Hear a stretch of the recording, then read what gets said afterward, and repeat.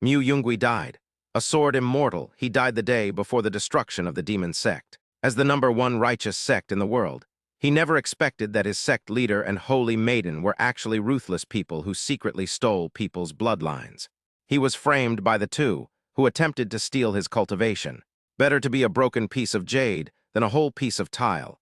He was reborn, he returned to his teenage years. I wanted to avoid getting involved in the karma of my past life, and just live a quiet, uneventful life. A knock sounded at the door, and a small, ragged beggar appeared before him. "Young master, could you give me some food? I can make anything." Looking into the girl's helpless, embarrassed, and desperate eyes, one realizes that she is none other than Jiang Ryuachin, the demon empress who was forced into the demonic path after her family was slaughtered by the holy maiden in her previous life. Mu Yungui decides to take revenge. She adopts the naive and ignorant lowly-like female demon empress before her. He seized all the cultivation techniques and opportunities from the saintess in his previous life and provided them for the young empress to cultivate. The path of revenge has turned into the path of raising an empress. However, as the empress grew up, Mu Yungui discovered that this obedient and sensible, stunningly beautiful disciple seemed to become too clingy as her cultivation level increased. "Just now, am I reborn?" Feeling his slightly immature body, Mu Yungui was somewhat incredulous that he had actually returned to the day he transmigrated. Mu Yungui is a transmigrator. In his previous life, relying on his sword spirit saint body and comprehension, he reached the peak of the tribulation transcending stage in less than 60 years, becoming one of the strongest people in the world. With the addition of Shen Qinghen, the sect's holy maiden possessing the supreme physique, and the heavenly evolution divine demon heart, the Tai Chuan sword sect now boasts 2 peak tribulation transcending stage experts. It is only natural that it has become the strongest sect in the world. Things should have gone so smoothly, until the day of the annihilation of the demon sect. Mu Yungui was actually framed by his own sect leader and the holy maiden, who cut off his limbs, destroyed his 5 senses, and tried to extract his cultivation with the eternal spirit absorption array. Shen Qinghen actually wanted to break through the limits of this world by absorbing his cultivation, reaching a realm that no one had ever reached before. Immortal. It's also Mu Yungui's fault for never being wary of his own people. Although they are both holy sons of the sect, Mu Yungui doesn't really know Shen Qinghen very well. In fact, he knows Shen Qinghen less well than he does Jiang Ryuachin, the demon empress who has been entangled with him for more than 10 years and still hasn't been killed. It was precisely because their sex actions were all righteous that they lowered their guard. It's like watching a Japanese adult film. The wife is clearly acting very strangely, but the husband is completely oblivious. The darkest place is under the lamp. The holy maiden and sect master of our own sect were actually those treacherous and cunning people. Perhaps because she was about to become the first person in 10,000 years, Shen Qinghen deliberately recounted everything that Shen Lingxiao and she had done, tormenting this sword immortal who adhered to the righteous path with a twisted sense of humor, and tormenting Mu Yungui's Tao heart. Before his fall, Shen Qinghen revealed that the holy eyes and the holy bones were all used to secretly plunder the bloodline and physique of others. Even the demon empress, Jiang Ryuachin's fall into the demonic path, was secretly orchestrated by them. The only thing they hadn't anticipated was Jiang Ryuachin's desperate resistance, which ultimately allowed them to cultivate to the peak of the tribulation transcending stage, enabling them to fight the opponent. And those whose bloodline and physique were stripped away by Shen Qinghen, countless geniuses, have all perished. Jiang Ryuachin, the demon empress who shares the same heavenly evolution divine demon heart as her, and Mu Yungui are the final pieces of the puzzle for Shen Qinghen's ascension to immortality. By merging Jiang Ryuachin's demon-possessed heart with Mu Yungui's cultivation, one can touch the opportunity to become an immortal. Better to be a broken piece of jade than a whole piece of tile. In the end, Mu Yungui, relying on his sword spirit saint body, reversed the cycle of heaven and earth, using his body as a sword and destroying his own cultivation to summon his strongest sword as a sword cultivator. He then cooperated with the demonic empress, Jiang Ryuachin, to severely injure her. As for the demon empress Jiang Ryuachin, she was also forced into the demonic path by her opponent. She lived only for revenge. Taking advantage of her opponent's serious injury, she destroyed her own cultivation and perished together with Shen Qinghen. The only 3 cultivators at the peak of the tribulation, transcending stage in the entire eastern continent died together. For some reason, Mu Yungui woke up again and found himself back on the day he had just transmigrated to this place. Mu Yungui gritted her teeth as she thought of the two people who had used her as a training tool. Although he didn't know why he had been reborn, he wished Shen Lingxia would appear in front of him immediately and kill him with a single sword stroke. However, according to this timeline, Shen Lingxia should have the strength of the void refinement stage at this time. After calming down and thinking it over, I realized that seeking revenge wouldn't be easy, and I had absolutely no chance of winning. Judging from their current cultivation levels, the two are separated by the Foundation Establishment, Golden Core, Nascent Soul, and Deity Transformation realms. Even if the other stood there and handed him a sword, he wouldn't be able to cut the other and might even exhaust himself to death. Even the holy maiden Shen Qinghen has already reached the peak of the Foundation Establishment stage. Mu Yungui rubbed his forehead. There is still a small gap between me and him. Then, realizing that he couldn't take revenge immediately, Mu Yungui squatted at the door, looking at the torrential rain outside, muttering curses about the two people from his previous life. Half an hour later, the rain gradually stopped. Exhausted from cursing, Mu Yungui walked in the dilapidated courtyard, a sense of nostalgia flashing through his mind. It seems that heaven noticed him as an outsider and rationalized everything. After transmigrating to his previous life, Mu Yungui, who had shrunk a bit, discovered that he owned this small courtyard with a land deed in Suzhou. It seemed that everyone on the street knew him, so he ate from the homes of many people and managed to live a somewhat haphazard life. About a month later, when the sword sect came to recruit disciples, they noticed Mu Yungui's sword spirit body and began to enter the sword sect, step by step eliminating demons and protecting the righteous path to become the Holy Sun. I do feel a bit emotional. Fake alcohol is harmful. Guided by her memory, she arrived at the well in the courtyard, scooped up a spoonful of well water to quench her thirst, and felt more at ease after drinking the sweet water and smelling the air after the rain. Recalling his previous life's arduous cultivation, he had abstained from grains early on after reaching the Golden Core stage, missing out on all the delicious foods of this world. Mu Yungui could only summarize his past life in 8 words. Magnificent and grand, yet mediocre and unproductive. One must diligently cultivate throughout one's life to become an experience point. At this moment, Mu Yungui had a thought. Why not just live out my life peacefully like this? Avoid all the riches of my past life and simply lie down and relax. Make up for what you haven't experienced yet. See the sights of this world and witness the wonders of life. Just thinking about it is exhilarating. Cultivating immortality. No, that's too dangerous. There are not only bad women, but also bad old men. Lost in thought, Mu Yungui's stomach unexpectedly growled. I'm still just an ordinary mortal. Since things have come to this, let's eat first.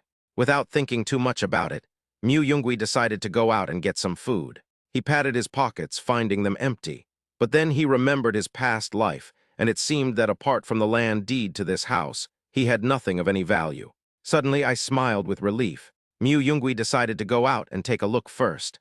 Relying on my memory, I had just stepped out of the alley and onto a street when I heard a commotion.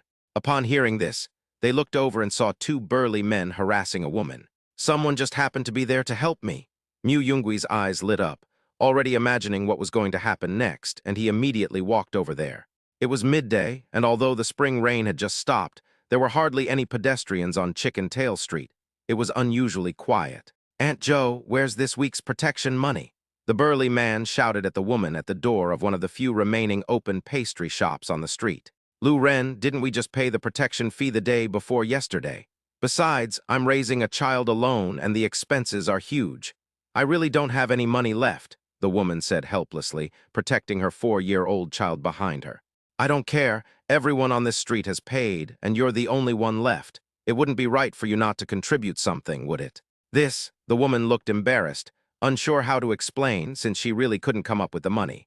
The shops that were still open nearby seemed to have become accustomed to what was happening and dared not utter a sound. Just then, a young man in a blue robe suddenly appeared on the somewhat empty street. He had a handsome face, but he was holding a brick in his hand, which seemed out of place with the style of the painting.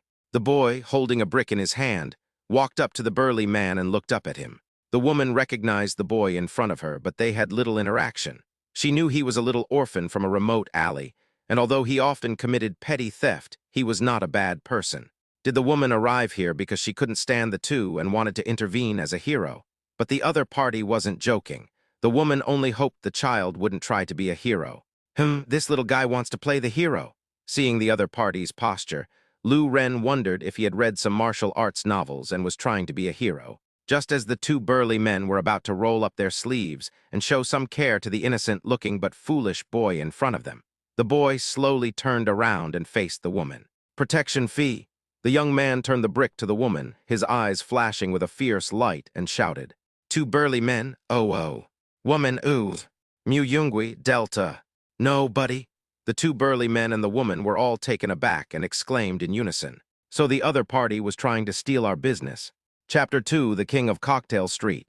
No, Auntie, you're just going to give the protection money to these two idiots. Tusk. Mu Yungui glanced thoughtfully at the two burly men in front of him. These two strongmen are obviously trained to use brute force. They won't work. Holding a brick, Mu Yungui waved his hand dismissively, then said to the two burly men in front of him, "You're all free now, go play somewhere else." Even the two burly men with their good tempers couldn't hold back any longer. "Erlang, a few peanuts, you're this drunk. Where did this boy, who looks only 14 or 15 years old, get his courage? Kid, do you know what you're saying? Don't you want to live?"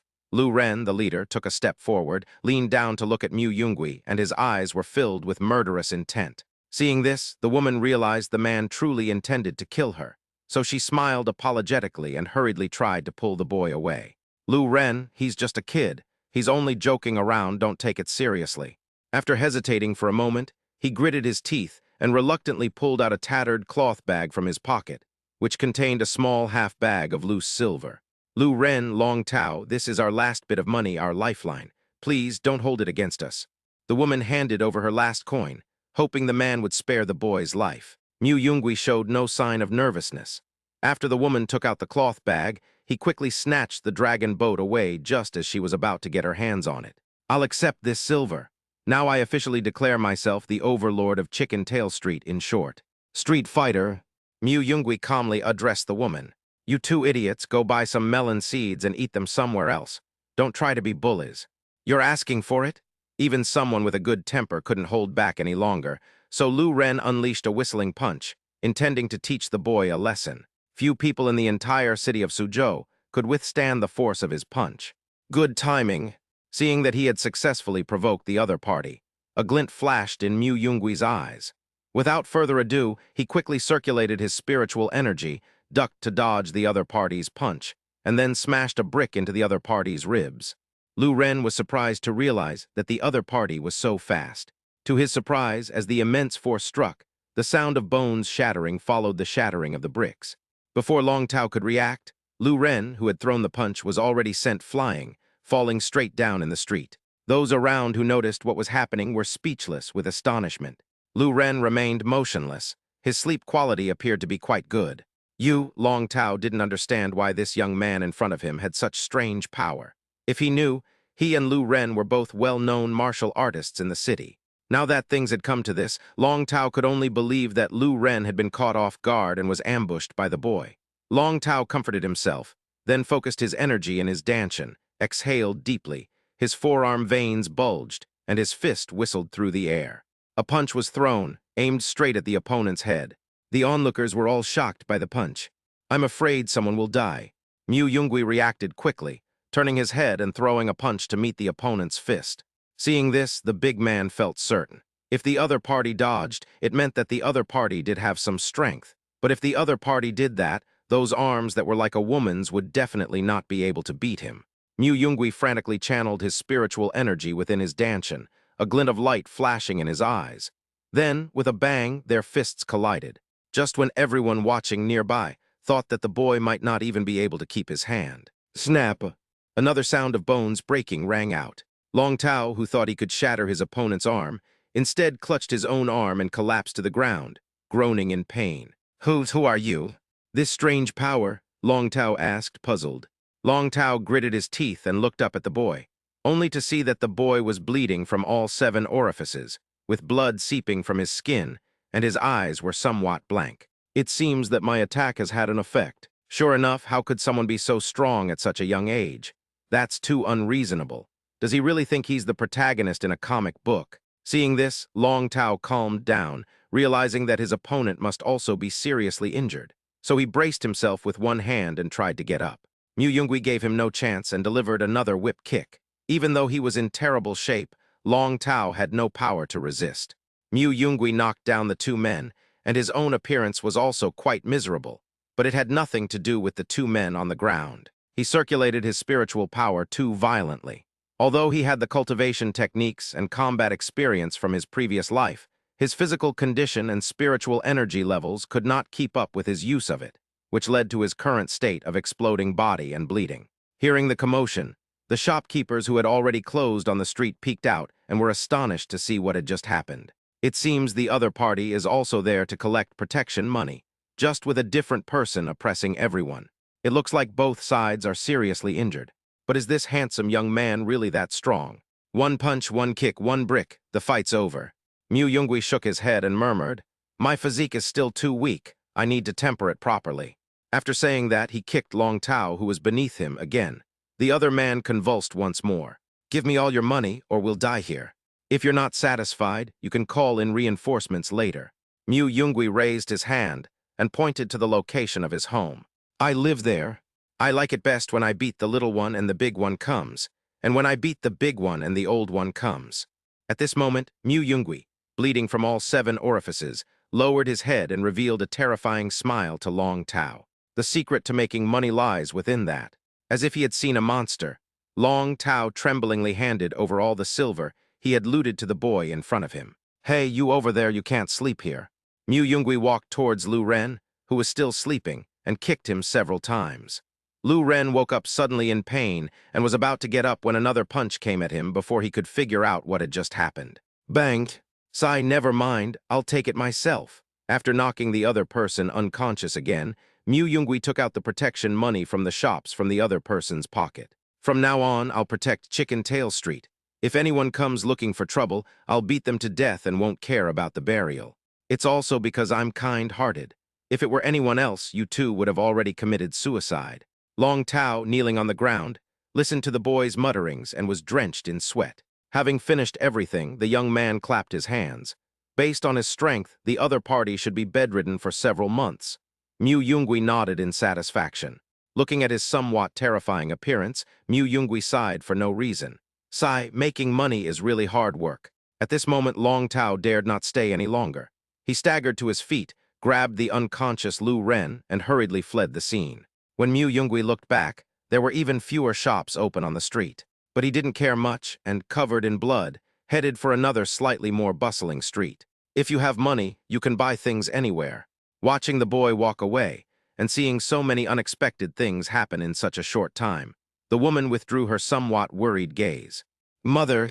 At this moment, the child at her feet tugged at her trouser leg, pointed to the table next to her, and said in a childish voice, "That's what the older brother threw over." Following the child's gaze, they were shocked to see the shops on the street and the silver that the two men had stolen from them.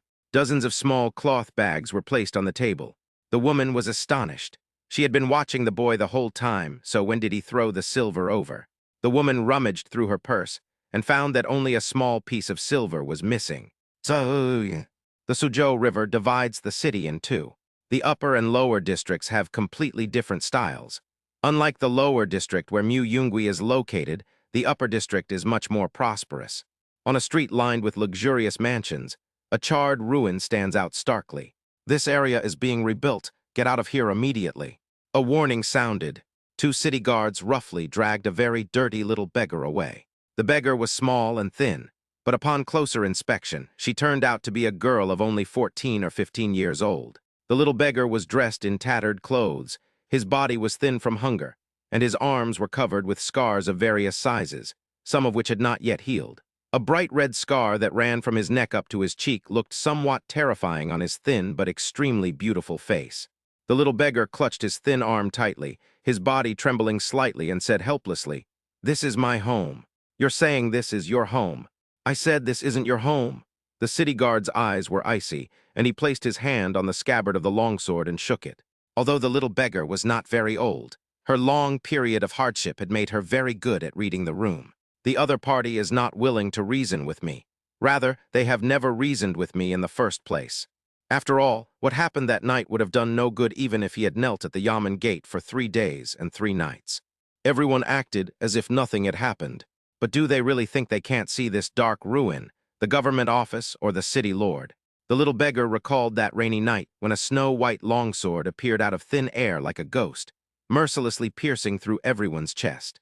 The firelight reflected off his face, the rain soaked him, and screams filled the air. He wanted to rush in to save people, but the flames were raging, and he was burned in many places and was unable to get in. Finally, with all her might, the mother gripped the long sword that had pierced her chest tightly, and with her last breath she said to herself, "Survive." Of the more than 10 members of the Jiang family, only the girl survived. All that remained was a pile of burnt-out black ruins. The girl couldn't help but shudder at the thought of that scene. "If I don't have a home, where will I go?" Another city guard, seeing the despair and death in the girl's eyes, felt a pang of pity. He then said, "I have no right to interfere with where you want to go. Go out of the city or to the lower city, but in any case, do not show up here again. If you don't leave here, I'll have no choice but to throw you in jail for obstructing the government." Chapter 3, Little Beggar, Empress. Suzhou Lower District.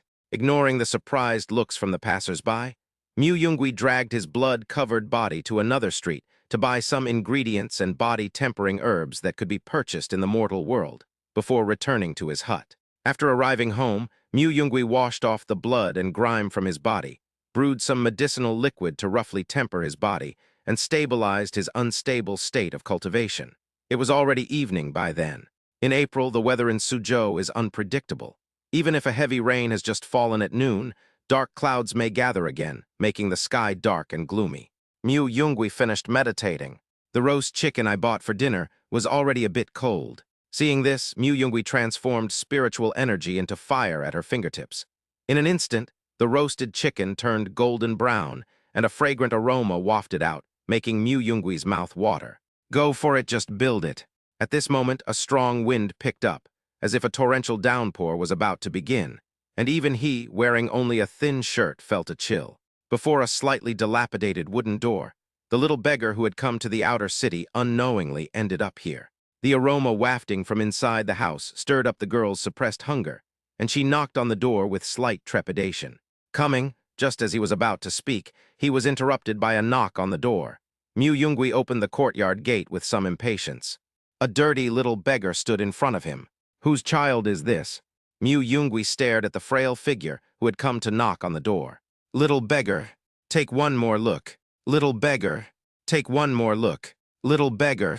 "Jiang Ryuachin," Mu Yungui exclaimed in astonishment. "If I'm not mistaken, then I shouldn't be mistaken." The little beggar in front of me, who was about 13 or 14 years old, with a thin and dirty face, was actually the cold and fierce female emperor of the demonic path from my previous life. At this moment, Jiang Ryuachin was wearing a tattered and thin dress, shivering in the wind. The girl looked up at the handsome young man before her, wondering how he recognized her.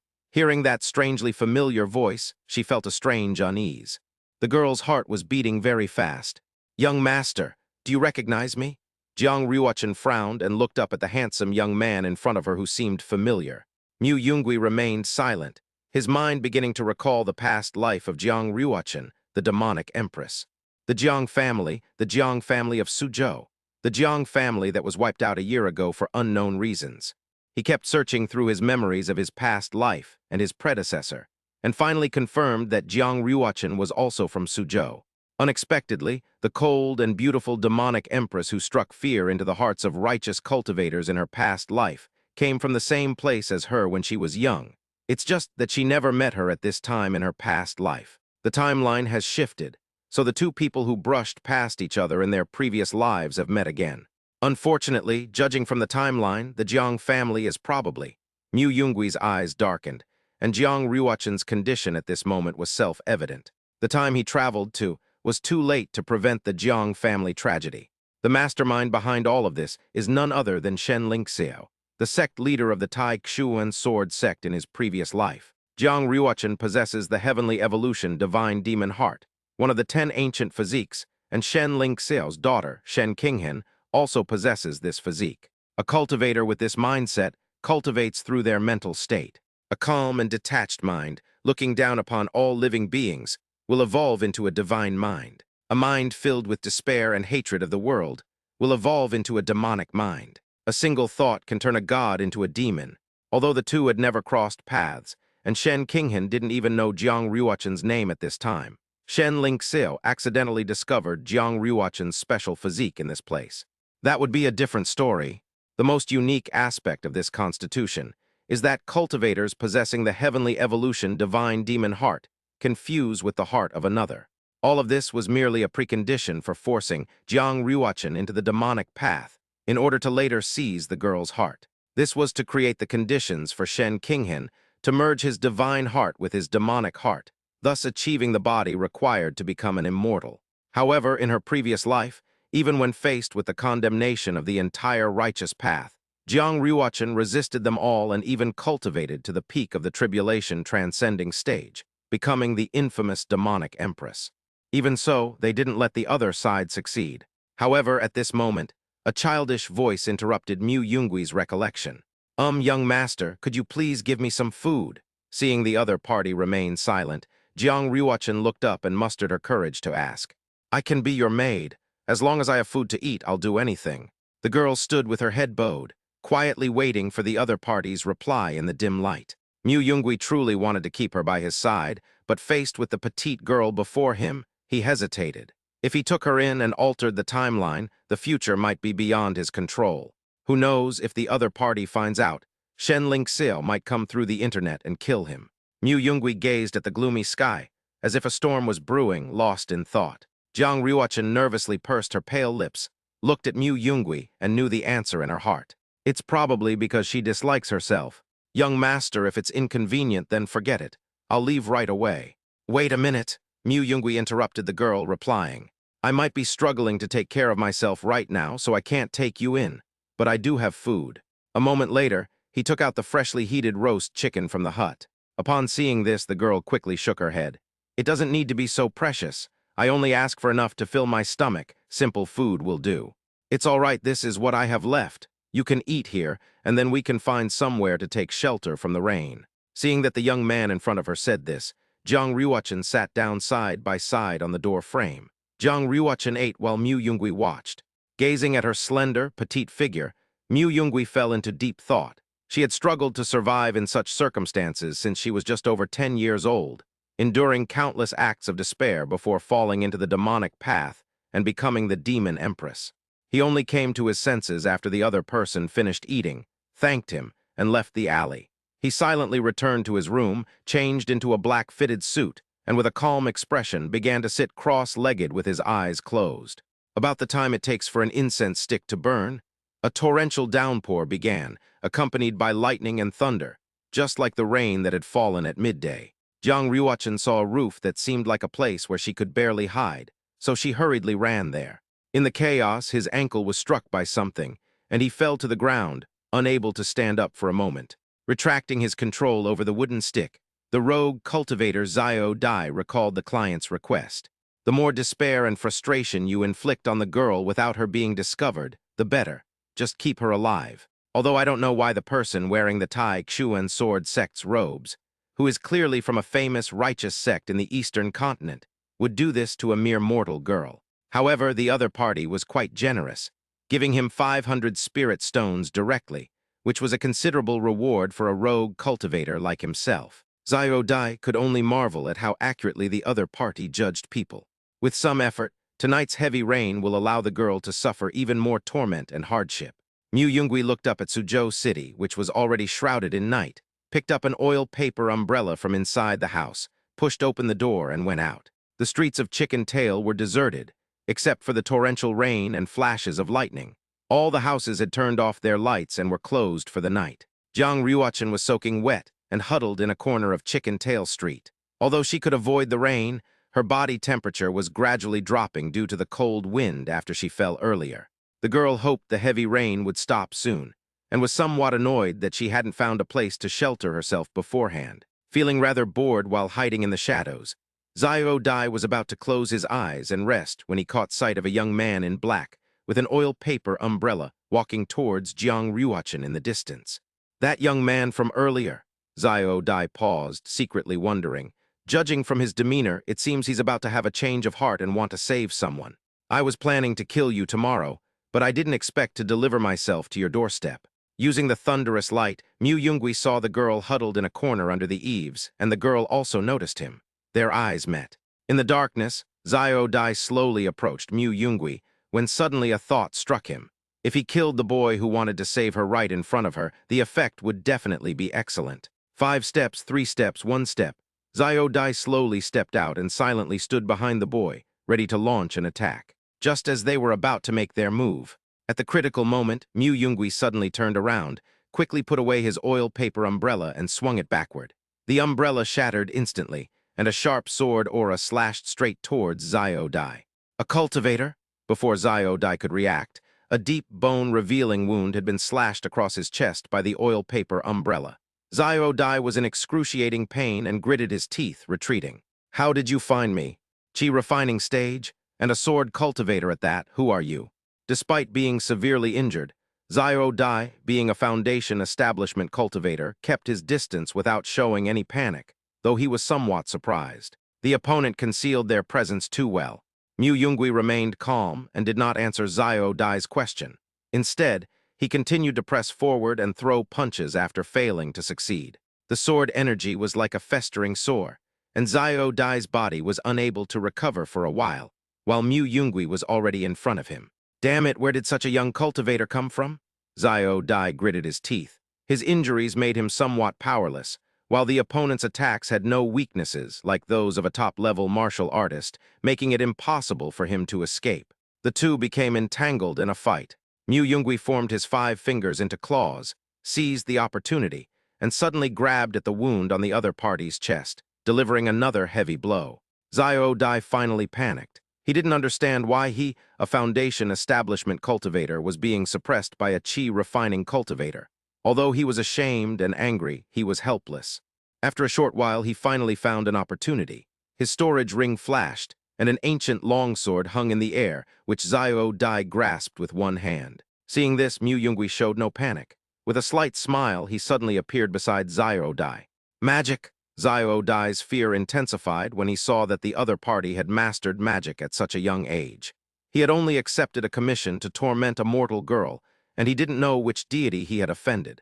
Xiao Dai, who was holding a sword in one hand, did not expect the other party to appear beside him. What surprised him even more was that the other party actually rushed up and took the sword with both hands.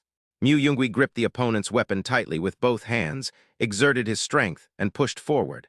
The longsword was no longer under the opponent's control. Instead, it followed his own power and slashed towards the opponent's neck. Xiao Dai had sharpened his sword on a whim earlier, which made it exceptionally sharp, and blood was gushing from his neck. Don't worry, dizziness is normal, Mu Yungui said coldly. Xiao Dai felt a loss of strength, and then collapsed in the rain. A battle in reality lasts only a few breaths. Huddled in the corner, Jiang Ryuachin could vaguely see the battle through the flashing lightning. The person who appeared out of nowhere, fighting this young master, and the sword that appeared out of nowhere. It's so similar to what happened that night. Just as Jiang Ryuachin was about to ask the boy in front of her a question, she suddenly felt dizzy and fainted against the wall. Seeing this, Mu Yungui prepared to go forward to check. Just then, a sharp whooshing sound suddenly rang out. He turned around abruptly and saw a flying sword piercing through the rain like lightning, rushing towards him. Before he could even mount any defensive measures, the flying sword struck with the force of a thunderbolt, carrying immense sword energy that pierced through his chest and pinned him firmly to the wall 3 or 4 steps away from the girl. In the darkness, a monk of about 26 or 27 years old with disheveled hair slowly walked towards them, dressed in a single robe. Even the rain seemed to fear him, avoiding him and not daring to drop a single drop on him. Mu Yungui struggled, trying to free himself from the long sword at his waist, but to no avail. He stared at his opponent with a gloomy expression, having already made up his mind. A sword cultivator at the Golden Core stage. Chapter 4, Refining Chi to kill Golden Core. Giant Chi didn't care about Xiao Dai's death. Rather, his mission was to deal with this situation, since the sect leader wasn't sure if anyone else would discover the girl's extremely terrifying physique. As the sect leader's dark sword, he needed to find out who was after the young girl. To be honest, I'm more curious about your identity than your motives. Giant Chi walked over slowly, asking the boy in front of him with a hint of curiosity. Jianqi watched the entire battle just now. He's only a little over 10 years old, but he seems to have a lot of combat experience.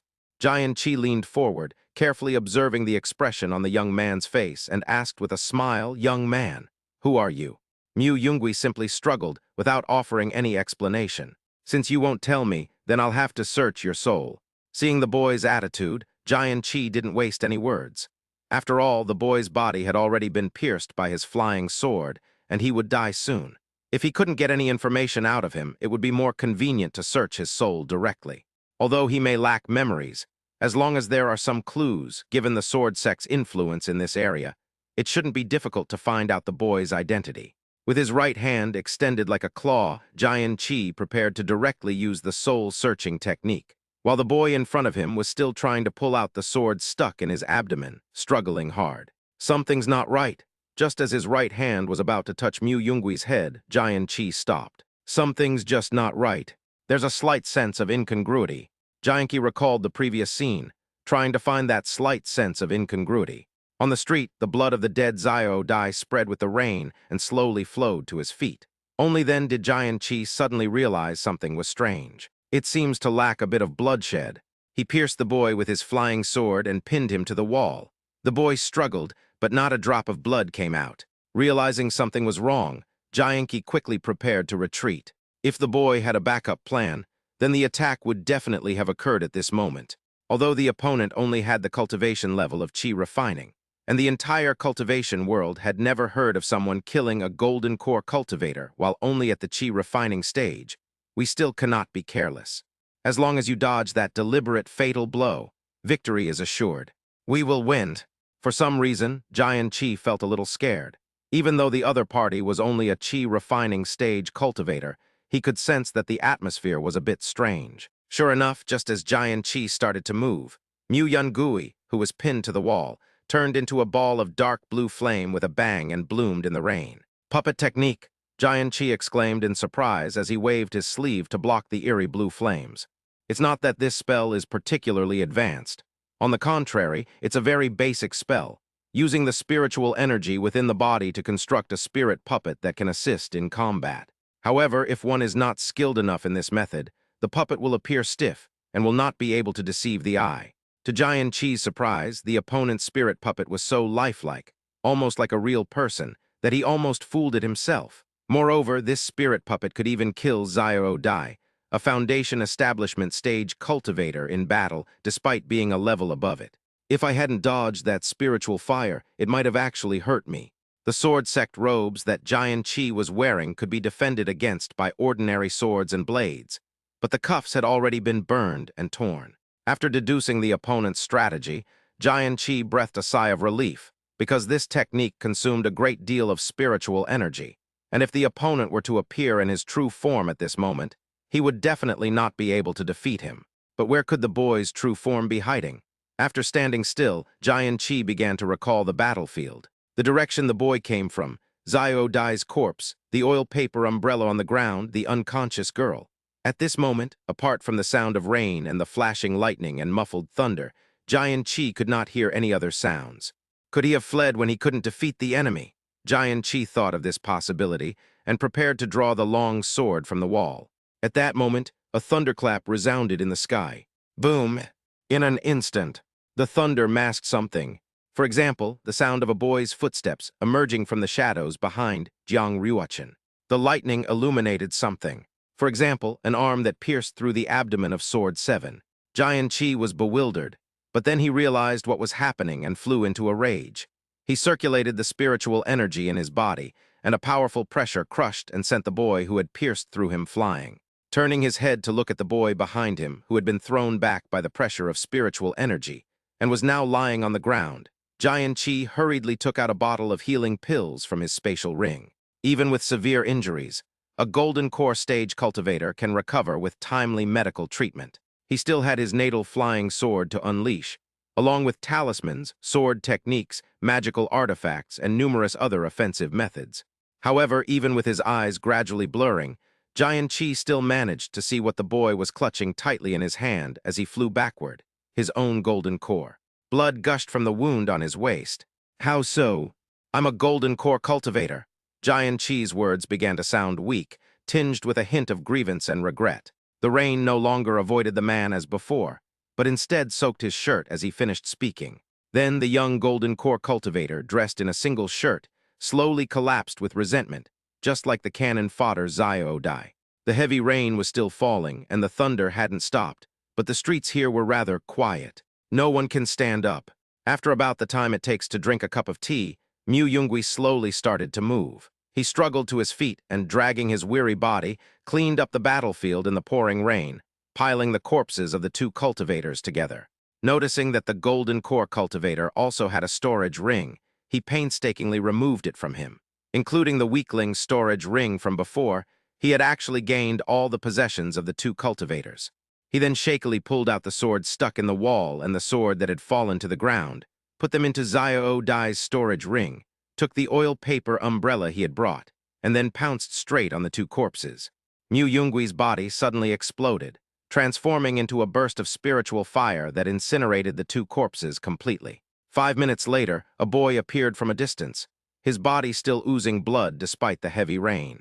I wouldn't have dared to think like this, even when I was undergoing tribulation in my past life. At this moment, Mu Yungui had no spiritual energy within him.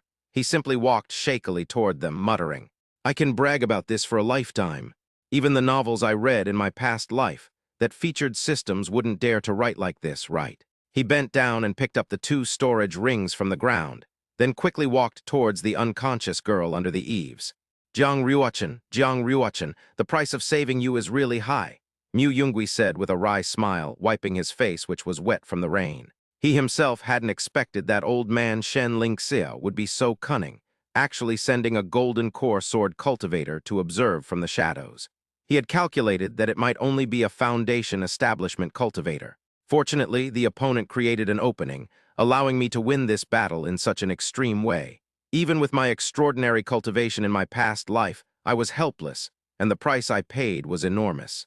In order to create two spirit puppets capable of killing cultivators of higher levels, he consumed more than half of his life essence, and his Qi was severely injured. If the Qi were personified as a lake, the depletion of spiritual energy would only reduce the lake's water level. However, by expending his own resources to create two spirit puppets, he not only drained the lake but also filled it up halfway, and he even stomped on it. I used to be able to take on 10, but now I'm afraid I can only take on 5. Mu Yungui shook his head and said with a self-deprecating smile. With great effort, he lifted the petite girl in front of him. Gazing at her delicate yet thin face and the terrifying-looking scar, Mu Yungui was somewhat lost in thought. So this is what the demon Empress, who fought me for decades to a draw, looked like when she was little. This shouldn't be the case. If it weren't for Shen Lingxiao's cruel hand, what kind of life would Jiang Ruochen have led?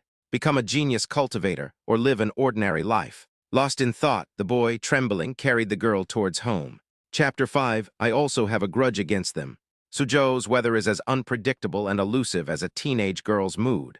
Last night it was pouring rain, but by noon today the sun is blazing. Jiang Ruochen slowly woke up, feeling as if she were surrounded by softness. She slowly opened her eyes and looked around. She was in a completely unfamiliar room, lying on a comfortable bed. She playfully ran her hands around in the soft blankets, savoring the warmth she hadn't felt in a long time. I haven't slept in a bed in a long time, so if it's a dream, I'll just indulge in whatever I want. Jiang Ruochen murmured softly. She remembered that last night she had taken shelter from the rain under one eaves, and a very handsome young man had come to find her with an umbrella. That young master. Jiang Ruochen tried hard to recall everything that happened last night. She reached out and lifted the blanket, only to be surprised to find herself seemingly in that young master's house. The girl suddenly realized that it wasn't a dream. Could it be that young master who brought me here? We need to find them and thank them as soon as possible. Jiang Ruochen had no time to worry about much else. She quickly put on her slightly damp, dirty clothes from the bedside table, got out of bed, and prepared to find that young master to ask him for clarification. Before he could take 2 steps after getting out of bed, he saw Mu Yungui lying on the floor at his feet, covered in blood, his life hanging in the balance. Mu Yungui felt as if he had ordered 100 elephants to massage his back, and his whole body was in excruciating pain. He struggled to lift his heavy eyelids, and his vision gradually cleared. He saw a blurry figure sitting obediently by the bedside, staring blankly at him. "Young master, you're finally awake." When the girl saw that Mu Yungui had woken up, her tense expression relaxed slightly, and the worry on her face lessened considerably. Mu Yungui felt a little strange, seeing that she was being stared at by the former demon Empress in her childhood form while she was unconscious. So she wanted to get up and get out of bed immediately. "Young master, you are still injured. It's best not to get up." Seeing this, Jiang Ryuachin panicked but didn't know what to do.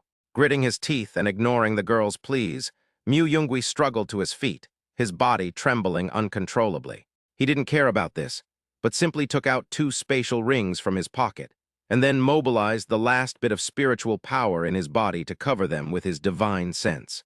The other one even has a restriction.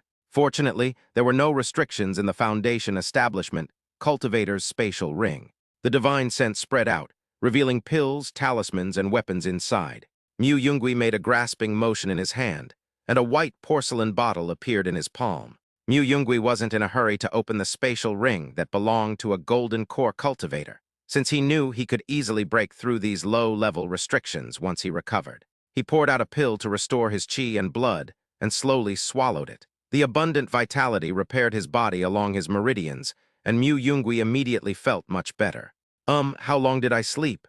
Mu Yungui asked Jiang Ryuachin, who was still in a state of surprise. "The young master before me is an immortal. He must be a master immortal with the secret to eternal youth." Seeing what had just happened, Jiang Ryuachin had some guesses in her mind. She quickly composed herself and replied anxiously, "Young master should have been unconscious for a day and a night. After I woke up, I carried you to bed, and more than half a day has passed." Mu Yungui looked around and saw that the weeds in the courtyard had been cleared away, and the dirty and messy furniture had been arranged neatly and cleanly. He took the girl's thin little hand and looked at it. The many scars that were there before had not diminished, and now some small scars had appeared. "Did you clean the yard?" Although he already knew the answer in his heart, Mu Yungui still couldn't help but ask, rubbing his forehead. My benefactor gave me food, so I should do something to repay him." Jiang Ryuachin looked at Mu Yungui, her eyes filled with fear and unease. Jiang Ryuachin looked at the other person with a hint of unspeakable helplessness in her eyes. Had she done something wrong? "Young master, about last night." Jiang Ryuachin mustered all her courage, raised her head, and looked at Mu Yungui with eyes like a frightened deer, asking cautiously. What happened last night might be related to what happened a year ago, and Jiang Ryuachin didn't want to give up this opportunity to potentially find out the truth. Mu Yungui then found a bottle of ointment for treating external injuries in his spatial ring, and slowly applied it to the girl's wounds. Jiang Ryuachin felt a cool, slightly itchy sensation on her hands, but she did not break free. "After witnessing what happened yesterday, did you have some guesses?" "Suzhou, the Jiang family, what happened a year ago and last night." As Mu Yungui began to speak, Jiang Ryuachin nodded. "Have you ever considered that it might be done by a so-called celestial being like me?" Mu Yungui didn't want to hide anything, so while he was recovering from his injuries, he decided to tell the girl in front of him the whole truth. I've thought about it, but I'm just a mortal. Why would those immortal masters do these things?" Jiang Ryuachin lowered her head, her small hands clenched into fists, as if trying to suppress the fear in her heart, quietly waiting for the other party to tell the truth. "Your physique is extraordinary. To those cultivators, it's practically a rare treasure." Looking at the frail girl before him, Mu Yungui felt a surge of pity, but he still didn't hesitate to reveal the cruel truth to her without reservation. She should know this. "You should know the saying, a common man is innocent, but possessing a treasure is a crime. In their eyes, you are like an unripe fruit that needs careful nurturing to ripen. And everything you have experienced is the result of their manipulation in the dark. When you are swallowed by despair, their goal will be achieved. This is the truth I've told you. I wonder if you're willing to believe it." Mu Yungui recounted the truth behind Jiang Ryuachin's tragic experiences in one breath, a truth that even he himself found somewhat cruel. Why do the people on the mountain care about the lives of those below? Ordinary people's lives are as worthless as grass. I killed that cultivator last night. The misfortunes you've experienced this year will probably all disappear. Those misfortunes were not your fault. So now that you know the truth, how do you feel?" Mu Yungui stared at the young demon empress before him, whose already thin and delicate body looked even more helpless. Jiang Ryuachin sat upright on the floor, her hands clasped tightly. Her dark red eyes did not reveal any particular sadness, nor did they shed a single tear. Jiang Ryuachin did not question what the boy said. "Young master, are you also a celestial master?" Jiang Ryuachin asked slowly, her voice as soft as a mosquito's buzz. That's right. What, you want revenge? Mu Yungui raised an eyebrow slightly and continued. That guy last night was nothing more than a watchdog. The ones who truly covet your heart are the sect leader and holy maiden of the righteous sect, named Shen Lingxiao and Shen Qinghen. Mu Yun then told the other party about the divine demon heart of that day. After saying that, a hint of confusion appeared in the girl's eyes again. In a young girl's heart, shouldn't a righteous cultivator be a benevolent deity who punishes evil, promotes good, and upholds justice? Seeing this, Mu Yungui simply sighed and said, if killing an innocent person would grant you greater power to protect more people, what would you choose? Although the Shen father and daughter were extremely hypocritical villains, Mu Yungui still asked the question in this way, wanting to know Jiang Ruochen's thoughts. So that person is me. After Jiang Ruochen finished speaking, she lowered her head and remained silent, seemingly waiting for Mu Yungui to speak. Are you testing my thoughts? What I want is your own answer. Mu Yungui's tone was firm and left no room for doubt. Jiang Ruochen clenched her teeth, her heart filled with unease. She had no idea what the immortal master in front of her was planning, and she was afraid that saying the wrong thing would bring about her death. No matter what you think, I will never hurt you. I'm just a little curious about what Jiang Ruochen is thinking. Mu Yungui's voice was gentle as water, like a spring breeze brushing past Jiang Ruochen's ear. Upon hearing this, Jiang Ruochen's originally thin and calm face was instantly flooded with tears, and the last line of defense in the girl's heart was also pushed down by Mu Yungui. Jiang Ruochen sobbed, feeling wronged. Immortal master, why was that person me? Whether it's mother or father, we haven't done anything wrong. If it's because of me, then just take this heart away. As she finished speaking, the girl's voice grew softer and softer until it was almost inaudible. Mu Yungui stood silently to the side, letting the girl vent her grievances and suffering without saying a word. As the girl's crying gradually subsided, Mu Yungui slowly extended his fair, jade-like hand and gently stroked the girl's somewhat dirty hair. Master, my hair is dirty. The girl tilted her head away, wiped away the tears on her face, and tried her best to regain her usual expression. Do you want revenge? Mu Yungui stared at the girl before him and said slowly, although that sect does indeed do righteous things, those two people are no good. I suggest that blood must be used to pay for blood debts. Jiang Ruochen listened to the words of the handsome young man in front of her, understood what he meant, and knelt down on both knees. Immortal master, do I possess this special heart? Does that mean my aptitude is still acceptable? Yes, she is indeed exceptionally gifted, truly remarkable. Mu Yungui started to focus on the girl in front of him. I want to learn immortal arts. I want revenge. Seeing this, Mu Yungui smiled slightly and said softly, perfect. I also have a grudge against them. Chapter 6, The Walking Library of Humanoids.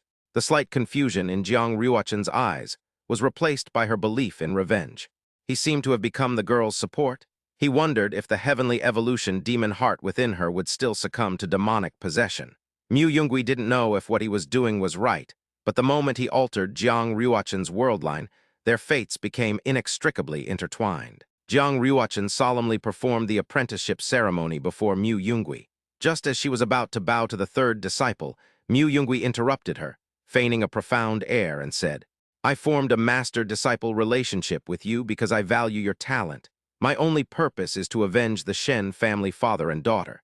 There is no need for this final bow. If we achieve our goals in the future, we will dissolve our master-disciple relationship. Mu Yungui did not want to restrict the girl in front of him. Although they were rivals in their past life and Jiang Ruochen had a limitless future, Mu Yungui still had his own principles. We cannot use this master-disciple relationship to coerce the other party. Mu Yungui, that's my name. He looked at Jiang Ruochen and introduced himself. You can call me whatever you like. Although my current strength is somewhat weak, it is more than enough to teach Jiang Ruochen how to cultivate. He couldn't guarantee anything else, but when it came to teaching Jiang Ruochen, who possessed the heavenly evolution divine demon heart, even those powerful figures who dominated their respective regions couldn't guarantee it would be possible. With his astonishing talent for remembering cultivation techniques and mental cultivation methods through his sword spirit saint body, Mu Yungui was practically a walking encyclopedia. Add to that his experience from his previous life at the peak of the tribulation transcending stage, and he could easily be the old man inside the ring. Aside from techniques that require special physical attributes, allowing someone to peek at another person's technique is considered successfully stealing their knowledge. The most crucial point is that he had once seen Shen Qinghen cultivate the Dawn Spirit Divine Heart technique. In his previous life, through his own efforts, and with the help of my sect leader father, Shen Qinghen found the cultivation method unique to the Heavenly Evolution Divine Demon Heart when he was in the Golden Core stage. He resolutely abandoned the Tai Xuan Sword Sect cultivation method he had been practicing and instead focused on this unique secret manual. For those with special constitutions, it is best to cultivate their own unique mental techniques as early as possible, and the Heavenly Evolution Divine Demon Heart is no exception.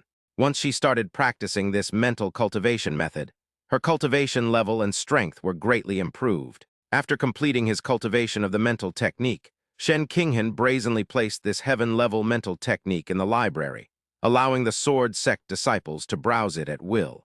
Although everyone knew that only she herself could successfully cultivate this mental technique, she simply remained indifferent as a saintess. Driven by intense curiosity, Mu Yungui still took a look and, after careful examination, confirmed that the Heavenly Evolution Divine Demon Heart was indeed required. It was necessary to use the Heavenly Evolution Divine Demon Heart to convert spiritual energy into the power of light. At this moment, as memories flooded his mind, Mu Yungui quickly searched the depths of his mind for the exclusive cultivation method of the Heavenly Evolution Divine Demon Heart, which contained only a few hundred words but endless mysteries. Jiang Ryuachin, can you read? Mu Yungui mentioned it briefly, just in case the demon Empress in her previous life was a real person in her childhood. He still had to mention it. Yes, I can read, the girl answered hastily, as if afraid that her handsome master would change his mind and refuse to accept her as a disciple. Master, just call me Ryuachin. Master? Mu Yungui's lips twitched, and a complicated expression appeared on his face. He seemed a little uncomfortable with Jiang Ryuachin's way of addressing him. But I felt secretly pleased. The tigress who chased and attacked him in his past life has become his adorable little apprentice. If Jiang Ryuachin were reborn with her memories intact, would she beat me to death if she saw this scene? Mu Yungui could hardly imagine that scene. Looking into the girl's expectant eyes, Mu Yungui didn't know what to say, but tentatively called out, Ryuachin. Jiang Ryuachin's soft voice rang out as she tilted her head in response. Seeing her master's strange expression, Jiang Ryuachin couldn't help but wonder. Had she said something wrong? She immediately tensed up and stammered. Master, did I say something wrong? No, not really. Just as the two were feeling somewhat awkward, Jiang Ryuachin's stomach started rumbling untimely. The girl hadn't eaten for a day and a night, and the sudden embarrassment caused a blush to rise on her face. Looking at the scene before him, Mu Yungui's lips curled into a slight smile, and he chuckled softly. Since things have come to this, let's eat first. After saying that, he slowly stood up. He had recovered a lot. He turned around and went into the room. He took off his blood-stained clothes, changed into clean clothes, and planned to go out to buy some food before returning. I'm going to buy some food. You stay home and wait for me to come back. Master, your health? Jiang Ryuachin asked with some concern. His gaze fell on the girl's filthy body, and Mu Yungui said softly, Don't worry, I'm fine. Go take a hot shower first and wash off the dirt. Jiang Ryuachin looks like a little beggar now. No, she is a little beggar. Mu Yungui used her restored spiritual power to heat up the water in the wooden tub before stepping out of the room with peace of mind. The girl stared at her reflection in the water in the wooden tub, her hair disheveled and her face dirty. I can't let Master see me looking so disheveled again. So, following Mu Yungui's instructions, she began to undress and prepare for a bath. I must not disgrace my master, the girl murmured to herself as she stepped into the steaming bath. As the warm water soaked her scarred skin, she began to wipe away the grime. Mu Yungui walked out of the pharmacy, and when no one was watching, he put all the medicine he was carrying into his ring with a thought. Medicinal herbs, paper and pens, ingredients. Fortunately, the spatial ring even contained gold leaves. After considering what he needed, Mu Yungui decided to buy everything at once and take it home. About half an hour later, the ring, which was the size of a wardrobe, was filled with the items he needed. Just as he was about to go back, Mu Yungui stopped in front of a clothing store. Inside the shop, a woman in her 30s, dressed elegantly, was clearly the owner. Seeing a guest lingering at the door, he came out with a smile. Oh, young master, would you like to buy some clothes? Although he had plenty of clothes, Jiang Ryuachin. After a moment's thought, he followed the shopkeeper inside. I'm buying women's clothing, he said bluntly. Oh, Tilda, so young master has such a hobby, Tilda, but if you put on rouge, You might indeed be even more alluring than the most beautiful courtesan. I'm quite envious of your beauty, Tilda. I bought it for someone else. Young man, you have a friend, right? I understand, Tilda. The store manager gave a meaningful look. What are these shop owners thinking all day long? Mu Yungui said, rubbing his forehead. After describing Jiang Ryuachen's figure, Mu Yungui picked out more than 10 pieces of clothing from the shopkeeper's selections. Only children make choices. Mu Yungui chooses to have it all. With a wave of his hand, he bought all the clothes he might wear. Young master, please come again next time. Seeing that the other party was actually a big customer, the shopkeeper's eyes smiled into a crescent moon. Without commenting, Mu Yungui returned to the courtyard after paying the bill. I wonder if Jiang Ryuachen is finished washing up. I should go back and copy down the Dawn Spirit Divine Heart mantra first. Planning what to do, Mu Yungui pushed open the courtyard gate and saw the girl with her back to him, quietly doing something by the wooden tub. "Oh, master." Jiang Ryuachen, whose hair was still wet, was startled when she saw Mu Yungui return. Jiang Ryuachen had washed away her filth and looked much cleaner, but the scars on her body were more noticeable, making her look pitiful. "What's wrong?" Mu Yungui was curious about what the girl was doing, so he walked over. The bathwater in the wooden tub was murky and turbid. Jiang Ryuachen felt a little ashamed. She had originally planned to secretly pour it out while Mu Yungui was away, but she didn't expect him to come back so quickly. So she was a little shy. He looked at the girl without saying anything, but after helping her pour out the soup, he took out some herbs to enhance her blood energy from his spatial ring, preparing to give her a medicinal bath. He put 2 fingers together, turned his spiritual energy into fire, heated the medicinal bath water, and brought out the medicinal properties of the herbs. "Let's wash it again, but it might hurt a bit, so you'll have to bear it. I'll go prepare the food." He gave the girl some instructions, then chose a pale white embroidered dress and handed it to her. "Master, thank you." Jiang Ryuachen did not refuse, after all her clothes were really unsightly. Jiang Ryuachen carefully held the clothes. "But this was given to me by my master, so I must be careful not to break it."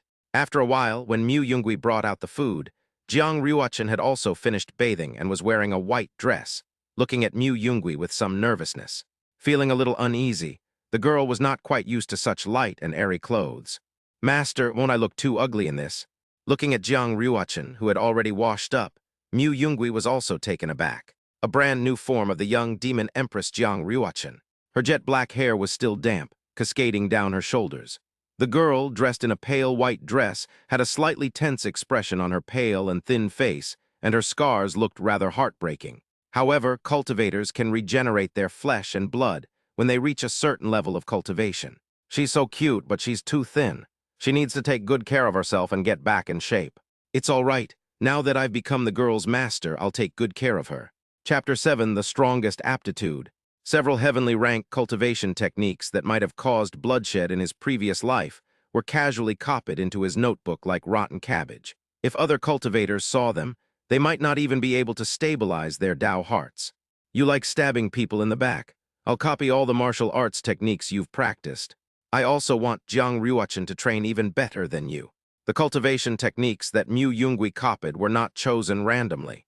They were all the techniques that Shen Qinghen had cultivated in his previous life, and now he had taken them all. "Do you enjoy stealing other people's bloodlines and opportunities? In this lifetime, I'll help you take them all." Mu Yungui was muttering to himself, while the girl across the table was quietly watching her master. Although she didn't understand much, the girl sat obediently, her curious eyes never leaving Mu Yungui. Everything still felt like a dream, and Jiang Ryuachen hadn't quite adjusted yet. About 10 minutes later, Mu Yungui put down the mental cultivation manual he had written in his hand and came to his senses, only to find that Jiang Ryuachen had not eaten yet. "Ryuachen?" Mu Yungui asked. "I'm waiting for master, I'm not hungry." Jiang Ryuachen waved her hand, indicating. "They're starving and still being stubborn. Let's eat first." "Master, you should eat first." Mu Yungui had no choice but to use his spiritual power to warm the food again and start eating. "Eat more, you're too thin." Tilda, before Jiang Ryuachen could swallow the food in her mouth, more food was put into her bowl. Mu Yungui kept putting food into the other person's bowl with her chopsticks. Jiang Ryuachen had not eaten such a sumptuous meal since that incident a year ago. "Master is so good, Tilda." Jiang Ryuachen still felt that this day was like a dream. After tidying up the table, Mu Yungui handed the manual to Jiang Ryuachen. "I killed that person last night. Although the Tai Xuan sword sect won't notice for the time being, I estimate they will send someone to Sioux City in about half a month. We'll definitely have to leave Suzhou then. Therefore, Ryuachin, you'd better embark on the path of cultivation within half a month and learn how to circulate your inner energy. Otherwise, you'll have a hard time when you're on the move. Mu Yungui put down his chopsticks and slowly explained his plan. Actually, it's not that we're in a huge rush, but we still hope that Jiang Ryuachin can start cultivating quickly. We can't just run away with a young girl, can we? It doesn't seem like it's impossible. Mu Yungui shook his head, dismissing the absurd idea from his mind. Jiang Ryuachin carefully picked up the manual, nodded solemnly, and began to read it. Seeing this, Mu Yungui also began his own cultivation. Feeling the surging energy within his body, he smiled bitterly, wondering how many rare and precious treasures would be needed to restore his foundation. Given Jiang Ryuachin's talent, she should be able to draw qi into her body in about a day, right? Thinking back to when he first embarked on his cultivation journey, it took him about half a day to sense spiritual energy. Mu Yungui didn't think Jiang Ryuachin would be faster than him, who possessed the Sword Spirit Saint body. Sword Spirit Holy Body. Just from the name, you can tell it's incredibly powerful. According to the timeline, Shen Qinghan will come to Suzhou in half a month to recruit disciples with cultivation aptitude. That's how I was tricked into joining in my previous life. But I'm just a freebie. Shen Qinghan's true purpose was to secretly observe Jiang Ryuachin, who had been persecuted for a year, and he also arranged for a demonic cultivator to be Jiang Ryuachin's master.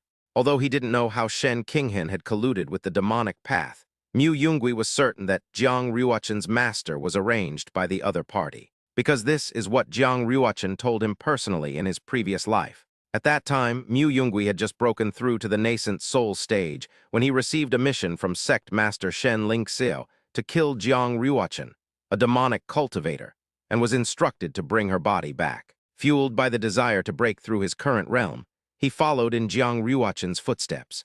At that time, Jiang Ryuachin was dressed in black, which accentuated her curvaceous figure.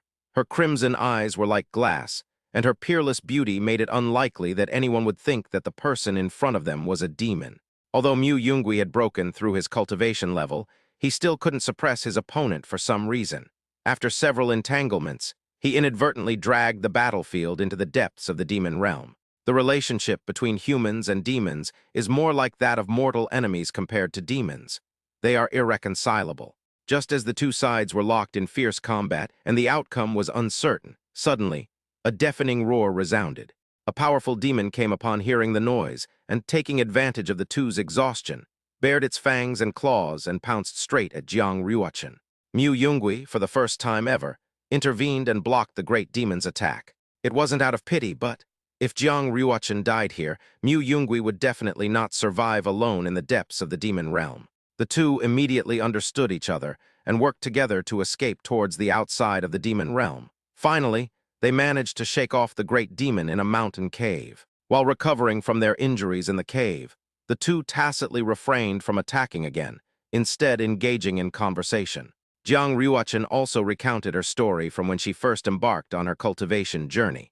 At the time, Mu Yungui simply thought these demonic cultivators were spreading falsehoods and ignored them. My thoughts returned to normal. When Mu Yungui came to his senses, he suddenly noticed that the already thin spiritual energy around him was flowing even faster. So he turned his head in confusion, and his gaze fell on Jiang Ryuachin. Some sign, oh.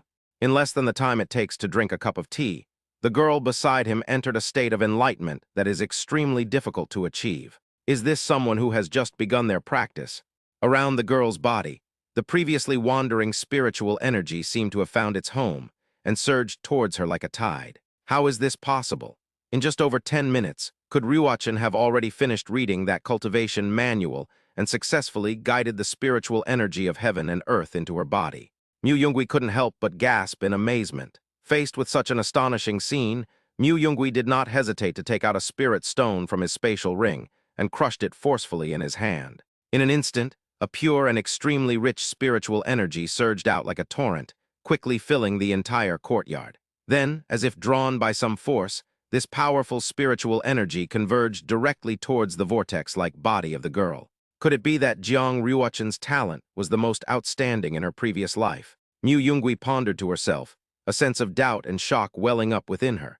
Could it be that in her past life, she was delayed by that demonic cultivator, which prevented her from displaying such astonishing talent?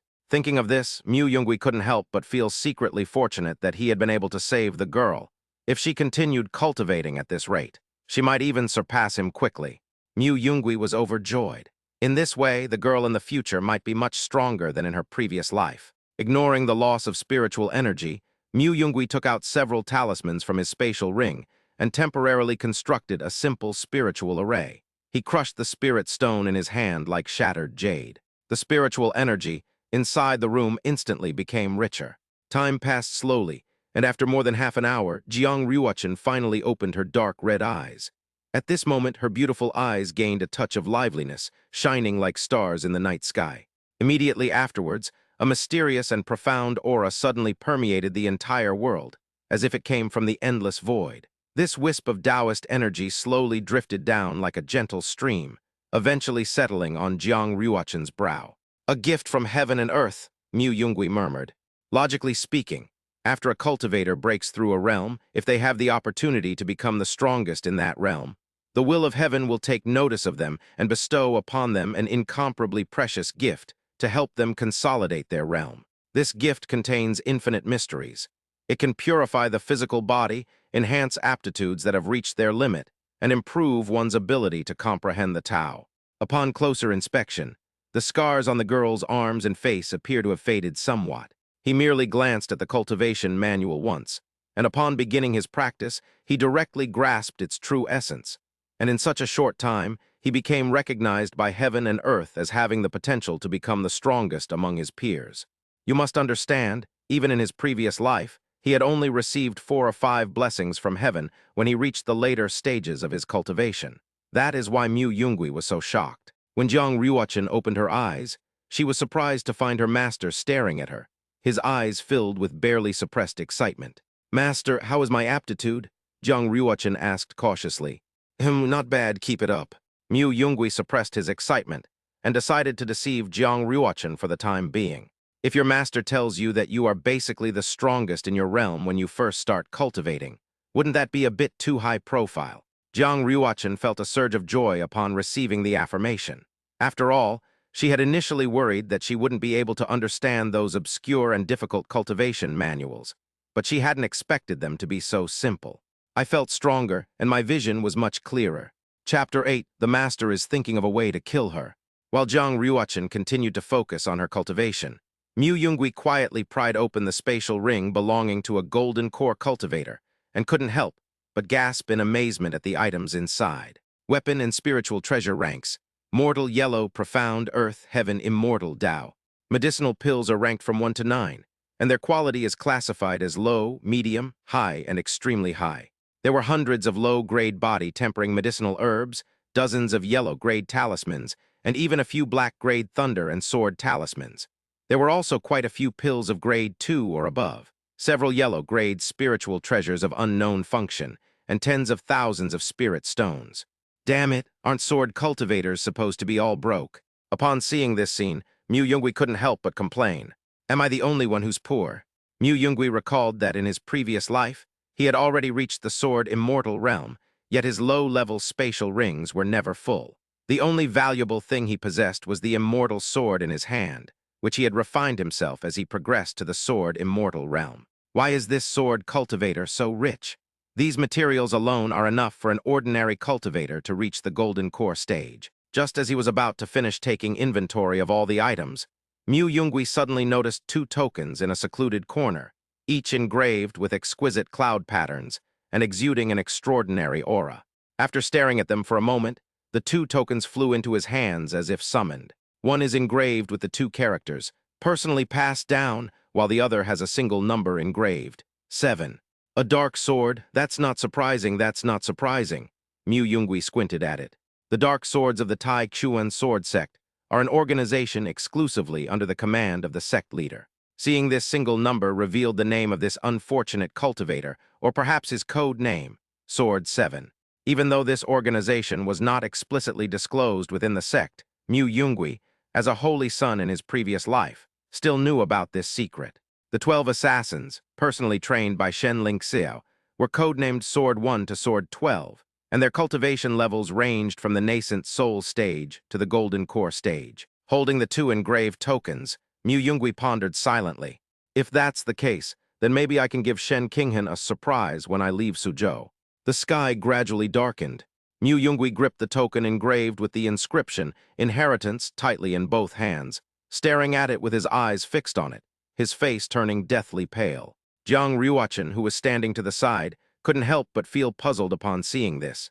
She couldn't help but ask, "What is Master doing? Does he need Ruochen's help?" Hearing Jiang Ruochen's voice, Mu Yungui finally came to his senses. "Oh, it's nothing. Master is trying out a sword technique called sword storage.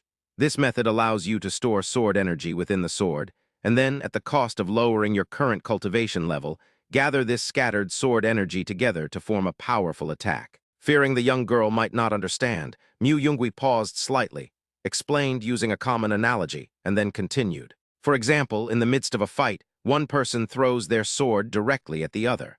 Although nothing is left after it's thrown, the other person might not be able to defend against that move. I suddenly had a brilliant idea. I wanted to try using this method to nurture sword energy within this token. If I succeeded, I might have a chance to kill that Shen Qinghan. Upon hearing this name, Jiang Ruochen's delicate body trembled, and a hint of sadness flashed in her beautiful eyes. But she quickly regained her composure, simply lowering her head as if trying to conceal the turmoil in her heart, because she clearly remembered that her master had told her that it was this person who planned that bloody night. Seeing Jiang Ruochen's reaction, Mu Yungui gently reached out and patted the girl's head, softly comforting her. "Don't be afraid. Watch Master find a way to kill her." Jiang Ruochen responded softly, her voice so soft that it seemed only she could hear it. However, the moment Mu Yungui's hand touched the top of her head, a strange yet familiar feeling welled up in her heart. Suddenly, a blurry image flashed into her mind. In the image, she had grown into an adult, her eyes filled with endless hatred and resentment, and she was hostile to everything around her. Immediately afterwards, a strong obsession surged in like a tidal wave, quickly taking over her entire mind. This obsession was so powerful that Jiang Ruochen could hardly resist it. She closed her eyes tightly and gritted her teeth, trying to fight against it, but the obsession grew stronger and stronger, as if it would completely devour her. Mu Yungui gently comforted the girl in front of him, but the girl kept her head down, as if something was wrong. "Ruochen." Mu Yungui couldn't help but feel puzzled, and subconsciously lowered his head to check the situation. The girl's originally dark red eyes had somehow turned into a bewitching crimson, just like the ruthless and fearsome demon Empress of her past life. This eerie yet familiar scene made Mu Yungui's heart race, and he hurriedly and frantically pulled his hand back. "Holy crap, Empress Jiang Ruochen. Unsure, let me take another look." As Mu Yungui withdrew his hand, the girl returned to her usual obedient demeanor. "I guessed I was mistaken. Was I afraid of being beaten in my past life? Or was it a sense of guilt about encountering Jiang Ruochen from the past?" Jiang Ruochen thought she had just been in a daze and didn't pay much attention to it. Then Master's realm. She pondered to herself, if it were truly as her master said, that the vessel could be transformed into this token, then her master would have to pay the price of losing all his cultivation level.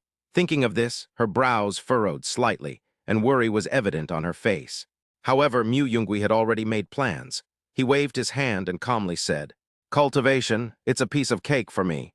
This is part of the plan," rather than saying that he took this opportunity to conveniently dissipate all the realm he had gained after his rebirth. After all, although the Tai Xuan heart method he practiced in his previous life was incredibly powerful, possessing both offensive and defensive advantages, and its sword energy had a long history, its killing power was not quite enough. However, times have changed, and now, with its foundation exhausted, this mental cultivation method seems somewhat ineffective. It's not as good as that mental cultivation method that fits the current situation. Ultimate sword technique, a heavenly level cultivation technique. In my previous life, there were practically no cultivators who successfully cultivated this technique. The most important feature of this mental cultivation method is that it only demonstrates its effectiveness when one breaks through to a higher realm with unparalleled talent. He fused all the gifts from the heavenly Tao he received during his breakthrough into his 108 key acupoints, purifying and refining them to break free from his original constraints. After practicing this method, one will be virtually invincible at the same cultivation level. Although it sounds powerful, no one would be extremely confident in choosing this mental cultivation method. In reality, for most top-tier sword cultivators, it is already a great achievement and a worthwhile journey if they are fortunate enough to be blessed by the heavens and receive 2 opportunities from the heavenly Tao during their cultivation process. If they do not receive any gifts from the heavenly Tao during their breakthrough, this method is useless to them. However, since Mu Yungui has been reborn, he is determined to do his best and pursue the peak state of every realm before he will stop. As for being the strongest in the same realm, I am confident. Unlike Qi cultivators like Jiang Ruochen, there aren't many pure sword cultivators, so the competition for the great Tao isn't as fierce as that among Qi cultivators. Although sword cultivators are said to have the greatest killing power, many cultivators actually only use the sword as a secondary tool, and it is not a path unique to sword cultivators. Otherwise, standing next to Jiang Ruochen, would I have lost my mind to choose this path? As Mu Yungui began to use the Tai Xuan sword sex sword accumulating technique, the cultivation level within his body began to be completely transformed into sword energy, and his cultivation level began to slowly decline. Mu Yungui's face was somewhat pale. After all, his body had undergone tremendous changes in the past few days, and now, with another reckless act, his body was beginning to give out. Fortunately, the token had already begun to slowly flow into the sword energy. Mu Yungui's eyes lit up. It seemed like there was a chance. Immediately, the process of converting realm into sword energy was accelerated. It didn't take long for Mu Yungui's Qi refining stage cultivation to transform into sword Qi. Before long, all of his cultivation levels had dissipated, and the token contained roughly the power of his full force attack. Although I don't think I can kill Shen Qinghan, who has the peak of the foundation establishment stage, I still have to give it a try. After storing the token in his spatial ring, Mu Yungui examined his own body internally. Very good, a person without boundaries. The image of that ultimate sword manual flashed through his mind. With a thought, a barrier talisman appeared in Mu Yungui's hand, and as the talisman floated in the air, the entire courtyard was enveloped. Hundreds of spirit stones and medicinal herbs appeared before him. Mu Yungui in this life begins his formal cultivation. Chapter 9, Giving the Girl Some Time Alone. Ruochen, you and I will eventually embark on this path of no return, of revenge, and killing will be inevitable. The things Mu Yungui was carrying were roughly thrown into the yard by him. Kill him? Mu Yungui's eyes were as if he were looking at a dead object, devoid of any emotion. Jiang Ruochen will have to face this sooner or later, and as her master, he has a responsibility to make her face it all. But a complicated expression appeared in Jiang Ruochen's eyes, as if she could hardly accept the scene before her. No buts, Mu Yungui shook his head, interrupting the girl. You've been cultivating for over 10 days, and you've basically mastered the mental cultivation method and swordsmanship. Are you going to back down? Mu Yungui's words struck Jiang Ruochen's heart like a heavy hammer.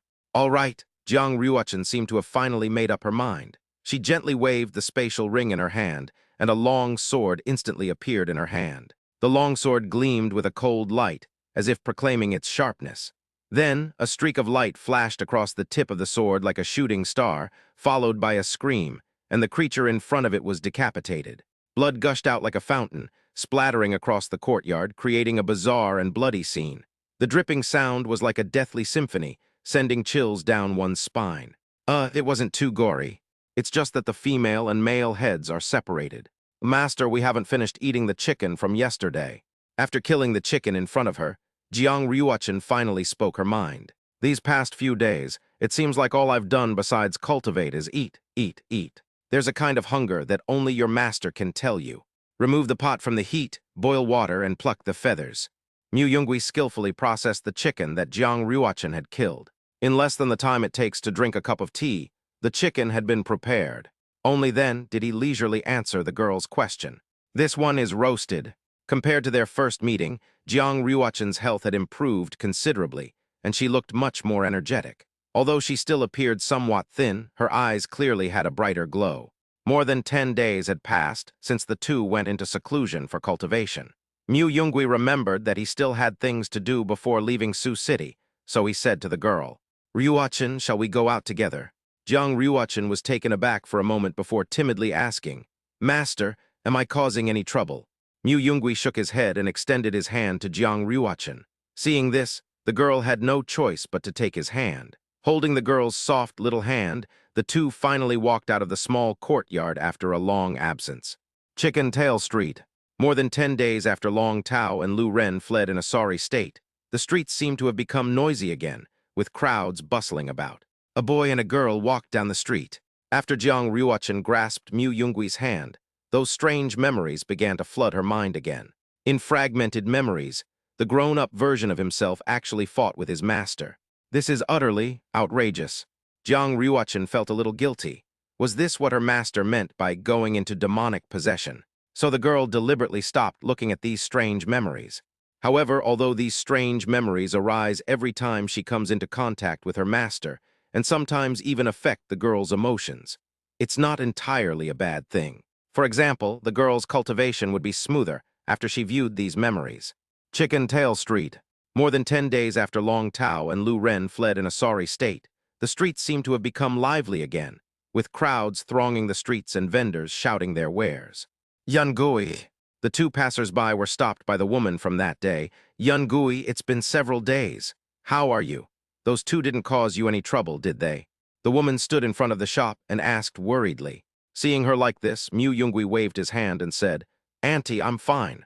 Those two haven't come here again since, have they?" No, thanks to you, we got our money back from that day.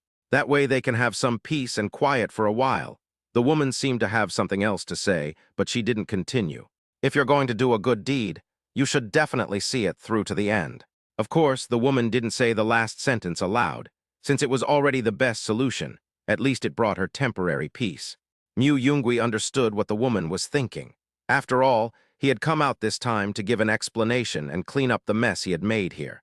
If I were to take this seriously and think about it carefully, I'd realize that once those two thugs recovered from their injuries after I left, they would likely continue to bully and harm ordinary people. With that in mind, as the tyrant of Chicken Tail Street, I needed to find a way to eliminate them completely. She had only spoken halfway when the woman seemed to suddenly remember something. She hurriedly reached into her bosom, rummaged around, and pulled out a few loose silver coins, stuffing them into Mu Yungui's hand. "Yun Gui, here's some silver for you." "Auntie, I came here this time only to find out where those two people live, not to collect protection money."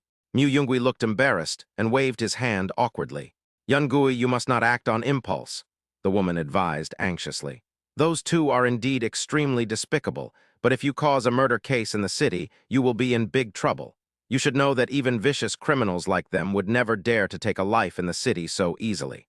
Although she didn't know what kind of opportunity Mu Yungui had obtained to drive the two away, the woman tacitly refrained from asking any further questions.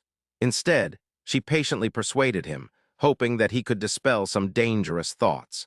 "Auntie, I never intended to kill anyone to cover it up." Mu Yungui struggled to explain to the woman that he had only gone to see those two people, because he had important matters to discuss. Persuade people with reason and virtue. The woman then told Mu Yungui the location of the two men, Shangcheng District. Mu Yungui led Jiang Ruochen by the hand, strolling leisurely across the Su River to the upper district. However, at this moment, Jiang Ruochen lowered her head as if she wanted to deliberately avoid something. Upon seeing this, Mu Yungui understood. The spatial ring in his hand shimmered with a mysterious light, and a talisman that concealed its aura appeared in his hand. "Hide." As they softly chanted the incantation, the talisman instantly emitted a faint light, and then quietly floated in mid-air in front of the two of them, as if it were an invisible shield. The crowds around them were bustling and flowing, but they seemed to be under a spell, ignoring the two people who were right in front of them. The two quietly walked to the black ruins that had been cordoned off and stopped. People coming and going all seemed to be avoiding this ruin. Looking at the scene, Mu Yungui wanted to comfort the girl, but he didn't know what to say. Once he stood still, he abandoned his usual casual posture, bringing his hands together with 4 fingers interlaced like butterflies, forming a mudra. His eyes were slightly closed, and he murmured incantations. "By imperial decree, your lonely soul is freed from suffering and reborn as a human." The sound was ethereal, echoing softly in the air. After completing the rebirth incantation, Mu Yungui quietly left, leaving Jiang Ruochen alone in the same spot. Give Ruochen some time to herself. Chapter 10, I was very lucky to meet my master. Taking advantage of Jiang Ruochen's time alone, Mu Yungui did not remain idle. With swift steps, he arrived at the location designated by the woman in no time. Regarding what happened that day, the simplest solution would have been to kill those two people with a single sword strike. In that case, many problems would have been easily resolved. Unfortunately, too many people knew about it at the time, and his decision to leave in the next few days might attract the attention of Shen Qinghan and Shen Lingxiao. Besides, this approach was not in line with his usual style. Using love to influence others is the right choice. Is this the room? Mu Yungui looked at the room in front of him. It was ordinary and unremarkable. He stepped forward and gently knocked on the closed door. A moment later, a beautiful young woman, still charming and graceful, slowly peeked out from inside, her eyes revealing a hint of wariness. Ever since her helpless husband returned home with his broken body, he had hardly dared to leave the house, and the woman knew something must have happened. Although she didn't think it was a bad thing, after all, she knew that her husband was not a good person. Being beaten half to death was a way of ridding the people of a scourge. "Hello, what can I do for you?" The young woman was somewhat surprised to see a young man when she opened the door. "I've come to see the master. I have important matters to discuss," Mu Yungui said slowly, his tone firm. A hint of doubt flickered in the woman's eyes. "Whose child is this?" Just tell him that the boy with the brick came looking for him." Seeing that the other party seemed a little skeptical, Mu Yungui said helplessly, "All right." Could her husband's injury be related to this young man? Then the other party walked inside with some doubt. After a while, Long Tao, whose arm was wrapped in bandages, slowly came out. When he saw Mu Yungui outside the door, a look of fear flashed in his eyes, but he quickly suppressed it. "Wanner, you go back first. I have important matters to discuss with this young man." After saying this, he gently pushed the woman into the house and then closed the door. At this moment, only Mu Yungui and Long Tao remained, and the atmosphere instantly became heavy, as if the air itself had frozen. They both looked at each other, neither of them saying a word. "Brother, my wife was here just now, so it was inconvenient for me to perform the proper kowtow. Now, I will kowtow to you." Suddenly, Long Tao, filled with regret, disregarded the pain in his hands and knelt down before Mu Yungui, kowtowing repeatedly. The two men, caught up in the heat of the moment, didn't notice anything amiss when their arms were broken by a 15-year-old boy. But when they recounted the incident later, they were both filled with lingering fear and cold sweat. What level of skill is it for a teenager to nearly kill two martial artists in their 30s with a single punch? I don't even want to think about it. At that moment, the boy came looking for them, and the two of them finally felt relieved. "Call the other one over," Mu Yungui said coldly, his face ashen. Okay, please don't be angry. I'll go right away." Long Tao hurriedly replied, then rushed to a nearby residence and dragged Lu Ren out. So the person sweating profusely went from 1 to 2. "What, can't you stand it anymore?" A cold smile crept onto Mu Yungui's lips. He still preferred the two of them's unruly demeanor.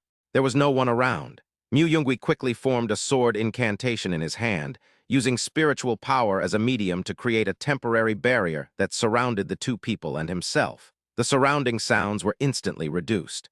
The two were finally convinced that the young man before them was indeed a celestial master.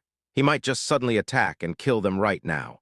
At this point, they hurriedly knelt down, kowtowing repeatedly, and begged for mercy with tears streaming down their faces. "Immortal Master, we know we were wrong. Please have mercy and spare our lives. I have elderly parents to support and young children to raise. I have a beautiful 30-year-old wife at home who's waiting for me to support her. It seems like something strange has been mixed in." The cries of the two rose and fell. Upon hearing this, Mu Yungui remained silent, while the two could only humbly prostrate themselves on the ground, silently praying that the young man before them would show mercy and spare their lives. "If we let you go like this, you'll surely continue to commit crimes after you recover. Generally speaking, killing you is more convenient." Mu Yungui said calmly, "It's just a pity. Alas, I was too kind." Upon hearing Mu Yungui's words, a glimmer of hope rekindled in the eyes of the two men. They looked up at him, awaiting his judgment. However, the death penalty may be waived, but punishment is inevitable. With that, a long sword appeared in Mu Yungui's hand, and with a casual swing, the little fingers of the two men were severed.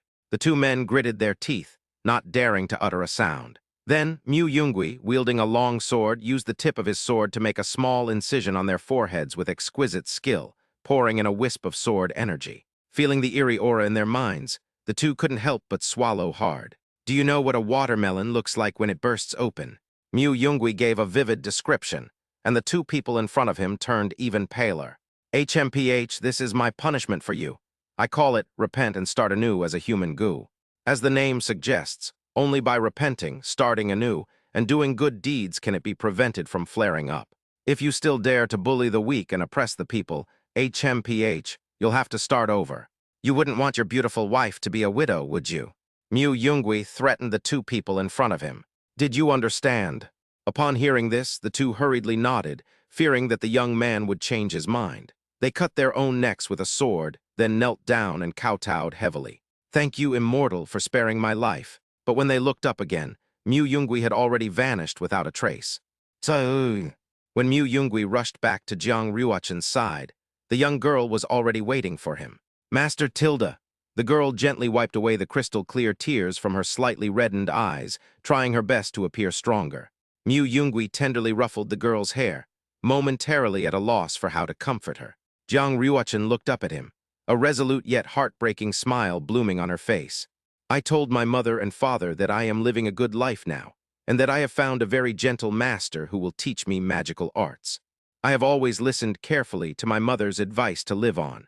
In that case, if they have spirits in heaven, wouldn't they think that Ryuachen was living her life earnestly? Yes, I will, Mu Yungui replied softly, her eyes filled with tenderness.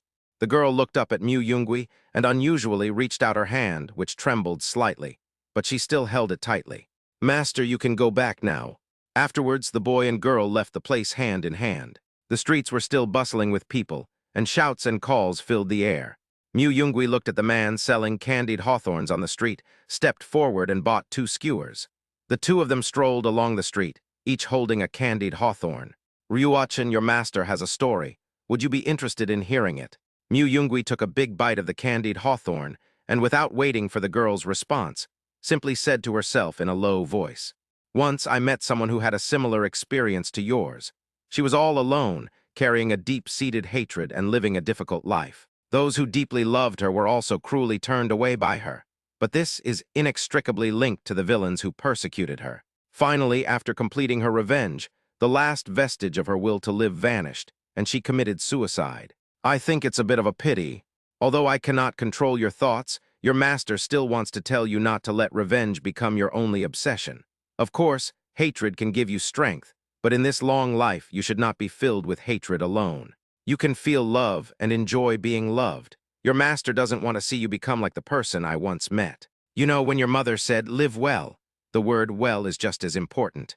Mu Yungui looked tenderly at the girl beside him, pondering to himself whether his earnest advice was appropriate, since he couldn't fully understand Ryuachen's feelings. All he could do was carefully guide Ryuachen's cultivation and accompany her on her path of revenge. Jiang Ryuachen parted her cherry lips slightly, her pearly teeth gently biting the sugar coating of the candied hawthorn. She pursed her lips, then looked up, forcing a smile, and gazed at Mu Yungui. For some reason, Ryuachen felt a little sad when she heard her master talking about that person. However, Ryuachen isn't like her. I was very lucky to meet my master Tilda. Yes, it's true. I've had this wonderful encounter with Jiang Ryuachen in this lifetime. Chapter 11. I have time, but I also lack time. The next day, Mu Yungui woke up leisurely in the soft light of dawn, just as he always did. The girl beside him was still curled up asleep, with a tear in the corner of her eye. He wondered if she was having some nightmares. Perhaps because of her turbulent past, the girl was a light sleeper. Whenever Mu Yungui made the slightest noise when he got up, it would startle her, so she had to hide her presence and get up slowly. However, since embarking on the path of cultivation, she has devoted herself to training every day. After reaching her limit, the girl would fall into a deep sleep, and this condition has improved slightly. After Mu Yungui quietly got up, he didn't wake Jiang Ryuachen. After all, this was the last night at home, so he let the girl wake up naturally. Taking advantage of the beautiful morning light, Mu Yungui began exercising in the courtyard. 5th level of Qi refining. Mu Yungui looked inward, sensing his own cultivation level. The moment he successfully broke through to the next realm, he unsurprisingly received a blessing from heaven and earth. After successfully drawing Qi into his body and entering the Qi refining stage, he used the gift of heaven to integrate it into 3 acupoints. Relying on his own cultivation of the extreme sword heart technique, although his foundation could not be completely replenished in an instant, his aura at this moment was indeed much stronger than before. Thinking back to this time in my previous life, the immortal ascension realm was about to be unveiled. I realized that my cultivation level was still somewhat insufficient. The two had almost used up all the spiritual herbs and medicinal materials in their spatial rings. Although they still had 10,000 spirit stones left, there was no Tianbao pavilion here, so they couldn't buy the materials they needed for body tempering, making it somewhat of a waste. We absolutely must obtain the heavenly essence liquid. As Mu Yungui trained, he pondered his future plans. He muttered to himself, recalling how Shen Qinghan had obtained this treasure in the secret realm in his previous life. Heavenly essence liquid, a supreme treasure that takes at least 100 years to be born from the operation of a complete small world, and it happens to exist in the soon-to-be-born immortal Ascension's secret realm. Obtaining this item would bring me enormous benefits. In his previous life, Shen Qinghan successfully broke through from the Foundation Establishment stage to the strongest 9th grade Golden Core stage with the help of Heavenly Essence Liquid. The highest grade Golden Core stage is invincible within the same realm. In a one-on-one battle, a 9th grade Golden Core cultivator would be far more lethal than a lower grade Golden Core cultivator. At this moment, Mu Yungui was in dire need of improving his strength, and this Heavenly Essence Liquid was undoubtedly a godsend for him. A mansion at that. If I could obtain this Heavenly Essence Liquid, I might be able to restore my Qi, and wouldn't breaking through to the Foundation Establishment stage be a natural gift from heaven. Perhaps the scars on Ryuachen's face wouldn't have to wait until her cultivation level improved before they gradually faded away. It seems I absolutely have to get involved in Shen Qinghan's unexpected opportunity. After a moment's thought, Mu Yungui made up his mind. Even if we can't get it, we can't let Shen Qinghan get it. Otherwise, it will be very troublesome. In his previous life, Shen Qinghan ascended to the top of the 5 continents prodigy, ranking a year later with his unparalleled talent of a 9th grade golden elixir, Holy Eyes, and Holy Heart. This made everyone in the cultivation world aware that there was a prodigy in the eastern continent with such extraordinary abilities. They are in no way inferior to the geniuses of the central continent, and even surpass those so-called peerless sects' holy sons and daughters. If the other party were to once again enter the 5 continents prodigies ranking with such unparalleled talent, becoming known to everyone, revenge might become more difficult. Fortunately, at this time, the Tai Chuan sword sect was only a second-rate sect in the eastern continent, and she was only a saintess of a second-rate sect. I have time, but I also lack time. In midair, a celestial ship over 10 meters long sped past, piercing through the clouds. From above, the people in the city below looked like ants, rapidly receding from view. A girl of about 15 or 16 years old, dressed in a white dress with exquisite patterns embroidered in gold thread along the hem, and with a slender, snow-white sword at her waist, highlighting her nobility. The girl had a beautiful face, as stunning as an immortal, flawless, with golden eyes that shone like jewels. She opened them slightly and gazed quietly at the scenery below. However, the tens of thousands of people below seemed no different from ants to her, which annoyed her. If it weren't for the necessity of secretly arranging for the girl with the same constitution as himself to fall into the demonic path, transforming her into a holy demon heart, so that he could then possess her body, Shen Qinghan would never have come to such a place with sparse spiritual energy and remoteness. At this moment, 2 figures dressed in fitted white robes slowly approached the girl from behind. A man and a woman. The man appeared to be about 25 or 26 years old, tall, with sharp eyebrows and bright eyes, and carrying an exquisite longsword on his back. The woman covered her eyes with a black silk cloth, making it difficult to see her expression, but judging from her other features, she was undoubtedly a stunning beauty. At this moment, the girl with her face covered by black silk parted her cherry lips slightly, and a melodious voice echoed in Shen Qinghan's heart. "Your Holiness, those 2 people inside. The woman is from the enforcement hall. Will this affect the plan?" Shen Qinghan turned to look inside the immortal boat, where there were 2 cultivators dressed in sword sect attire, a man and a woman. The male cultivator looked to be around 23 or 24 years old. Shen Qinghan's eyes met those of the slightly older man, who was staring at her intently. Shen Qinghan felt a little nauseous. Although I am a saintess, those people in the enforcement hall don't care about that. Just play it by ear and don't give her any leverage. Shen Qinghan's answer echoed in the girl's mind, and then she turned away and said nothing more. At that moment, a small talisman sword flew back through the air, and like a bolt of lightning, pierced the middle of the tall man's forehead. "Holy Maiden, we can't contact Giant Qi." The tall man sensed the message from the flying sword, and also reported the information he had received in his mind. "Don't be nervous, we'll be there soon." Shen Qinghan frowned slightly, though she herself felt a little uneasy. Since embarking on the path of cultivation, she had never encountered any accidents, and everything had gone smoothly. However, this time, the message Jian Jiu sent back made her feel unusually irritable. The feeling of things being out of my control. Well, that's not a good feeling. However, Shen Qinghan did not believe that there would be any existence in that tiny place that could threaten a golden core, stage sword cultivator. Moreover, Dark Sword would never betray you. With her thoughts in turmoil, Shen Qinghan simply stopped thinking about it, figuring that she would know everything when the time came. On the immortal boat, the male cultivator inside stared at Shen Qinghan at the bow of the boat, suddenly stunned and couldn't help but sigh. "Junior sister Shen is so beautiful." "Right, junior sister Jiang. Do you think if I put a coat on junior sister Shen now, she might develop even the slightest bit of a crush on me?" The girl inside looked to be only 15 or 16 years old, with a charming and lovely appearance, like a flower bud about to bloom. Her fair and delicate cheeks were as smooth as mutton-fat jade, and her large, watery eyes were clear and bright. Her hair was cleverly tied into two small, round buns, standing neatly on both sides of her head, like two cute little rabbit ears. The young girl stood in stark contrast to Shen Qinghan's aloof and icy beauty on the deck of the ferry boat. Jiang Yao took a small bite of the spiritual fruit in her hand with her cherry-like lips, and casually remarked with a sharp tongue, "Yes, yes, but senior brother don't even think about it. The holy maiden doesn't fancy you." Jiang Yao looked out the window, recalling the 4 words her master had given her. "Observe the holy maiden." Jiang Yao was having a terrible headache over this ambiguous task. I had just returned from a mission a few days ago, and hadn't even figured out what was going on when my master threw me onto the celestial ship. I haven't been a member of the Sword Sect's enforcement hall for very long, and now I have to carry out such a strange mission. Besides, it's already strange that the holy maiden of the Sword Sect would come to such a place with sparse spiritual energy to accept disciples, right?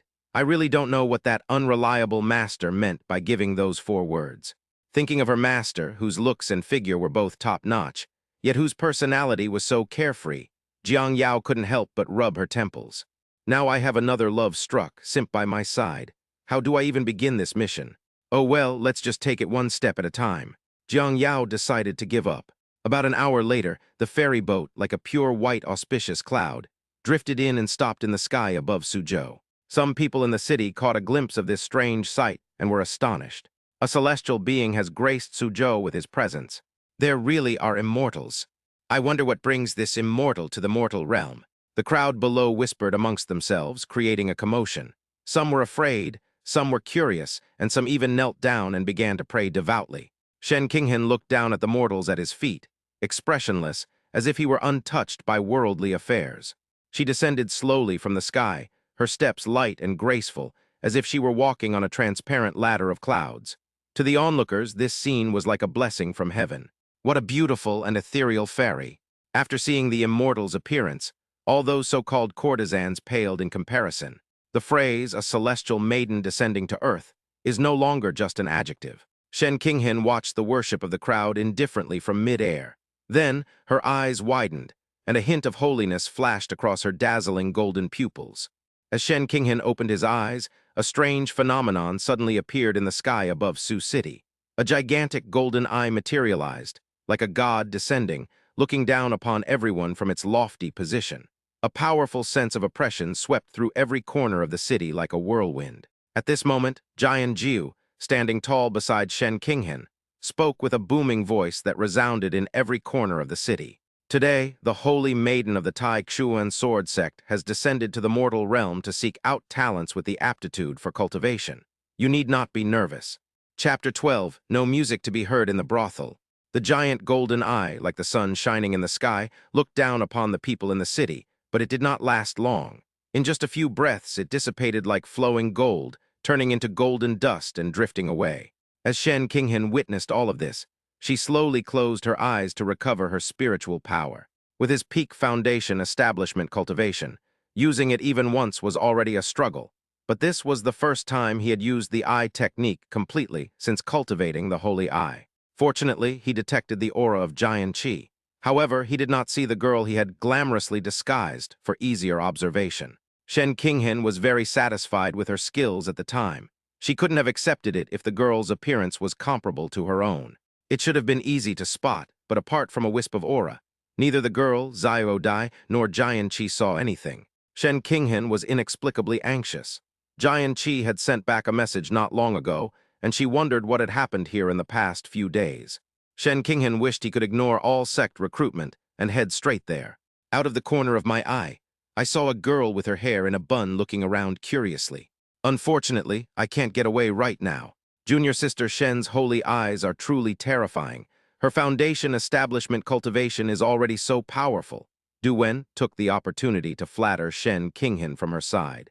I have only done my best. Senior brother Du is too kind. Shen Qinghan composed himself and said softly, "Just now, I observed that there are still a few people in the city with the aptitude for cultivation, who can reach the level of outer disciples, about a dozen or so. I might need to trouble my senior brother again when we test my qualifications later." "No problem, leave it to me." Du Wen readily agreed when Shen Qinghan asked him for help. The crowd below looked up at the immortal in mid-air. After witnessing such divine skill, they all fell silent, filled with awe. Jiang Yao, standing to the side, silently memorized Shen Qinghan's actions. "You're going to use it for this after you unlock the holy eye." Jiang Yao thought to herself, "It feels strange, but I can't quite put my finger on what's wrong." Immediately afterwards, the girl beside Jian Jiu, whose eyes were covered by black silk, waved her jade hand lightly, and an ancient and exquisite longsword instantly appeared in her hand. The girl plunged the longsword downwards, and it easily penetrated the stone slab as if it were tofu. The ancient sword stood firmly before the crowd. The people around hurriedly scattered, making way for an open space. The young girl parted her lips slightly, and her exquisitely beautiful voice, like heavenly music, rang in everyone's ears. "Our sect recruits disciples under the age of 16. If you wish to seek immortality and the Tao, you can place your hand on this sword. If the sword trembles, you are considered qualified and will have the opportunity to join our Tai Xuan sword sect." After a short while, a bolder teenager stepped out from the crowd and cautiously placed his hand on it. Not able to sense the spirit sword, unqualified. Although the girl's eyes were covered by black silk, it seemed to have no effect on her eyesight. She simply spoke calmly. Afterwards, Shen Qinghan and the others began selecting disciples on this spot. Although the arrival of the immortals seemed to freeze all the shops in Suzhou, some places remained unaffected, such as the brothel called Jiaoyanlu. Compared to those proper places to listen to music, this Jiaoyanlu seems a bit unrefined. Upon entering, one is immediately greeted by a strong scent of rouge, followed by a group of young women dressed in thin, revealing clothing. However, it might not be accurate to conclude that it's immoral based solely on this. While the girls here may use their looks to entertain, they don't sell their bodies, they only flaunt their talents. I hate places that pretend to be serious, but are actually not. Upon reaching the top floor of Jiaoyan Tower, the top courtesan was dressed in a bright red gauze dress. Her alluring figure was partially obscured by the gauze, sparking endless imagination. However, at this moment she sat alone at the doorway, playing the gyukin while looking heartbroken. If an ordinary person were to see her in this state, they would surely feel pity for her. "That young master is truly handsome. It's just a pity that he doesn't seem to like me at all," the girl muttered to herself as she played the zither.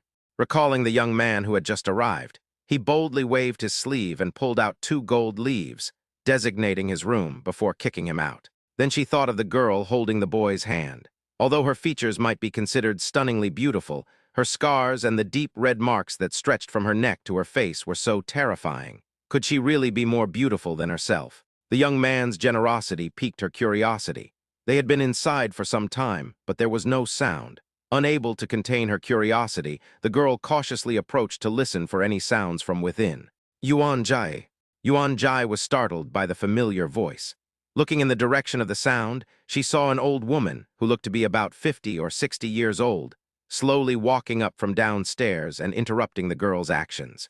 Her voice was slightly aged and stern, as if it had been mellowed by the passage of time. "Just follow the guest's requests. Have you forgotten the most important rule of our Jiaoyanlu? Don't be curious about the guest's identity." Looking out through the window of Yuan Jai's room, the people in the city were gradually converging towards the direction where Shen Qinghan and the other immortals were, like a tide. The prosperous scene of the city could be seen from this window. Inside the room were Mu Yunggui and Jiang Ruochen, who had already packed their bags and were preparing to leave Suzhou. At this moment, Mu Yungui leaned leisurely against the window, glancing sideways at the noisy scene below. Jiang Ruochen felt a strange fear of the so-called Shen Qinghan. When those holy eyes appeared in mid-air, her palms broke out in a cold sweat, and she dared not look out the window. Two hidden swordsmen, Jiang Yao and Du Wen. Mu Yungui narrowed his eyes, staring at the four cultivators from afar, muttering to himself. Two golden core cultivators, three foundation establishment cultivators. No, Shen Qinghan is now comparable to golden core cultivators. These individuals are all worthy of the resources of a small sect. Everything was exactly as he had predicted, without the slightest error, as if it were a replay of his past life. His gaze fell on the cute girl who was still eating, and a long-lost feeling of nostalgia welled up in his heart. Jiang Yao was his little fangirl in his past life, and the girl's master was also someone Mu Yungui knew. Recalling the past, he couldn't help but feel a headache coming on, because not everyone in the Tai Chuan sword sect was as hypocritical and ugly as the Shen family father and daughter. At least the members of the enforcement hall still upheld the principles of upholding justice with their swords and carried the sword of righteousness in their hearts. Unfortunately, after reaching the tribulation transcending stage, he was almost completely corrupted. He only hoped that the killing formation he had set up would not be triggered by Jiang Yao. As for Du Wen, Mu Yungui simply chose to ignore him. In her past life, Shen Qinghan had an ultimate simp, Du Wen. Having cultivated a technique that can rapidly elevate one's cultivation level, one can quickly enter the golden core stage. But after reaching the nascent soul stage, one's cultivation will become as if one's neck has been severed, making it difficult to make any further progress. All of this was done simply to keep up with Shen Qinghan and attract her attention. Fortunately, he no longer needs to worry about what will happen next. In his previous life, in the Immortal Ascension secret realm, in order to show off in front of Shen Qinghan, he accidentally triggered the secret realm's mechanism and lost his life. However, this was only something Mu Yungui had heard. At that time, he had just embarked on the path of cultivation and did not have the opportunity to enter that secret realm. Based on what Shen Qinghan said, he was now somewhat skeptical of the truth. The girl with the black silk covering her face must be Giant 12. It seems she also perished in that mysterious Immortal Ascension realm. In his previous life, Mu Yungui hadn't paid much attention to her, but now, looking at her, he couldn't help but feel a profound sense of meaning. That face felt strangely familiar to him, yet it was like a flower in the mist, elusive and hard to grasp. Looking into those eyes covered by black silk, a crazy conjecture surged into Mu Yungui's mind. Shen Qinghan, would you really go this far? Mu Yungui murmured to himself. Just as Mu Yungui was racking his brains for information about the girl, Jiang Ruochen turned her gaze to the window and said coldly, Master, I've seen that longsword before. You mean the sword at Shen Qinghan's waist? That is indeed a very high-grade sword named Frost and Snow.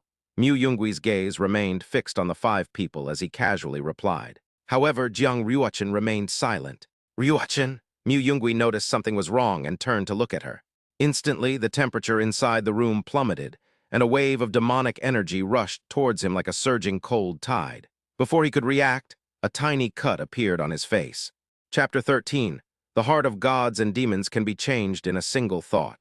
Endless evil thoughts surged into Jiang Ruochen's mind like a surging tide. Fear, loneliness, solitude, hatred, anger, resentment. All sorts of negative emotions seemed to have found a breakthrough. After seeing the long sword hanging at Shen Qinghan's waist, they rushed into Jiang Ruochen's brain like a swarm of bees. The sacred and luminous aura of cultivation vanished instantly, replaced by a sinister and eerie black mist surrounding him. Ruochen? Mu Yungui finally came to his senses and hurriedly called out to try to wake Jiang Ruochen from her loss of control. However, at this moment, Jiang Ruochen's eyes turned scarlet and eerie again, and a drop of bright red blood even seeped from the corner of her eye. Damn it, could it be that Shen Qinghan used that sword to slaughter Ruochen's entire family? Mu Yungui's eyes were grave. It must have been that sword that awakened Ruochen's memories of that bloody night. Mu Yungui was all too familiar with that ominous black mist. It was the terrifying aura emanating from Jiang Ruochen's demonic heart after she fell into the demonic path in her previous life. The cultivation method given to the girl in this life was clearly a divine cultivation method containing the power of holy light. So how could it have turned into the demonic path? Mu Yungui could only blame it on his heart, which relied on mental state for cultivation. Truly, a single thought can transform a god into a demon. He only wanted to stay in Suzhou to see if the formation he had set up could harm Shen Qinghan, but he completely failed to notice Ryuachen's condition. If Mu Yungui had known it would turn out this way, he would have left with the girl long ago. He wouldn't have stayed to watch the spectacle. Now look what's happened. He's about to become part of the spectacle himself. The concealment array set up in this room is not actually very powerful. If Ryuachen continues to release her aura like this, the array will surely collapse. If the formation breaks, and Shen Qinghan notices the anomaly here and discovers Ryuachen, Mu Yungui had not anticipated what would happen next, and at this moment he had no time to consider these issues. Ryuachen, wake up. However, at that moment, an extremely ominous and sharp, knife-like terrifying aura suddenly swept over, slicing straight across Mu Yungui's arm and instantly leaving a deep gash. Fresh blood gushed out, staining his sleeves red. Mu Yungui winced in pain, but his hands did not stop. He brought his two fingers together, and the space ring on his hand lit up, instantly revealing a pale green talisman between his fingers. A talisman for calming the mind. Holding the talisman in his hand, he attacked against the black mist, and a gentle breeze instantly dispersed the attack. However, the breeze only lasted a short, while before it was mercilessly swallowed up by the black mist. Only then did Mu Yungui realize that the low-level talismans could no longer suppress Jiang Ryuachen. Now he could only rely on his physical body to block this evil thought from destroying the concealment formation. Immediately afterwards, Mu Yungui stretched out his arms and hugged the girl's delicate body tightly, using his own body to shield the magic array from the damage brought by the surging black mist around him, and continuously channeling pure and powerful true essence into the girl's body. The two were very close, with no gap between them. Mu Yungui prepared to use himself as a medium to receive the evil thoughts, thereby slowing down the spread of Jiang Ryuachen's malice. At this moment, Mu Yungui could clearly feel that the other party's holy spirit heart was surrounded by endless dark fog. These hateful thoughts, like a leech, surged back along the true essence transmitted by Mu Yungui, flooding his body like a tidal wave. Even with his cultivation as a sword immortal from a previous life, Mu Yungui staggered suddenly, and large beads of cold sweat instantly appeared on his face. I never imagined this malevolent intent would be so powerful. Mu Yungui tried his best to maintain his mental clarity. Only after truly empathizing with the girl did I realize how superficial and naive my previous understanding of the hatred deep in her heart had been. At this moment, waking the other person had become the top priority. Mu Yungui murmured, "Qingming Jiu," a traditional Chinese expression for the Qingming festival. As he whispered this, a wisp of faint blue mist slowly appeared in his palm. He stretched out his palm and gently stroked the back of the other's head, letting the mist flow through him like a clear spring flowing across parched land, quickly penetrating the girl's mind. Under the influence of this magical power, the girl's blood-red eyes trembled slightly, as if she were showing signs of awakening. Mu Yungui also felt the black mist in the girl's heart instantly dissipate and transform into the Holy Spirit heart. As if in a daze for a moment, Jiang Ryuachen's crimson pupils gradually dimmed. Then she felt a familiar aura envelop her like a tide, a feeling of unparalleled peace. When she came to her senses, she was surprised to find that Mu Yungui was holding her tightly, silent. "Master, what just happened?" Jiang Ryuachen tried hard to recall. She remembered that at the moment her memory broke down, she was staring at Shen Qinghan in the distance, very angry. Then, when she came to her senses, she was hugged by Mu Yungui. "What's wrong, master?" "My good disciple." Seeing that Ryuachen had regained consciousness, Mu Yungui breathed a sigh of relief. He slowly released his embrace of the girl, and the imprisoning sword formation that was about to take shape in his hand dissipated like smoke. If Jiang Ryuachen doesn't regain her senses, he'll probably have to use a sword formation to trap her. Jiang Ryuachen felt a little pain from Mu Yungui's hug, but her face turned red. After a moment, once she had calmed down, the girl slowly raised her head to look at Mu Yungui. At this moment, Mu Yungui was frantically searching for healing pills in his spatial ring. "Master, your face? What just happened?" A conspicuous wound was visible on Mu Yungui's face, and his sleeve was soaked with blood. "It's all right. A fierce-looking female demon suddenly appeared and scratched me, but it's nothing serious." Mu Yungui found a bottle of healing medicine in his spatial ring, and then swallowed a few pills whole. "I only wanted to watch the show, but I ended up getting completely absorbed in it." He could never admit that he was injured by his own disciple, and that he almost couldn't control him, so he could only make up a reason to appease the girl. Master, it's only been a short while. Don't lie to Ryuachin. I accidentally did it myself. Jiang Ryuachin stared at the striking scars on Mu Yunggui's face, not quite believing his story. Suddenly, a ray of vibrant light appeared in her hand. The girl tiptoed and gently smeared the light onto the other person's face. Master is not like Ryuachin, who has to take good care of her face. Under Jiang Ryuachin's gentle touch, the wound that would have taken a while to heal was already healing rapidly. The healing power of the Holy Spirit is truly powerful. Looking down through the window, the Tai Xuan Sword sect members made their move. Du Wen, who was originally monotonously maintaining order at the scene, suddenly had a captivating thought echo in his mind. Senior brother, things are getting a bit boring right now. Junior sister would like to stroll around the streets of this mortal realm. Could you briefly oversee things here with junior sister Jiang Yao? Du Wen, who was originally dull and boring, suddenly became interested when Shen Qinghen took the initiative to talk to him. Immediately, Du Wen's eyes lit up, and he responded in kind with his own thoughts. Junior sister Shen, would you like me to show you around? I'm quite familiar with the mortal realm, and besides. Before Du Wen could finish speaking, Shen Qinghen turned around and interrupted him, a hint of struggle appearing on her beautiful face. Actually, Qinghen just wanted to buy some ordinary food, so there's no need to trouble you, senior brother.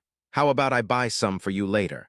After a moment of hesitation, Shen Qinghen forced a faint smile despite her nausea. Seeing this, Du Wenchen's heart fluttered, and he quickly assured her. All right, junior sister Shen, don't worry. Junior sister Jiang Yao and I will definitely maintain order. Jiang Yao looked puzzled upon hearing this. Before she could react, she saw Shen Qinghen leading Jian Jiu and Jian Shir to leave the area. Hey, senior sister Qinghen, where are you going? Take Yeaya with you. Jiang Yao quickly interrupted the three of them and said anxiously. Du Wen then pulled Jiang Yao aside and explained. Junior sister Shen wants to buy some food from the mortal realm. Junior sister, Jiang Yao, you and I will maintain order first. Hey, Jiang Yao wanted to retort, but the three of them had already walked further and further away. There was a minor hiccup, but fortunately it didn't cause any problems for Mu Yunggui's plan. At this moment, he saw that Shen Qinghen had already walked towards the direction where the killing formation was set up, just as he had expected. Master, did Ryuachin accidentally hurt you just now? Jiang Ryuachin came back to her senses, still troubled by what had just happened, her face full of guilt. Mu Yunggui rubbed his temples, looking quite troubled, and said, Master said that I did it by accident. Real? Ryuachin, look. Shen Qinghen is walking towards the place where I carefully set up the killing formation. Did Master really do it by accident? Ryuachin, you'll see. Even if we can't kill Shen Qinghen, we'll definitely manage to injure her. Did Master really do it by accident? Chapter 14, The Wound That Extends from the Neck to the Face.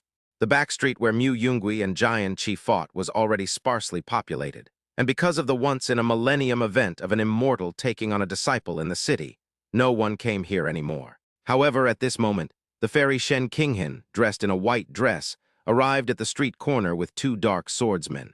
The aura of Sword 7 is emanating from here. Shen Qinghen's golden eyes lit up as he looked at the empty, somewhat eerie street and spoke slowly. With the holy eye activated, the illusion talisman became ineffective in front of the three. A deception, a trivial trick. Jian Jiu snorted coldly, casually waving his right hand. A powerful surge of spiritual energy, typical of a golden core stage sword cultivator, burst forth from his sleeve and swept across the street. At this moment, the street had changed. A long sword was inserted into the wall, about the height of a person, with a token nailed to the tip. A damaged talisman, which was originally stuck to the hilt, was scattered to the ground by the spiritual power summoned by Jian Jiu. Scattered on the surrounding walls were a few sword talismans aimed at the crowd. One of them was triggered by the aura, and a white sword light shot towards Jian Jiu. With a wave of his hand, Jian Jiu grasped the sword light directly in his hand. Then, with a strong squeeze, the sword energy dissipated into white starlight and vanished. How could such a hasty formation exist?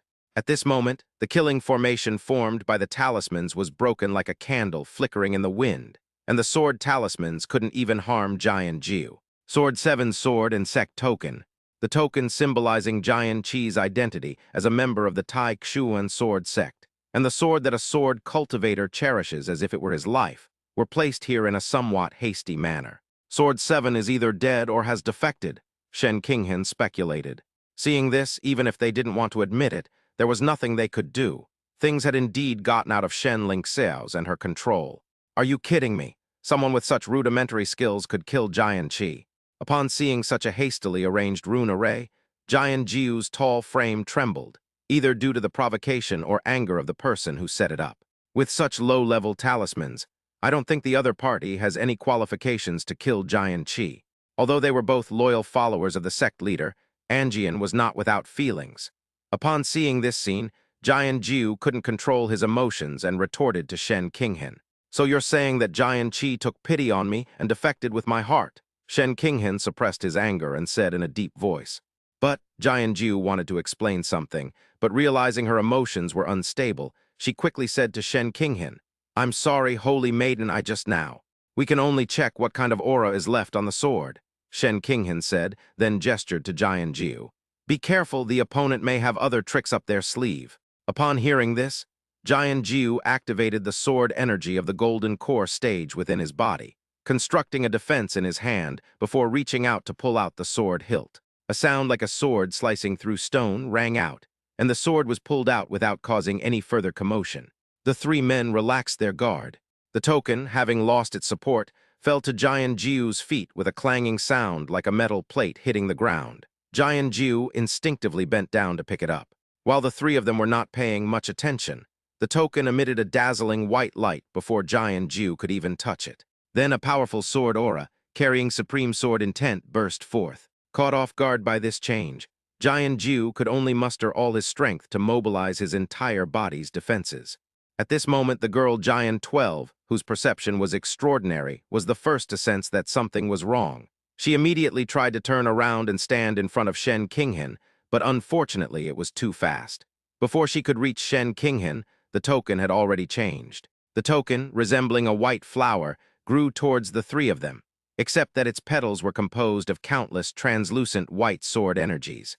In that instant, the exquisite white flower expanded to 5 or 6 meters in size, and the sword energy transformed into petals, piercing towards the three people who had no time to react. Bang! Jian Jiu, who was closest, was instantly riddled with thorns, coughing up blood. Jian 12 only managed to block a small portion of the sword blossoms that were heading towards Shen Qinghen, while the longest sword blossom shot towards Shen Qinghen. Sacred Eye, extreme pressure. There was no time to draw his sword. Shen Qinghen could only tilt his head back and open his beautiful holy eyes to slow the spread of the sword flowers. The strongest sword petal seemed to have been aimed directly at Shen Qinghen, heading straight for her head. Although its speed had slowed down somewhat, it still hurtled towards her head. A sound of flesh being sliced through flesh rang out, and blood spread. The sword flower shot out and crashed into the wall behind the three people, after which the wall collapsed with a roar. However, the attack did not penetrate Shen Qinghen's head. It merely grazed her neck at a very tricky angle, slicing across her fair and beautiful face, leaving her covered in blood. "Your Holiness, your subordinate apologizes." Upon witnessing this scene, Jian 12 and Jian 9 were terrified. Ignoring their own injuries, they quickly got up to protect Shen Qinghen. Shen Qinghen tried to heal his wounds by circulating his spiritual energy, but the sword energy was like a leech clinging to his bones, making it difficult for the wounds to heal. Sensing the sword energy within the wound, Shen Qinghen's willow leaf brows furrowed slightly as she analyzed. "No need, this should be their last resort. Speaking of which, it's still the sword energy of our sect's sword cultivators. Why is this sword intent so powerful? This injury is similar to that, girls? Hee hee." In fact, after they realized that the opponent's attack was not very powerful, and although they all looked very disheveled, they all seemed to have only superficial injuries. However, the sword intent was too powerful, and the three of them couldn't recover quickly without high-level healing medicine. At this moment, cold sweat slowly trickled down the foreheads of the two hidden swordsmen.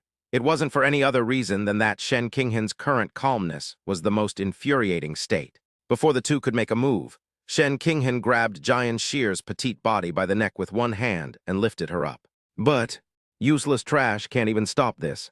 Jian 12, panting heavily, dared not struggle. He glanced at the sword wound on Shen Qinghen's face and hurriedly said, "Your Holiness, it's all my fault." However, Shen Qinghen's frustration had not subsided, and he tightened his grip even more, as if he wanted to kill the girl to vent his anger. Meanwhile, Jian Jiu knelt down, not daring to plead for mercy, fearing that he too might be killed by Shen Lingxia when they returned. Just as Jian 12's eyes were glazed over, a figure walked out from outside the street. An old man who looked to be about 70 or 80 years old was short and hunched over, with deep wrinkles covering his face. He wore a tattered shirt with clearly visible patches and loose threads in some places. The old man gripped a cane tightly with both hands, taking slow and laborious steps, each step appearing somewhat strenuous, as if he might fall at any moment. Seeing this, Shen Qinghan casually tossed aside the sword 12, who was about to faint. Giant 12 dared not get up, but just lay on the ground, greedily breathing in the air. Saintess Shen, where is the disciple you arranged for me? What happened to you? How did you end up like this? With this wound on her pretty face, she'll probably never get married, haha. A hoarse voice rang out, and the old man walked over with a mocking tone. I've come all this way to this god-forsaken place. You didn't mess this up, did you? The old man's cloudy eyes opened slightly, like a candle flickering in the wind, as he weakly looked at Shen Qinghan. At this moment, although the girl's wound had stopped bleeding, the hideous scars, like the gaping mouth of a demon, showed no signs of healing. That person ran away, you can go now. Shen Qinghan picked up the long sword at his waist, pulled it out slightly, and examined his horrifying wound through the reflection of the blade. He then calmly said, What, they got away? HMPH? I heard that you promised to provide me with a human guide if I took on an apprentice, which is why I traveled all this way to get here. And now you're telling me you ran away. Upon hearing this, the old man tapped his cane on the floor, clearly getting anxious, and then said, I don't care about that. The promised human guidance. You should at least compensate me with 50 teenagers who are talented enough to guide Qi into their bodies. HMPH. Otherwise, you, a righteous saintess, are doing such shady things with me. Aren't you afraid of ruining your reputation if word gets out? Seeing this, the old man stopped pretending and revealed his late-stage golden core cultivation, with billowing demonic energy enveloping the area like dark clouds. Seeing this, Shen Qinghan finally showed a serious expression and asked, Oh, what if I don't give it to you? HMPH, you'd better know what's good for you, if you don't give it to me. Before the old man could finish his sentence, a sword light flashed before his eyes like a white rainbow piercing the sun. The golden core stage old man didn't even have time to make a move before his head was separated from his body, with a trace of surprise still in his eyes.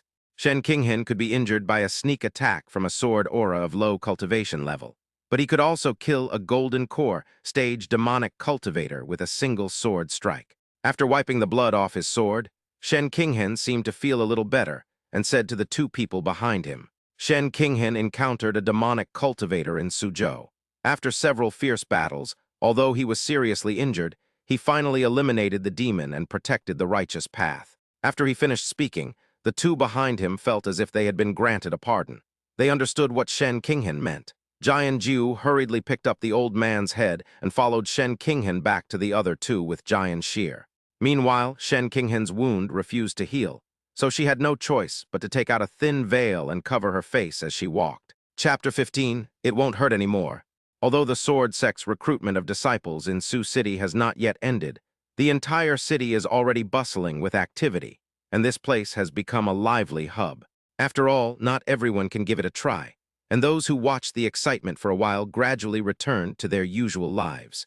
At the city gate, a small to medium-sized merchant guild led 5 or 6 horse-drawn carriages, loaded with Suzhou specialties out of the city. After the last carriage, a boy and a girl handed a piece of silver to the driver, got a seat on the wooden cart carrying goods, and hitched a ride out of the city. Master, thank you. The girl sat in the back of the carriage, swinging her legs, watching the city gate gradually shrink in her field of vision, and said to the boy next to her who was wearing a blue robe, sitting cross-legged with his sleeves tucked in. The two were Zhang Ryuachin and Mu Yungui. Thank me for what? Mu Yungui squinted and looked up at the sky, seemingly lost in thought. Shen Qinghan's injury is really ugly. It's really ugly. Zhang Ryuachin recalled the scene she had just witnessed in the building, where Shen Qinghan's wounds were similar to her own. She smiled faintly, a smile she hadn't shown in a long time. Seeing this, Mu Yungui decided to tease his obedient disciple. I didn't make this specifically for Ryuachin. Actually, it would be even better if I could poke her head off. Ryuachin doesn't think I did this to avenge her, does she? It was nearing evening, and the setting sun shone on the girl's face, making her look exceptionally beautiful. Upon hearing what Mu Yungui said, Jiang Ryuachin, realizing she had been presumptuous, quickly waved her hand. Master, I misunderstood, please don't worry about it. Seeing Jiang Ryuachin's shy appearance, Mu Yungui smiled slightly. I was just kidding you. It was just to help Ryuachin get revenge. As the holy maiden of the sword sect and the sect master's daughter, she has many trump cards. If we can't kill her, this is the only way. Then Mu Yungui said regretfully, "Alas, it's a pity that this scar can't be left on her face permanently. However, once Ryuachin and others reach a higher level, they can also regenerate new flesh and become beautiful again." Looking at the scar on Jiang Ryuachin's face, Mu Yungui hesitated for a moment, but couldn't help reaching out. He gently cupped Jiang Ryuachin's face in his hand. Seeing this, the girl did not avoid it, but instead closed her eyes slightly and leaned her head closer to her master's hand. Mu Yungui gently stroked the horrifying wound. Jiang Ryuachin trembled slightly, whether from pain or itchiness, but quickly returned to normal. "It must hurt a lot, right?" Mu Yungui's eyes were filled with heartache. The girl, who was only a little over 10 years old and had not yet embarked on the path of cultivation, was so badly injured that it is unknown how she recovered. The setting sun shone on the girl's face, and she smiled as she said, "It doesn't hurt anymore."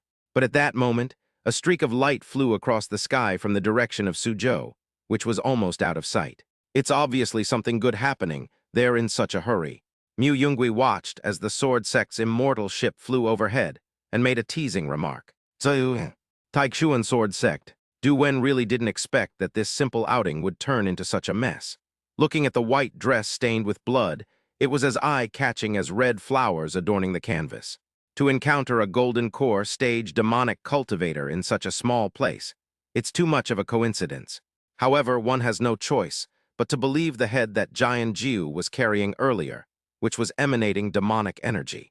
This was the first time Du Wen had ever seen Shen Qinghan's golden eyes reveal such an undisguised killing intent and anger. For the first time ever, he didn't dare to go up and talk to her, but instead urged the flying boat to hurry back. Fortunately, despite the cost of consuming spirit stones, they returned to the sword sect in just half a day. The immortal boat stopped at the mountain gate, and after a flash of light, it was stored in Du Wen's spatial ring. The stars were already twinkling, but the dozen or so young men and women who had disembarked from the ferry boat were still not sleepy and were curiously looking at the surrounding mountains. "Junior sister Shen, what about you?" Before Du Wen could even ask, Shen Qinghan and Jian Jiu and Jian Shir had already transformed into a beam of sword light and flew towards the location of the sect leader. "Sai, junior sister, Jiang, do you think junior sister Shen's face was injured? She looked very angry. I wonder what happened during her battle with that demonic cultivator."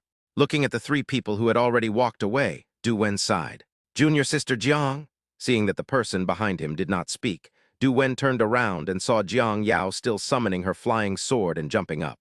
After swaying and regaining her balance, she hurriedly flew away on her sword. "Senior brother Du, haha, my master told me to go back early. I'll leave the rest to." As she finished speaking, Jiang Yao flew towards the Hall of Law Enforcement. In the blink of an eye, all four of them had run away, leaving Du Wen and a dozen or so teenagers watching the scene with curiosity. Well, Du Wen sighed. Today's events felt strange, but he couldn't quite put his finger on what was wrong. Helpless, he had no choice but to lead the people behind him into the sect. "You guys follow behind me." Three sword lights stopped in front of a magnificent hall. Only then did Shen Qinghan remove the white silk covering her wounds from her face, and the three of them went inside. Just as the three entered the main hall, an extremely terrifying barrier descended. Upon seeing this, Jian Jiu and Jian Shir immediately knelt down. Inside the main hall, seated on the throne, sat a middle-aged cultivator who appeared to be in his 30s, though his face showed some wrinkles.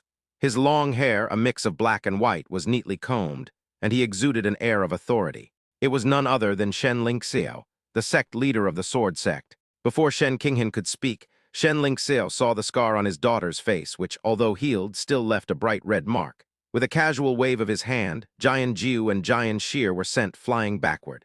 A sound of bones breaking rang out, and the two fell to the ground, their fates unknown. Shen Lingxiao snorted coldly, but then a surge of immense vitality swept over the three people in front of him. The lingering sword intent on Shen Qinghan's body was instantly wiped away by the powerful life force. Subsequently, the wounds on Shen Qinghan's face healed rapidly, and in the blink of an eye, his skin became fair, showing no signs of injury. "Thank you, father." Shen Qinghan touched his face, which had returned to its former appearance, and the humiliation and anger in his heart dissipated considerably. 912, get out." Upon hearing Shen Lingxiao's words, The two men, whose injuries had been healed, felt as if they had been granted a pardon. They quickly got up, thanked Shen Lingxiao, and hurriedly left. After the two left, only the proud father and daughter remained.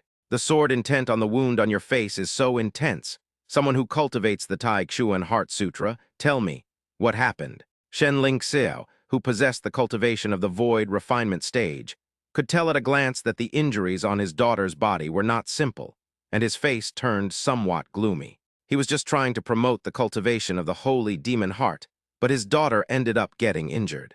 The heart has been stolen, and Jian Qi has vanished without a trace. Shen Qinghen slowly recounted the events. After listening, Shen Lingxiao rested his head on his hand, leaned back in his seat, and slowly asked a question, his expression slightly serious. Have all those who knew about this been dealt with? Shen Lingxiao pondered. As a golden core stage sword cultivator, Jian Qi's killing power wasn't particularly strong, but he was one of the more cautious swordsmen in the dark sword sect. So why was he killed so hastily, according to his daughter's account? It's more likely that he defected. That sword energy? It didn't seem to be of a high level, but its sword intent was so high. I thought about it for a long time, but couldn't find a reasonable explanation. Unfortunately, I was busy with other matters, and as the sect leader, my actions would easily be noticed by the people in the enforcement hall, so I simply stopped thinking about it. Yes, but I wonder if Du Wen and Jiang Yao will figure something out. After all, this time it was quite a mess, Shen Qinghen replied. You don't need to worry about that for now. Bai Qian doesn't have any leverage over me. Even if she discovers something, she can't take away my position as sect leader. After all, half of the elders are already on my side. It's just a pity about this woman. She's been hinted at so many times but hasn't been moved. If she were to side with me, wouldn't the resources for breaking through to the nascent soul stage be a piece of cake? HMPH? They talk about the rules of the enforcement hall, but they're completely unyielding. Forget it, let's not talk about this anymore. Shen Lingxiao slowly stood up from his seat, then walked steadily to Shen Qinghen's side, gently patted the girl's shoulder and comforted her in a calm tone. If that holy demon heart is still alive, it doesn't necessarily mean we've lost such a rare opportunity. We are all people with great fortune, and perhaps we will have a chance to meet again in the future. The most crucial thing right now is the Immortal Ascension Secret Realm. As far as I know, this secret realm contains heavenly essence liquid. Haven't you been suppressing your cultivation level for almost half a year? If everything goes smoothly this time, as long as you obtain the heavenly essence elixir, you will be able to use its medicinal power to break through your current realm with the strength of a 9th-grade golden core, and you will surely become the undisputed #1 prodigy of the Eastern continent. Don't dwell on this matter too much, otherwise your heavenly evolution divine demon heart will affect your cultivation. You are my daughter, Shen Lingxiao's daughter. Upon hearing Shen Lingxiao's words, a glint of light suddenly flashed in Shen Qinghen's eyes. He had been trying to suppress his cultivation level all along in order to find a rare and precious treasure that would allow him to break through with his unparalleled talent. Even the most precious treasures within the sect, some of which could be considered the sect's most prized possessions, could not guarantee a smooth path to the 9th-grade golden core realm. Shen Qinghen nodded helplessly, indicating that she understood. At this moment, Shen Lingxiao suddenly looked at his daughter's golden eyes and casually asked, "By the way, how's the fusion of your two holy eyes going?" Mentioning this matter slightly lessened Shen Qinghen's sense of humiliation. Recalling the pupil technique he had used in Suzhou, he replied, "I can now fully unleash the complete eye technique. It is now completely mine." Shen Lingxiao nodded slightly and then said, "If that's the case, then she could have died in the Immortal Ascension secret realm. If it weren't for this incident, I probably would have forgotten that such a hidden danger existed around me. Although the chances of being discovered are extremely slim, it's still best to be cautious." Chapter 16, Meteorite Dragon Mountains. Meteorite Dragon Mountains. A long mountain range lies between Gicheng and Jiangyu City of the Longyuan dynasty. As its name suggests, if a cultivator looks down from a high place, the entire mountain range resembles a dragon lying on the earth. However, whether it is a place where dragons perished is a matter of much debate. The caravan that set out from Suzhou had been traveling for 5 or 6 days when, just before reaching the Meteor Dragon Mountains, it turned northwest and took a detour. Even though crossing the Meteor Dragon Mountain range would save 4 or 5 days, no one would choose that route, because there are demons. Unlike the Northern Territory, where the demon race has its own territory, the demons of the eastern continent hide in various mountains and marshes. Apart from the major sects organizing operations to exterminate demons from time to time, and the rogue cultivators who come here specifically to hunt demons, no one would enter such a dangerous place. Deep within the Meteor Dragon Mountains, a large tree swayed violently before collapsing with a crash, with flashes of light occasionally streaking across its surface. The sword strikes need to be more ferocious. The speed of casting spells also needs to be faster. You must be careful to control the consumption of spiritual energy stored in your danshan. On a towering tree, Mu Yungui held a sharp dagger, deeply embedded in the trunk, and suspended in mid-air supported by the dagger. His eyes were fixed on the battle scene below, and he issued a warning when necessary. Below, Jiang Ryuachin, her face glistening with sweat, gently wiped the sweat from her cheeks. She gripped the longsword tightly in both hands, holding it in reverse, and stared solemnly at the enemy before her. A gigantic, ox-sized, pale purple wolf. A wolf never acts alone. This is the alpha wolf, and if it doesn't gather its companions by now, it's a lone wolf. Just go all out. Mu Yungui offered a reminder. Upon hearing this, Jiang Ryuachin calmed down slightly. Thank you for the reminder, master. No longer concerned about potential dangers around him. A golden light suddenly emanated from his left palm. Heavenly evolution trapped Earth. With a flick of her slender hand, a thorn formed from condensed light shot out like an arrow. Mu Yungui looked at the spell Jiang Ryuachin was casting below and pondered to himself. This is the spell that Shen Qinghen practiced in his previous life, the heavenly evolution imprisoning heaven and earth technique. Ryuachin has practiced it quite well. In his previous life, Shen Qinghen relied on the surging power of endless light to weave together an enormous cage of thorns, from which even cultivators in the tribulation transcending stage could not escape. However, at this moment, Jiang Ryuachin could only exert less than 1/10,000th of its power, and could only construct a thorn, not a cage. The girl found another way to use it as a whip. Okay, small ones are cute too, but Mu Yungui, suspended in mid-air, was already quite satisfied. After all, being able to unleash a low-level heaven-ranked technique after comprehending it during the chi refining stage is already extremely powerful. It's just that Ryuachin's cultivation level is not high enough. If her cultivation level were to improve, her power would be at least one level stronger than Shen Qinghen's. While observing the potential variables outside the battlefield below and watching the girl in battle, Mu Yungui's face was no longer relaxed, but full of solemnity. Practice makes perfect, and demon hunting is the best way to improve your strength. Ryuachin, please don't blame me. The wolf was filled with murderous intent and confusion. It had thought that the petite girl in front of it would be easy to eat, but not only had it sensed its ambush earlier, but now it was fighting it to a standstill, and it couldn't even run away when it wanted to. After Jiang Ryuachin unleashed her battle technique, the saliva flowing from the giant maw of the wolf mixed with scarlet blood, and then it pounced on the golden thorns like a hungry tiger. Ignoring the blood filling his mouth, the wolf bit the golden vine and began to shake its head wildly, trying to fling the girl on the other side of the vine away. Jiang Ryuachin bit her cherry lips tightly, her face full of stubbornness, and she gripped the vines tightly in her hands, pulling against the other side.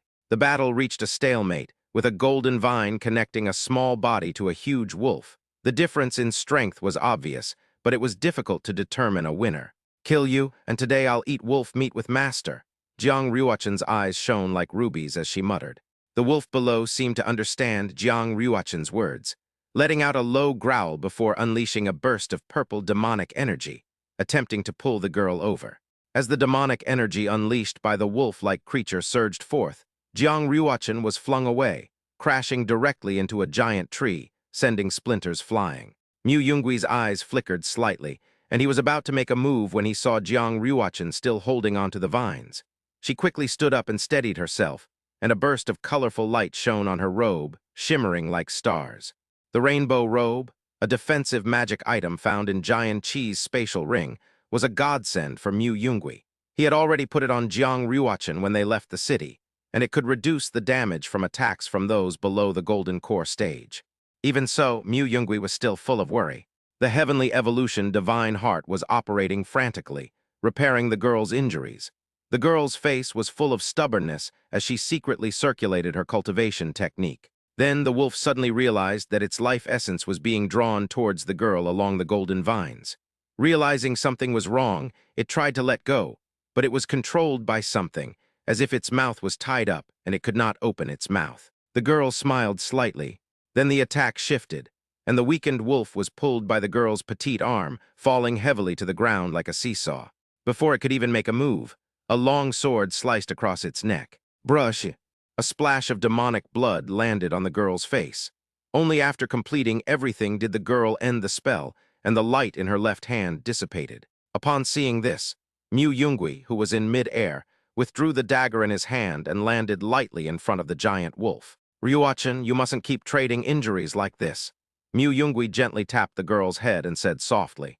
The girl had not yet recovered from the battle and looked up at Mu Yungui, panting heavily. Demonic blood splattered on the girl's fair face, which had long since recovered, and paired with her eyes glowing as she circulated her cultivation technique. The scene was eerily beautiful yet strangely alluring. The girl smiled slightly, her current appearance seemingly overlapping with that of the tyrannical Empress from her previous life. Upon seeing this scene, Mu Yungui was inexplicably stunned for a moment. I want to kill it as soon as possible so I can have a good meal with my master. Jiang Ryuachin noticed that Mu Yungui was a little angry, so she explained, trying to get away with it. After hearing this, Mu Yungui came to his senses, shook his head, and summoned a handkerchief to wipe away the demon blood from the girl's face. Fool, demon flesh is poisonous. Ah, the girl looked disappointed. Go take a shower. After saying that, Jiang Ryuachin walked towards a nearby river. Mu Yungui looked at Jiang Ryuachin's petite figure with some emotion. He reached the 7th level of qi refining in less than a month of cultivation, which is a level higher than his own. He marveled at Jiang Ryuachin's talent and noticed that the girl had become much more cheerful since their first meeting. Under the moonlight, the two lit a campfire under a giant tree, with a delicate little flag stuck in the ground beside them. The cloud-concealing banner was also found in Giant Qi's spatial ring. It was a magical artifact used to conceal one's aura.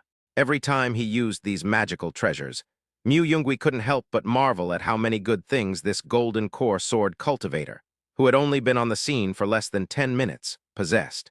From household items to deadly weapons, it's unclear whether Shen Lingxiu arranged everything for Dark Sword in this way, but it was quite thoughtful. As a spirit stone merged into the flag, a transparent barrier descended, completely concealing the aura emanating from the area. From the outside, nothing seemed amiss. Unless one was extremely close, even a Foundation establishment stage demon wouldn't be able to detect it. The campfire roared, its light illuminating everything around them, including their faces. Jiang Ryuachin sat quietly beside Mu Yungui, closed her eyes, and began to meditate and cultivate, trying to digest the insights gained from today's battle. Mu Yungui felt the powerful light emanating from Jiang Ryuachin and was secretly amazed. Such an opportunity was rare and could not be wasted. Therefore, he only used a portion of his mind to observe the surroundings and ensure safety before devoting the rest of his mind and body to cultivation. In fact, Mu Yungui had long discovered that his cultivation speed increased when he was cultivating alongside Jiang Ryuachin. Given this benefit, he naturally wouldn't miss it. Every time he was with Jiang Ryuachin, he would choose to engage in dual cultivation, using the light energy emanating from her to accelerate his own cultivation progress. Although Mu Yungui in his previous life did not have a cultivation partner, he had a broad understanding of various methods and secret manuals in the cultivation world. He had even studied the dual cultivation manual of a certain Huan sect in depth. Cough, cough. Of course, I observed this exhilarating spiritual practice with the spirit of academic research. Looking back now, I realize that my current cultivation speed is almost catching up with the speed described in those secret manuals. Half an hour later, the girl's curved eyelashes fluttered slightly, and then she ended her cultivation. Mu Yungui looked at her intently and saw that her aura had become much stronger. Master, can we do that today? Jiang Ryuachin mustered her courage, blinked her eyes, and looked at Mu Yungui with a hint of expectation before shyly speaking. Chapter 17, Observing the Sword. Looking into the girl's expectant eyes, Mu Yungui was already quite impressive to be able to resist for even a second. The Empress, who was once high above and mighty in her previous life, actually had such a real and adorable side. Mu Yungui had a misconception that Jiang Ryuachin was overly attached to him. However, he didn't feel any discomfort or aversion, since he was the only person Ryuachin could rely on now. Ryuachin, it's easy to be misunderstood if you talk like that, Mu Yungui said, rubbing his forehead. Jiang Ryuachin didn't quite understand and asked, Master, what did you say? And nothing. Mu Yungui shifted his position, gesturing for Ryuachin to sit next to him. As soon as she finished speaking, Jiang Ryuachin snapped out of her daze, a shy blush instantly spreading across her delicate face. Seeing the girl's reaction, Mu Yungui couldn't help but pinch her soft, delicate face. It feels really good. But in the blink of an eye, this shyness was replaced by joy. She carefully moved toward Mu Yungui, found a comfortable spot to lean against the tree trunk, and gently rested her head on Mu Yungui's broad and sturdy shoulders. Jiang Ryuachin blushed slightly and said shyly. Ryuachin felt very safe sleeping next to her master. As she inhaled that familiar and reassuring scent, the tension in the girl's heart gradually eased, replaced by an indescribable sense of satisfaction. Master, how much longer will it take before we can completely leave this Meteor Dragon mountain range? They had been here for 3 or 4 days, and during this time, Mu Yungui had not made a move. Jiang Ryuachin, on the other hand, had successfully eliminated 4 or 5 demonic beasts by relying on her own strength. However, because Mu Yungui was with her, the girl did not find this period of time unbearable, and her question was purely out of curiosity. If we continue heading northwest, it should take another 2 or 3 days to successfully leave the Meteor Dragon Mountains and reach Jiangyu City. Unlike our Suzhou, which is so remote, Jiangyu City has a celestial ferry crossing nearby. Once we get there, it will be much easier for us to take a celestial boat to that secret realm of immortals, Mu Yungui patiently explained to her. The warm firelight shone on the two of them, and before they knew it, the girl was already sleepy and yawned. Are you sleepy? If you are, take a rest. I'll keep watch. Seeing this, Mu Yungui smiled and said softly, Then Ryuachin should rest for a while, and we'll switch her around later tonight. After saying that, Jiang Ryuachin leaned against Mu Yungui and fell asleep. Looking at the exhausted girl beside him who had quickly fallen asleep, Mu Yungui began to think about his next plan. To be honest, besides training Ryuachin's abilities, there was another reason why she didn't take the detour with the caravan. In the previous life, the Tai Chuan sword sect was able to stand out from other sects in the eastern continent not only because of the sect leader's strength, but also because of its solid foundation. The Tai Chuan sword sect possesses 5 immortal swords. The Tai Chuan weapon, which only the sect leader can possess. The Zhen Fang Yuan, held by the Law Enforcement Hall. King Fang, the key figure in the sect's grand formation. The retrograde process, which involves advancing one's rank after entering the tribulation transcending stage. And then there's the purpose of this trip, the obsession with the legend of sword and fairy. Giant Qi's longsword remained in Sioux City, while another was in Ryu Chan's hands. The Su Hui sword he used in his previous life had not yet been forged, so he was currently without a sword to use. As a sword cultivator, one needs a sword, and preferably a celestial sword, one of the sharpest swords in the world. The immortal swords are all heaven-rank weapons, but even a blacksmith at the tribulation transcending stage needs several decades to forge one.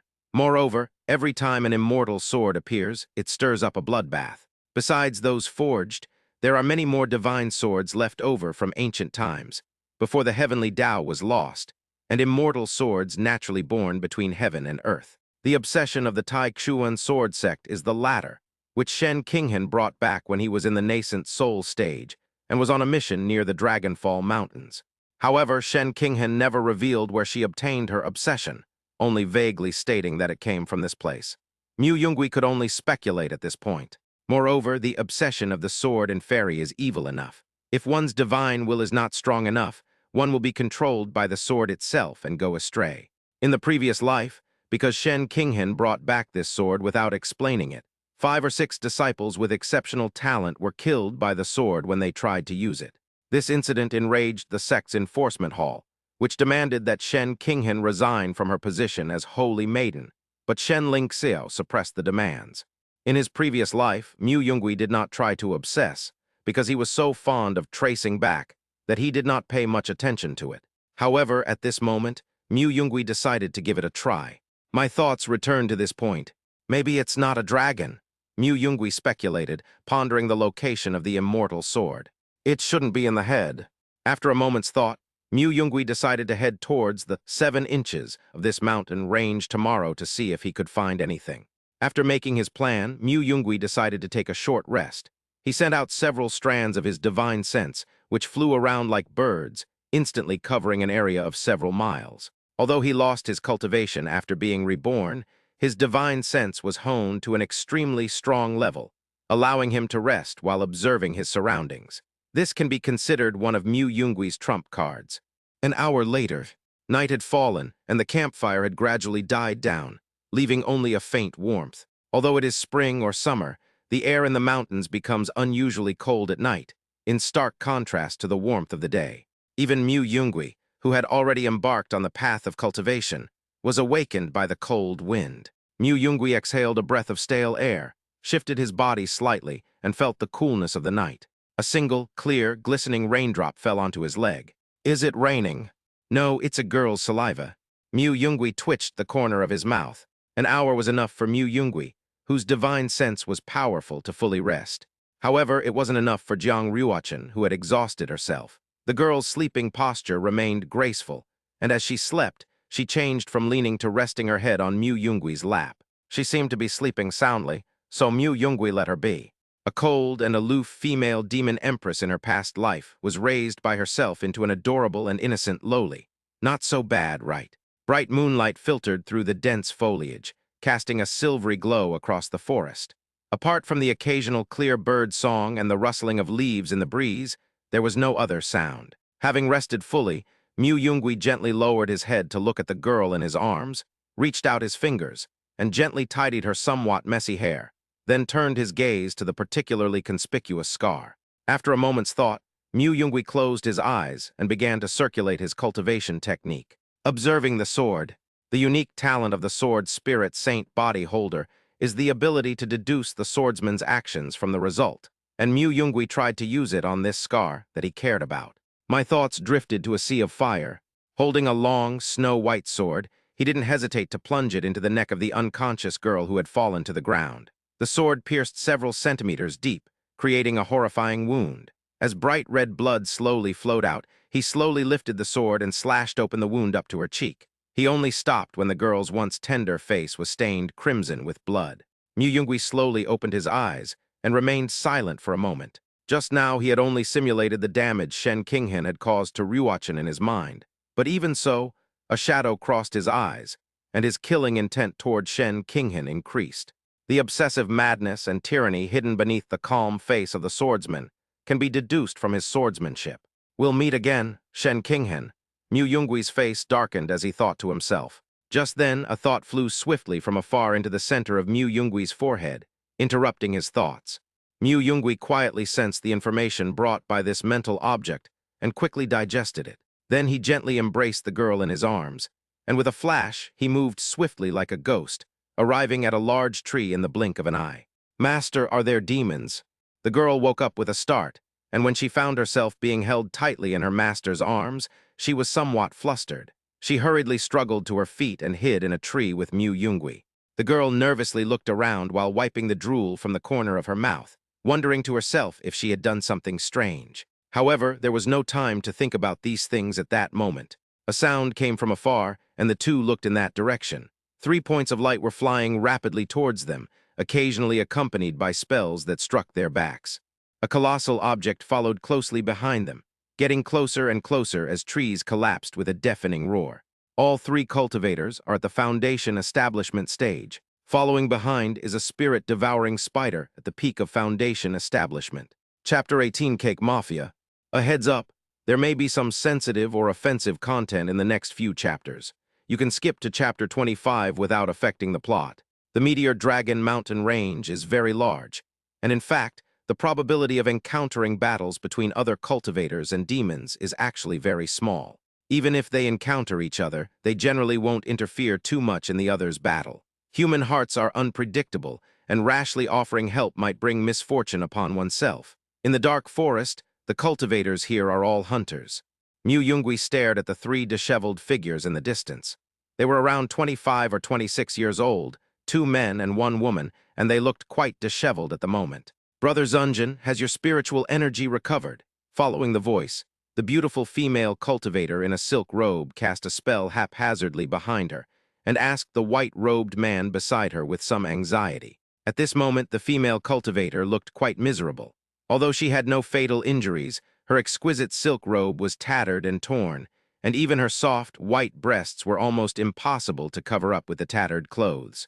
What a powerful charm spell! On the tree trunk, Mu Yungui looked at that pure white evil, his gaze inexplicably becoming solemn. Master, where can I find a charm spell? Not understanding what Mu Yungui was saying, Jiang Ruochen followed Mu Yungui's gaze with innocent eyes. As the female cultivator ran, a surging wave came into view, and Jiang Ruochen only then realized what was happening and said somewhat embarrassedly, "Master, do you like that type of woman?" A sudden sense of loss arose, but it quickly dissipated. Jiang Ruochen recalled a woman in her strange memory who resembled her. Perhaps her own breasts weren't so bad after all. I don't know if it's true, if it is. Looking at her petite frame, Jiang Ruochen sighed softly and made up her mind to cook more food. Ruochen, this isn't the time to talk about this. Mu Yungui interrupted. The 3 Foundation establishment stage cultivators must have been fighting that soul-devouring spider for quite some time. Mu Yungui stood outside the battlefield, observing the situation inside with keen eyes. He immediately discerned the true nature of the 3. A sword cultivator at the peak of the Foundation establishment stage, a spear cultivator at the mid-Foundation establishment stage, and, well, there was also a seemingly insignificant figurehead who had just entered the Foundation establishment stage. Wow, that's pushing the limits. Someone with this level of skill dares to provoke the soul-devouring spider. It should be noted that, not counting the innate supernatural abilities of the demon race, in terms of physique alone, demons of the same realm are much stronger than humans.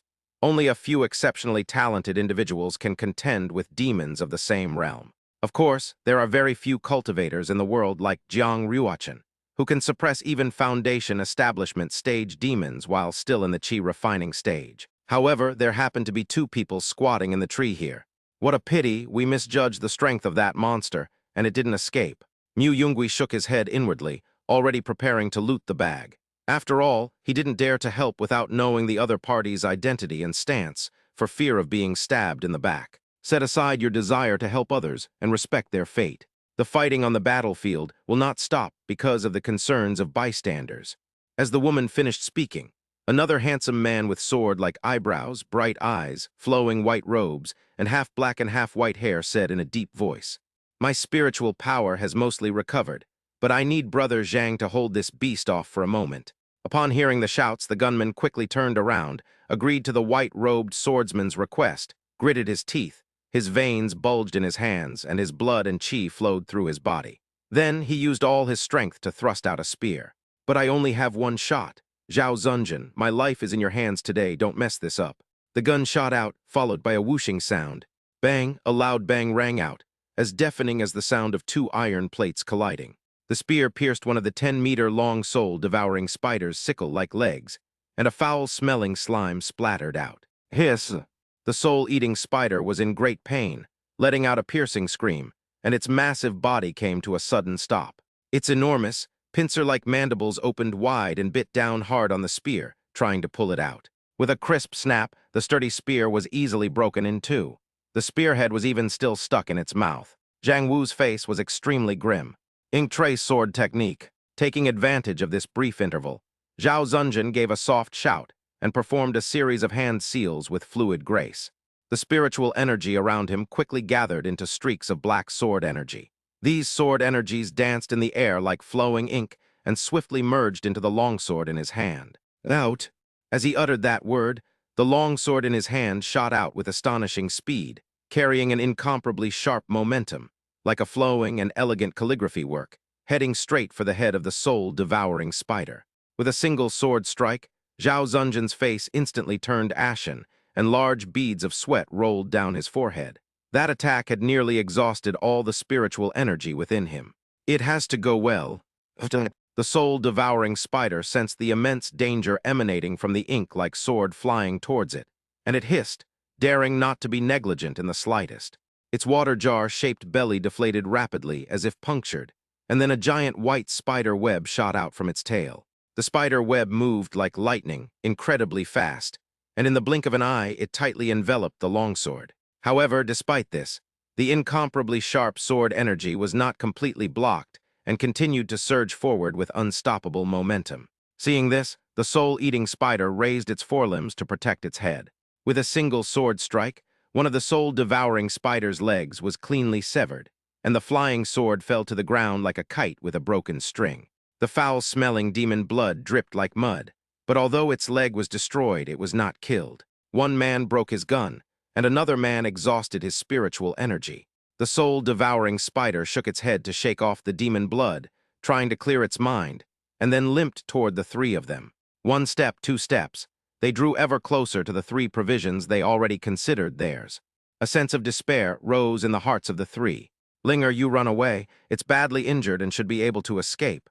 I'll hold this beast off. After a moment of silence, Zhang Wu, the gun-wielding expert, made up his mind, stood in front of the two, and prepared to sacrifice himself. I can't leave Zunjin behind and live on alone. If I'm going to leave, I'll take him with me. Upon hearing this, Shangyuan Ling resolutely refused, and instead took a few steps forward to support Zhao Zunjin, who was about to collapse. What time is it? You're still thinking about him. Seeing his beloved make such a move at the last moment, Zhang Wu was still somewhat angry, but after a moment he felt helpless. Lingers. Upon witnessing this scene, a sinister glint flashed in Zhao Zunjin's eyes, as if he had made up his mind. An unknown spell was flowing from his hands. Just as they were about to make a move, Shangyuan Ling, who was standing nearby, caught a glimpse of a shadow by the moonlight. Someone's there. The moonlight shone down, illuminating two blurry figures. Shangyuan Ling, who had already fallen into despair, couldn't help but cry out in surprise. Without bothering to check the specifics, she waved her hand and unleashed a sharp wind blade, slashing directly at the two figures. If someone were to drag them into this melee, their chances of survival would be much greater. Tusk! A click of the tongue rang out, but the two figures easily swept backward into the air, dodging Shangyuan Ling's attack. However, Mu Yunggui and Jiang Ruochen's figures were now exposed to the sight of the three people below, and the soul-devouring spider. The soul-devouring spider immediately felt an irresistible temptation, an instinct felt from its bloodline. These two people in front of me are definitely a great source of nutrition. Perhaps by consuming the other party, one can reach the golden core stage. Following its instincts, the demon ignored the three enemies before it, crouched down, and then suddenly leaped up, shooting into the air like a cannonball, creating a deep crater in the ground as it lunged at Jiang Ruochen. Clearly, it had already regarded the two people in the air as more delicious prey. Since I have no sword, let me be a warrior for once. Ruochen, be careful.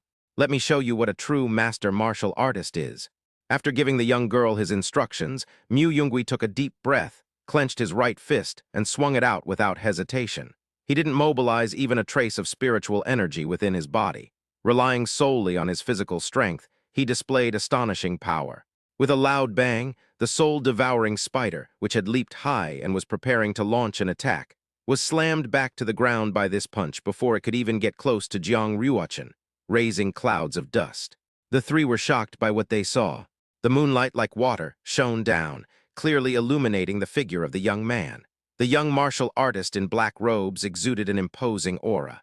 The soul-devouring spider seemed to have been caught off guard by this young man, whose cultivation level was not high. After landing, taking advantage of the brief moment when the soul-devouring spider got up, Mu Yunggui quickly moved forward and threw another punch at its face. Some of the more enraged soul-eating spiders raised their remaining, massive, scythe-like forelimbs and slashed at it. Then the expressions of the three people, who had initially breathed a slight sigh of relief, became serious again. They watched helplessly as the black-clad youth was slapped dozens of meters away by the soul-eating spider, crashing heavily into a large tree, his fate unknown. Chapter 19:2 Rogue Cultivators. Looking at the young martial artist who was at his peak from the moment he appeared, the three rogue cultivators, who had thought they could finally catch their breath, felt their hearts leap into their throats once again. He's really strong. No wonder those three were in such a sorry state, Mu Yunggui thought to himself. However, it was just a spur-of-the-moment test of my physical strength, and it didn't fall short of my expectations. Mu Yunggui looked at his arm and saw a shallow, red scratch on it, from which blood was seeping out continuously, while a purple demonic aura was slowly invading his skin. Something's still not right. Even though this soul-devouring spider was beaten like this by these three and lost a leg, its strength is still maintained at the mid-foundation establishment stage. No sooner had he finished speaking than Mu Yunggui quickly stood up and nimbly dodged the attack of the spirit-devouring spider that was rushing towards him. Then, with a confident expression, Mu Yunggui revealed his trump card. Go, Ruochen! The three of them, along with the spirit-devouring spider, all focused their attention on Mu Yunggui. In a secluded corner of the battlefield, unnoticed by anyone, a glint flashed in the eyes of the petite girl. Heavenly evolution, divine punishment technique. Any demon that harms master must die. Jiang Ryuachen's little face was puffed up round, like an angry little pufferfish, which was extremely cute.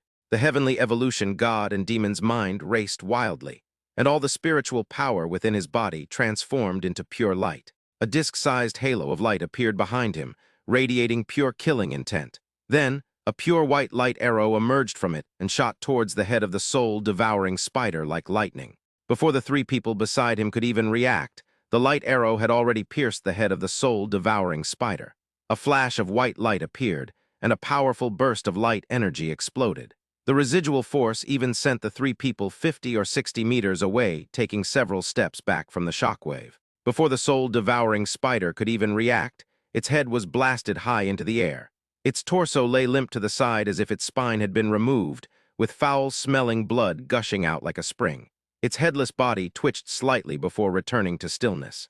The girl easily ended the battle with a single move. "Master, are you injured?" After the battle ended, Jiang Ryuachen rushed towards Mu Yungui, tightly grasping his arm with her small hands and carefully checking him over. "No need, this is just a minor injury, not even a superficial wound," Mu Yungui said nonchalantly. "No, please let Ryuachen check it out, okay? That monster seems to be poisonous to me." Jiang Ryuachen's tone was filled with a strange insistence. "If you had come any later, the wound would have almost healed," Mu Yungui said with a smile. At this moment, the three disheveled individuals around them breathed a sigh of relief. Zhao Zunjin, dressed in white, dusted himself off, exhaled a breath of stale air, and walked towards the young man and woman to express his gratitude. "Thank you both for your help. Who is your master? Does he need his own disciple to worry about him?" To maintain his image, Mu Yungui patted his chest and assured him. "But that giant spider looks poisonous." The girl's delicate eyebrows furrowed slightly, her expression showing some worry. "It's only at the foundation establishment stage. How could it possibly hurt me? I was just testing its strength." Mu Yungui gently rubbed Jiang Ryuachen's face. "But master, your hands are all purple." Zhao Zunjin, who had come up from the side, looked rather grim. The two people in front of him seemed oblivious to him and were chatting amongst themselves. Looking at the two people in front of him, it seemed that their cultivation levels were only at the qi refining stage, and they had even saved his life, which was indeed a bit embarrassing. On the ravaged battlefield, Zhang Wu, the spear cultivator, went alone to the corpse of the spirit-devouring spider and pulled out the spear tip. Although he no longer needed to sacrifice his own life, Shang Yuanling's choice just now made his figure seem somewhat lonely. After changing into clean clothes, the female cultivator Shang Yuanling walked towards the three of them, casually grumbling. "Hey, Brother Zunjin thanked you. Why are you pretending not to see him? Why are you putting on this act?" It wasn't until Shang Yuanling spoke that Zhao Zunjin's awkwardness of being left out ended, and the two who were still arguing stopped and looked at the handsome cultivator in front of them. To be honest, Mu Yungui and Jiang Ryuachen didn't intentionally ignore each other. Rather, they simply hadn't noticed each other until now. However, hearing the other party's tone, Mu Yungui, who had no intention of interfering in the first place, was even more speechless. "Ha, is this the attitude of those who were rescued? Come to think of it, you should be grateful that we didn't take advantage of you to kill and rob us in the Meteor Dragon Mountains." The moment they started talking, Mu Yungui's impression of this fairly good-looking female cultivator plummeted. "Linger, don't be rude." Zhao Zunjin promptly stopped the tense conversation, then gave Mu Yungui and the other person a smile and began to introduce them. "Thank you for your help, fellow Taoists. I am Zhao Zunjin, a sword cultivator in the late foundation establishment stage. Shang Yuanling." The female cultivator crossed her arms in front of her chest, her eyebrows furrowed, and she exuded a sharp aura. Her eyes were filled with dissatisfaction and displeasure. The spearman also magically produced a spear handle from his spatial ring, mounted the spear, twirled it a few times, and then walked over after calming himself down. "Thank you for your help, young brother. I am Zhang Wu, a spearman. If it weren't for your help, little brother, I might have ended up in that beast's belly." Zhang Wu clasped his hands in a traditional martial arts greeting to Mu Yungui. "It wasn't that someone used magic to force us down, it was indeed," Mu Yungui said inappropriately. "I'm sorry. The situation was urgent at the time, so Linger made this decision," Zhao Zunjin said apologetically. "It's all right, it doesn't matter. It's just a foundation establishment stage demon, right, Ryuachen?" Mu Yungui said calmly. Well, it's mainly because Master is so powerful, Jiang Ryuchen said calmly. The three of them listened to the conversation between the two young Qi refining stage cultivators and unconsciously twitched their eyebrows. Goodness, that's quite a boast. Moreover, the black-clad boy who was sent flying was actually the girl's master. The three rogue cultivators were curious about the title. If they weren't mistaken, the boy's cultivation level was a level lower than the girl's, and judging from his previous performance, well, it was hard to say. HMPH, if we hadn't fought this monster for so long and exhausted its demonic power, what business would you have of us? As the spiritual energy slowly recovered, Shang Yuanling was no longer pleased with the two Qi refining stage children. Their cultivation level was not high, yet they were so arrogant and conceited. Most importantly, the other party showed absolutely no respect for Zhao Zunjin, whom he admired. Oh, then why did you shoot that spell at the tree we were in instead of that spirit-devouring spider? You couldn't have been afraid, could you? Mu Yungui mocked. I clearly saved you. Why are you behaving this way? Mu Yungui showed no mercy to Shang Yuanling and said sarcastically, if only we had stayed far away, she would have behaved herself when she saw that monster eat half of the person. After hearing this, Zhang Wu gave a wry smile. Seeing this, Zhao Zunjin hurriedly interrupted the three of them again. Fellow Taoists, may I ask your names? The master martial artist is named Mu Yungui, and this is my little apprentice, Shang. The two of them are independent cultivators and have no master. Mu Yungui gave Jiang Ryuchen a random, make-up name to avoid leaving any trace that would allow the Tai Xuan sword sect to find her. Fellow Taoist, is your hand injured? I have some blood-clotting powder here. Zhao Zunjin noticed the injury on Mu Yungui's arm with his sharp eyes. With a thought, he flipped his hand, and a white porcelain bottle appeared in his hand. He strode forward, grabbed Mu Yungui's arm without hesitation, and carefully aimed the bottle at the slightly purplish wound, gently pouring the powder from the bottle onto the wound evenly. While tending to Mu Yungui's wounds, Zhao Zunjin frowned and said, this soul-devouring spider is indeed quite peculiar. I don't know why, but being cut by its scythe-like sharp body actually slows down the flow of spiritual energy. However, before he could finish speaking, a sharp smack rang out. Mu Yungui swung his arm sharply, violently shoving Zhao Zunjin's hand away. Zhao Zunjin hadn't expected the black-clad youth to be so strong. Caught off guard, he staggered backward a few steps and almost fell to the ground. A conspicuous red mark appeared on his originally fair wrist, and the white porcelain bottle fell to the ground and shattered, scattering some medicinal powder around. I'm sorry, I don't need pills of unknown origin for the time being. Mu Yungui looked at the wound on his hand, shook off the powder, and said calmly. Shang Yuanling frowned deeply. She couldn't understand why this martial artist had repeatedly taken her brother Zunjin's kindness as a sign of suspicion. She could no longer contain her dissatisfaction and shouted, do you know how precious this powder is? Zhang Wu and I have both used it, and the effects are remarkable. Yet you are so ungrateful, taking other people's kindness for granted. You're just a Qi refining stage cultivator, who would be so bored as to frame you. Mu Yungui glanced at Shang Yuanling and said slowly, that's hard to say.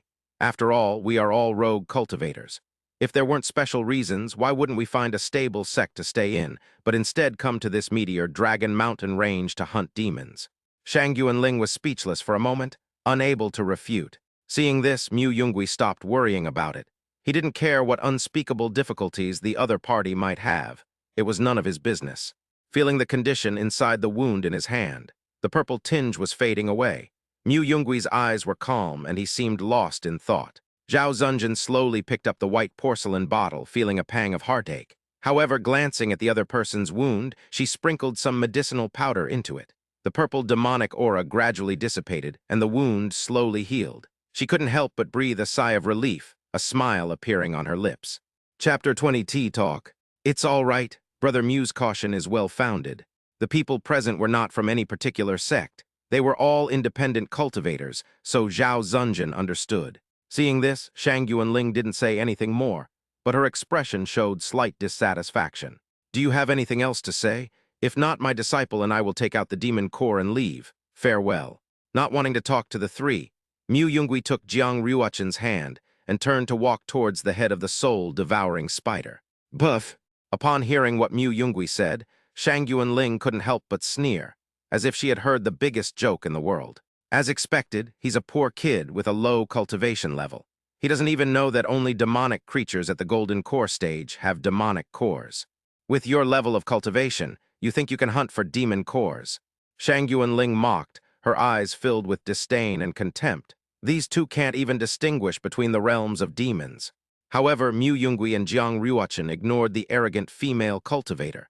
They walked straight to the demon head, which was the size of a water vat, and stopped there. A flash of light appeared in Jiang Ruochen's sword, and the enormous head was instantly split in two. Then, she took out an oval, pale purple crystal core from the split head.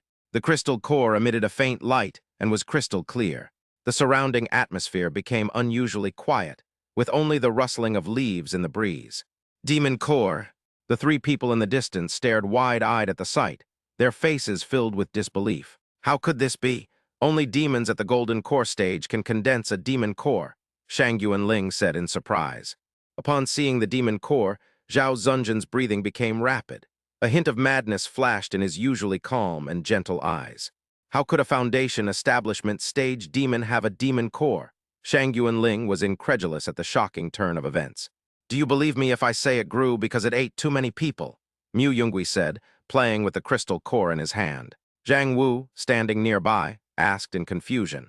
Only when a demon beast cultivates to a certain level and reaches the Golden Core stage can it condense the originally liquid spiritual energy in its Qi into a demon core through continuous condensation and compression.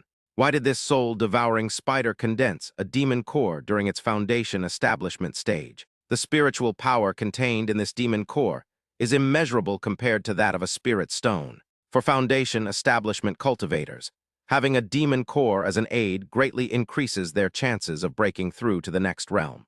Although the geniuses of those major sects may not lack the rare and precious materials needed to break through their cultivation realms, there are still many more cultivators in this world who have to fight tooth and nail for even a little bit of cultivation resources. The three of them were no exception. This is too unbelievable. This is the first time I've ever heard of a demon that has reached the Foundation establishment stage and formed its core, Zhao Zunjin exclaimed in surprise. Holding the demon core, Mu Yungui pondered. Simply eating people isn't enough. There's a strange aura within it, which is why a demon core condensed. Besides the surging vitality, there was also a powerful aura, which might be related to my purpose in coming here. Where did you encounter this monster? Mu Yungui asked Zhao Zunjin. At this moment, Zhao Zunjin, the sword cultivator in flowing white robes, finally came to his senses. He quickly composed himself, returning to his previous calm demeanor, though a hint of barely concealed excitement still lingered in his eyes. Brother Mu, we encountered this demon in a misty, cloud-shrouded area of the mountains. But now that I think about it, the demons there seem to be stronger than ordinary demons. Their strength is mostly above the Foundation establishment stage, and there are even some Golden Core stage demons. After we saw this strange thing, we prepared to leave that place, but unfortunately we were still detected by this soul-eating spider. Zhao Zunjin pointed in the direction where they had encountered the spirit-devouring spider, and Mu Yungui looked in that direction, understanding dawning on him. Just as he had thought, it was at the 7 inches of the mountain range. Meteor Dragon, mountain range? Mu Yungui wondered to himself. Brother Mu, could you sell me this demon core? I'm trying to break through to the Golden Core stage and desperately need this demon core. Fearing that Mu Yungui and the other person would leave, Zhao Zunjin hurriedly said, The spirit stones are negotiable. I hope Brother Mu can be so reluctant as to part with them. I truly owe Brother Mu a favor. After saying that, Zhao Zunjin bowed to the two men, showing his sincerity to the two cultivators who were only a little over 10 years old. If nothing unexpected happens, the other party will definitely sell it to me, not only gaining a favor from a Golden Core cultivator, but also receiving a considerable reward. Having experienced a failed breakthrough last time, Zhao Zunjin's desire to break through to the Golden Core stage had become an obsession. No, I refuse. It seems you've already tried to break through to the Golden Core stage once, but failed, right? The failure last time completely depleted your foundation, so even if you had this, you still wouldn't be able to break through. From the moment Mu Yungui first saw Zhao Zunjin's half-black and half-white hair, he knew that the person in front of him had some deficiencies in his foundation. So he waved his hand and refused without hesitation, saying, I might need it myself soon, so I won't sell it. I don't lack spirit stones. Zhao Zunjin hadn't expected the other party to refuse, especially since they could tell he had failed to break through his cultivation level. However, wanting to seize this last glimmer of hope, he hurriedly pressed on, asking, "Brother Mew, if it weren't for breaking through to a higher realm, using this demon core to provide spiritual energy would be a terrible waste." Zhao Zunjin had already given the man enough face, but he hadn't expected him to be so stubborn. He was pondering how to persuade him when Shangyuan Ling angrily spoke up. "We've already given you plenty of face by buying this demon core with spirit stones. Do you still want to push your luck? You still say Brother Zunjin can't break through. What do you, a chi-refining cultivator, know? Moreover, we were the ones who exhausted the soul-devouring spider's strength, and it fell too. Well, probably to the chi-refining stage before you guys managed to snatch it up. Come to think of it, the demon core should belong to us." Having said that, Shangyuan Ling, who had recovered most of her strength, intentionally or unintentionally, displayed her foundation establishment stage cultivation. Seeing Shangyuan Ling's threat, Mu Yongui said, "If you keep doing this, we'll never be able to make a deal." After being rebuked by Mu Yongui, Shangyuan Ling silently spoke to Zhang Wu, who was watching the scene unfold. The sword tip pierced the ground. Zhang Wu, who had been leaning against the gun and watching the show, saw Shangyuan Ling's expression and helplessly drew his gun, slowly walking over with a look of helplessness and embarrassment on his face. Recalling the sect leader who entrusted the girl to him when the sect was destroyed 5 years ago, Zhang Wu had a headache. Shangyuan Ling used to be so cute and innocent, but after learning about her promise to the sect leader, she became fearless and increasingly reckless. However, Zhang Wu himself felt somewhat guilty towards Shangyuan Ling, because he seemed to have developed other feelings for the girl entrusted to him by the sect leader. Zhang Wu took a few steps forward, somewhat helplessly slung the gun over his shoulders, and spoke to Shangyuan Ling in his mind's eye. "Linger, once you get the demon core, promise to use it yourself and I'll help you. Your cultivation level should also be raised. How can you succeed by relying on me and Zhao Zunjin all the time? Mind your own business. Didn't my father entrust me to you back then? Aren't you going to help me? And you still say you love me," Shangyuan Ling said angrily. Zhang Wu shook his head. "I said I would always love you even at the cost of my life, but that doesn't include Zhao Zunjin." Shangyuan Ling was surprised that Zhang Wu would refuse her. She anxiously said, "Do you still not trust Brother Zunjin? The demon core is right in front of you. Are you going to let these two chi-refining stage brats take it away? I want to help Brother Zunjin get the demon core. If you don't help me, I'll threat to kill myself." Zhang Wu sighed, but still walked towards where Mu Yongui and Jiang Ruochen were. "Brother Mu, although Sister Linger went a bit too far, giving us the demon core is indeed the right thing to do. How about this? In addition to buying this demon core, we will also give you the materials from the Foundation establishment stage demons we hunted, which can be sold for some spirit stones. What do you think?" "Oh, what, you're going to resort to force if you can't win an argument?" Mu Yongui suddenly raised his head, his eyes sharp as knives, staring straight at the person opposite him. The corners of his mouth turned up slightly, revealing a disdainful smile, and he asked in a cold laugh. Seeing this, Zhang Wu was surprised that the person before him, despite not being of high cultivation level, was so forceful. His expression changed slightly, but he quickly regained his composure. "Young Brother Mu, this demon core is of little use to you. Selling it to us in exchange for spirit stones would be the wisest choice. I hope you will consider this carefully. It seems I'll find it hard to refuse favors, spirit stones, and materials from golden core cultivators. However, I won't," Mu Yongui said casually, toying with the demon core in his hand. Zhang Wu looked at the girl beside Mu Yongui, her ruby-like eyes swirling with an unknown spell gathering within them. Zhang Wu sensed that the aura was extremely dangerous. The atmosphere was somewhat somber. At this moment, Zhao Zunjin slowly spoke. All right, Sister Linger, since Brother Mu is unwilling to sell, then let's just forget about it. Brother Zunjin, this demon core was already ours to begin with. Are you just going to give it up so easily?" Shangyuan Ling asked unwillingly. "I'm sorry, I really don't want to fight with my savior. It's also my fault for being so weak. I wish I had killed that monster myself." Zhao Zunjin sighed, a hint of regret on his face. Hearing these words, Mu Yongui felt that they were a kind of witty banter. Seeing Zhao Zunjin's insistence, Shangyuan Ling also prepared to tell Zhang Wu to put down his weapon. Just then, Zhao Zunjin said again, "Without this demon core, I really don't have the chance to break through to the golden core stage. My wish to establish a sect with you may not be fulfilled. I apologize to Linger first." After hearing this, Shangyuan Ling's initial thought of letting the two go vanished instantly. Chapter 21, is what you're so proud of actually useful. Halt, hand over your demon core, otherwise you won't be leaving today. Shang Yunling's face was gloomy as she spoke in a low voice. Seeing this, Mu Yungui did not stop, but simply pulled the girl to look at Shang Yunling, whose emotions had suddenly changed drastically, unaware of the story behind those words. Too bad I'm not interested in your stories. After saying that, they pushed aside the spear that was blocking their way and walked away on their own. Zhang Wu only symbolically stopped them and let them go. Zhang Wu stopped them. A surge of intense resentment welled up within Shang Yunling. She loathed this feeling of being looked down upon. What angered her most was that Zhang Wu, who had always obeyed her every word, was no longer following her orders. So Shang Yunling shouted at the two of them. An arrogant and conceited trash martial artist, a chi cultivator with a rotten face. What right do you have to refuse us?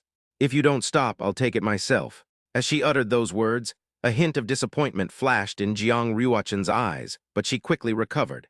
Mu Yungui, who had already walked dozens of steps, paused, let go of the girl's hand, and stopped in his tracks. Seeing that the other party seemed frightened and stopped, Shang Yunling seemed to regain a little dignity and smiled. As expected, they only respond to force. Regarding the scar on the girl's face, both Zhang Wu and Zhao Zunjin felt a pang of unease when they first saw Jiang Ruochen, but out of respect for the petite girl who had saved them, they both ignored it. However, at this moment, no matter how much Zhang Wu usually doted on Shang Yunling, he couldn't help but furrow his brows slightly. After all, those words were indeed a bit too much for the other party. He subconsciously opened his mouth, just about to remind Shang Yunling to watch her words when dragons have their scales, and so does Mu Yungui. In fact, Mu Yungui had made similar sarcastic remarks countless times in his previous life. However, as a prodigy in cultivation, he never took those rumors to heart. However, if anyone dares to say even a single bad word about his apprentice, they are absolutely offending him. Moreover, Ruochen was only 10 years old at the time, and Mu Yungui did not think that such hurtful words could be laughed off by a girl of 10 years old. Ling, Zhang Wu looked at Mu Yungui, whose face was gloomy, and wanted to remind Shang Yunling. However, before she could finish speaking, a black shadow flashed by, and Mu Yungui, dressed in black, appeared in front of Shang Yunling at a speed that was difficult for ordinary people to detect. Before anyone could react, Mu Yungui's figure had already descended upon Shang Yunling like a ghost. His movements were swift as lightning. His 5 fingers instantly transformed into sharp claws, tightly gripping Shang Yunling's neck and slowly lifting her up. "You clown! Do you really think everyone will put up with your terrible personality?" Mu Yungui's voice was icy cold, filled with undisguised disdain and contempt. As her feet left the ground, Shang Yunling's heart was filled with terror and anger. Her eyes widened, her face filled with astonishment, because she hadn't even been able to see Mu Yungui's movement trajectory. Moreover, the spiritual energy around her seemed to be suppressed by an invisible force, becoming as stagnant as still water, unable to flow at all. Her breathing became increasingly difficult, each breath feeling like a brush with death. Faced with this sudden turn of events, Shang Yunling's face turned deathly pale, and cold sweat poured down her forehead. She tried to struggle, but found that she had completely lost control of her body and could not break free from Mu Yungui's iron-like grip. "Let her go, or I'll kill you." In the blink of an eye, Zhang Wu had no time to react. Seeing Shang Yunling struggling helplessly, he was terrified and could only quickly point the tip of his spear at Mu Yungui, ready to launch an attack at any moment. Seeing Zhang Wu's threat, Mu Yungui not only did not let go, but tightened his grip even more, squinting at the immobilized female cultivator in front of him and saying, "Foundation establishment stage is really too terrifying. Tusk, tusk, tusk. It's a pity that I can crush her to death whenever I want now." Zhang Wu gritted his teeth and said, "Mu Yungui, you killed Linger, you will definitely die. Put her down, we don't need the demon core." "Master, no," Jiang Ruochen said, her head lowered. "Brother Mu, don't be impulsive," Zhao Zunjin chimed in from the side. Although Shang Yunling's cultivation level wasn't considered strong, she was still a foundation establishment cultivator. Yet, she was being choked and unable to move at all. The implication is self-evident. Zhang Wu was startled. Mu Yungui was absolutely confident that he could kill Shang Yunling. Zhang Wu wasn't even sure if he could kill Mu Yungui. Besides, if he waited until Shang Yunling was dead to take action, it would all be meaningless. Fortunately, Mu Yungui did not seem to have any intention of killing. With a flick of his arm, he tossed Shang Yunling aside as if she were a useless object. Cough, cough. Shang Yunling fell heavily to the ground, panting heavily, her face filled with undisguised murderous intent. Seeing this, Zhang Wu quickly squatted down to check on Shang Yuanling's condition. What's the point of using your supposedly lofty level of attainment as a talking point? A cultivator like you, without these two, wouldn't even know how you died. Zhao Zunjun, although saving you wasn't her intention, she did indeed spare your lives. However, this woman is too arrogant and domineering, so I'll teach her a lesson first. As Mu Yungui's calm words rang out, Zhang Wu couldn't help but feel intimidated by the young man's presence. Having said that, he turned and walked to Jiang Ruochen, who seemed somewhat troubled. He stopped looking at Shang Yuanling, patted Jiang Ruochen's head, and said softly with a slightly apologetic expression, "She said your master is arrogant and conceited. Shall we show her?" Jiang Ruochen hesitated, then shook her head, gave a smile, and pulled Mu Yungui, wanting to leave as soon as possible. "Zhang Wu, kill him. I want to tear them both to pieces." Shang Yuanling staggered to her feet, looking at the two men who had already walked away. The shame and hatred in her heart erupted like a volcano, instantly taking over her entire mind. Her face became ferocious and distorted, making even her beautiful features look ugly. "Linger, don't you understand? They look to be only about 16 years old, yet they've already embarked on cultivation, and they can suppress your cultivation level instantly. Don't you understand? He just attacked me when I was off guard. I don't care, I must kill him." Her once beautiful and gentle face was now twisted and ferocious with extreme hatred. Shang Yuanling stared intently at the departing figure, her eyes flashing with resentment. Suddenly, a flash of inspiration struck Shang Yuanling. After thinking for a moment, she gritted her teeth and decided to go all out. She swiftly extended her right hand and gently waved it, causing the spatial ring on her hand to instantly emit a dazzling light. Immediately afterward, a faint, almost imperceptible silver-white light shot out from the ring, tearing through the void like lightning and flying straight towards the two people who had already walked away. The silver light was incredibly fast, shooting towards the two people in the distance. Zhang Wu had no time to react and could only watch helplessly as it flew away, a strong sense of unease and fear welling up inside him. Chapter 22. Fool, idiot, liar. Even if a less than pleasant deal falls apart, there's no need for the two sides to resort to violence. Even if things escalate to the point of near breakdown, there still seems to be room for reconciliation. However, Shang Yuanling launched a sneak attack on the two people in the distance, and from then on, there was no possibility of turning the tide, because this was done with the intention of killing someone. Poison and hidden weapons, though seemingly dishonorable, often play a crucial role in life or death battles.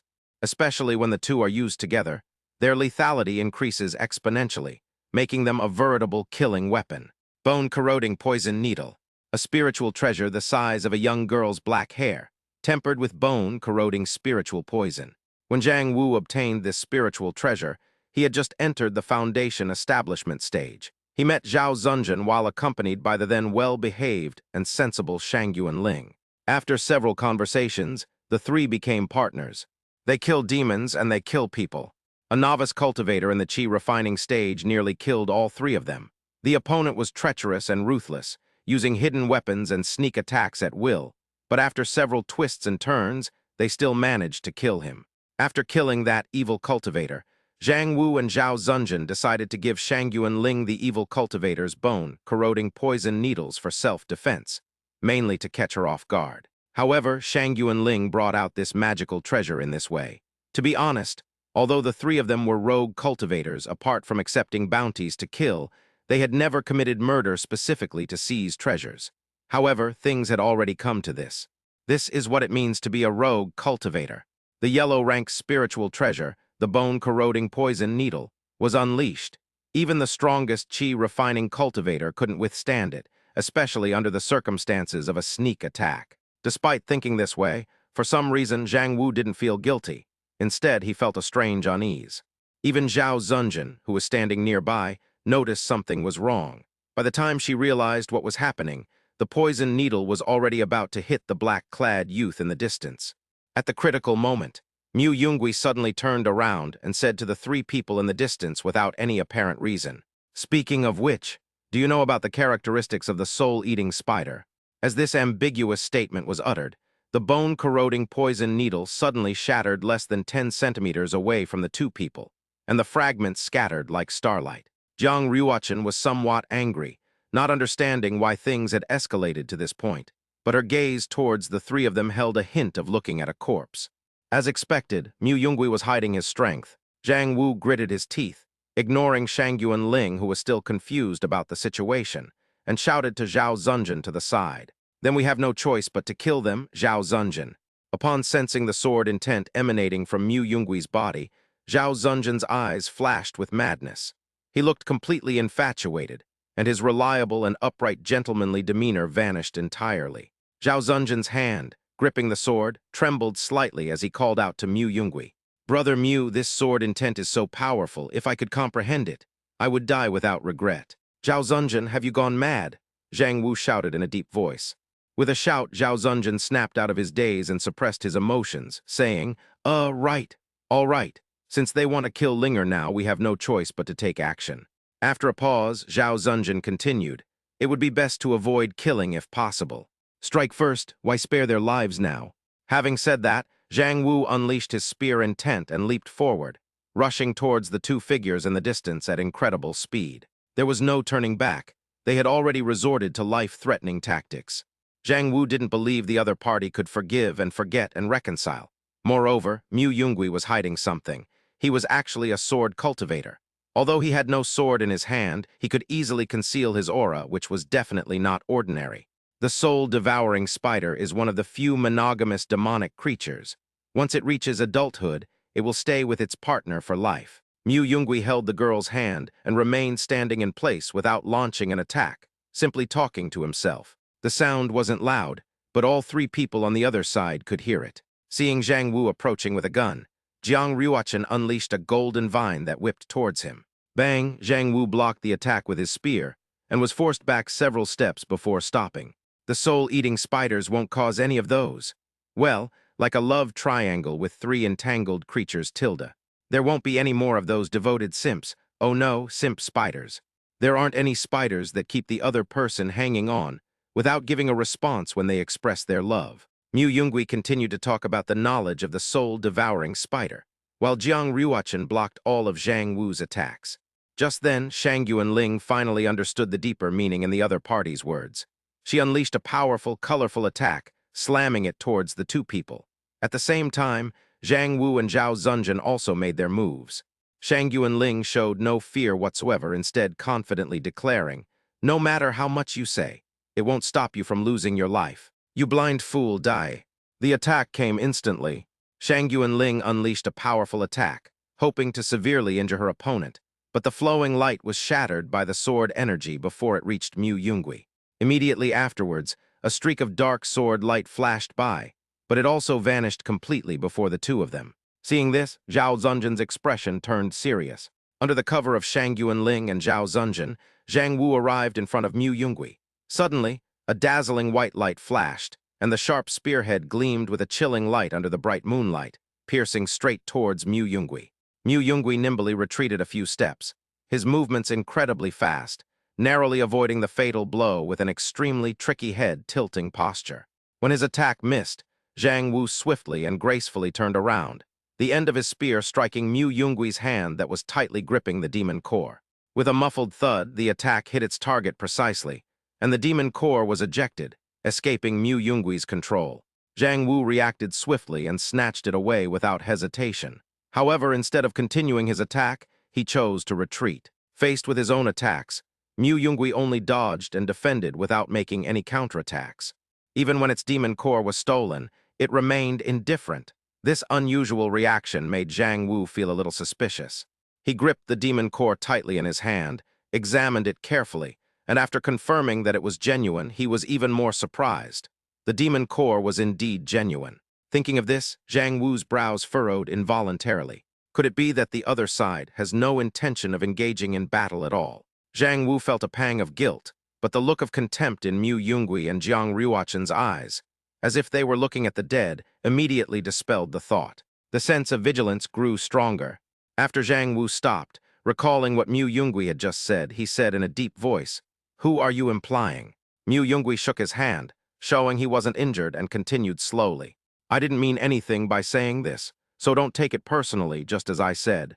Spirit-devouring spiders usually live together as a male and a female." As soon as he finished speaking, A cold, biting night wind suddenly began to blow, rustling the leaves. Under the moonlight, Zhang Wu watched as the auras of the two people in front of him suddenly plummeted, becoming indistinguishable from ordinary people, before their figures vanished. They escaped. What kind of magic is that? However, before he could think about it, a shaking sound came from the distant woods, accompanied by a strong demonic aura that spread out without any concealment. The three of them only then came to their senses. They had been so focused on the two of them that they hadn't noticed that the soul-devouring spider had a mate, but it seemed too late for them to realize it now. A blurry figure rushed towards Zhang Wu like lightning, its sharp forelimbs slicing easily across Zhang Wu's chest, deep enough to expose the bone. Blood gushed out, staining the ground red. One person was severely injured in just one encounter. Fool, idiot, liar. I'm too lazy to even lift a finger. Mu Yungui's voice rang out, offering this assessment. Chapter 23, Spirit Insect Gu. Master, why did it turn out like this? Jiang Ryuchen looked at the battlefield, still full of confusion. Realm is paramount, and deceit and treachery are commonplace. From the moment you embark on the path of cultivation, you should not harbor the hope that everyone is inherently virtuous. If Ryuchen ever encounters a cultivator who could threaten her life, regardless of their background or cultivation level, she should not hesitate.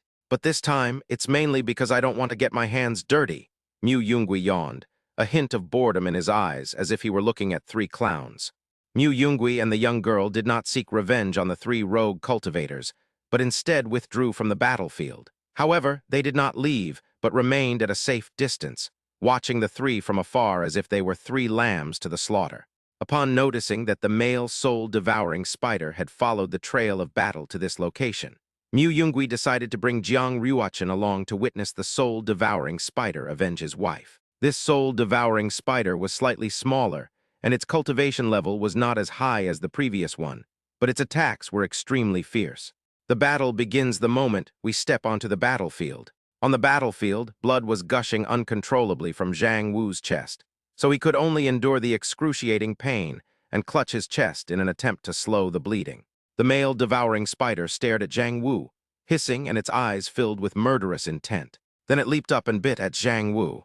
Suddenly, a dazzling sword light and a brilliant glow shone from behind Zhang Wu. Zhao Zunjin and Shang Yuanling unleashed their powerful spells with all their might, slamming them fiercely towards the massive body of the soul-devouring spider. However, the soul-eating spider's attack was exceptionally fierce. It was practically fighting for its life. A piercing swishing sound rang out, followed by the chilling sound of flesh being sliced apart. In an instant, Zhang Wu's body was mercilessly pierced by those scythe-shaped sharp limbs, and the originally vigorous vitality in his body was quickly drained away like water in a bamboo basket. In the final moments of his life, Zhang Wu used the last bit of strength in his body to throw out the precious demon core he was holding tightly, which landed accurately in Shang Yuanling's hands. A faint smile appeared on Zhang Wu's face, as if he wanted to say something, but blood splattered and he was killed on the spot. It all happened so fast that Shang Yuanling didn't even have time to react. Her eyes widened, her face filled with shock as she watched everything unfold before her. The person who had always been by her side, the one she found so incredibly annoying, had lost his life so easily. At this moment, Shang Yuanling's mind was in complete chaos. Unfortunately, there was no time for mourning. The devouring spider quickly shifted its target to Shang Yuanling, who held the demon core in her hand. Linger, the soul-devouring spider's target, should be this demon core. Zhao Zunjin immediately realized the monster's purpose and warned it. My spiritual power has mostly recovered by now. Give me the demon core and I'll cover you. Still reeling from Zhang Wu's death and never imagining things would turn out this way, Shang Yuanling stood frozen in place, uttering in a daze. Zhang Wu, how could he do this? Don't stand there, give me the demon core, or we'll all die here. Zhao Zunjin shouted angrily at Shang Yuanling. Shang Yuanling trembled in fright. Zhao Zunjin had never yelled at Shang Yuanling like that before.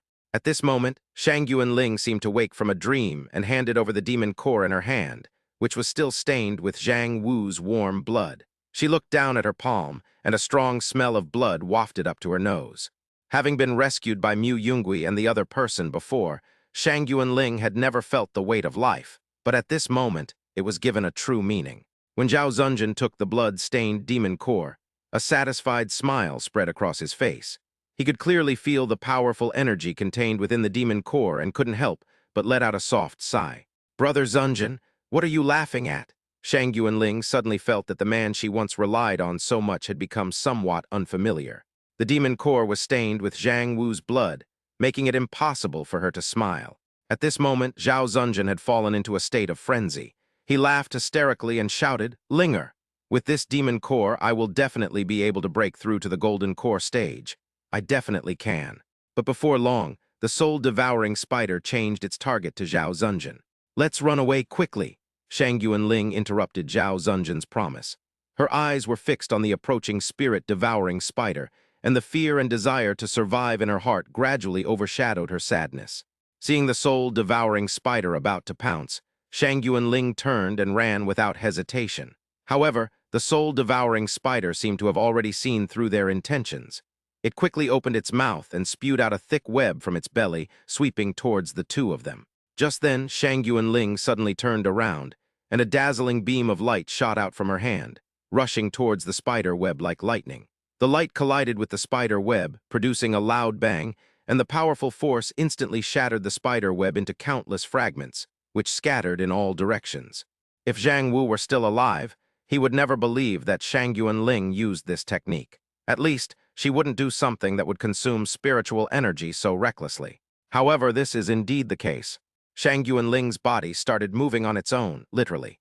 Aside from her facial expressions, she found that she seemed to have no control over anything, as if her whole body had lost all sensation, and she could only faintly feel that her spiritual energy was being severely depleted. "Brother Zunjin, my body. What's wrong with my body?" Shang Yuanling looked at Zhao Zunjin in horror and spoke with a trembling voice. "Of course I've got her under control, Linger. It's a pity that Zhang Wu died after seizing the demon core. Without his fighting power, it will be difficult for me to take you away safely.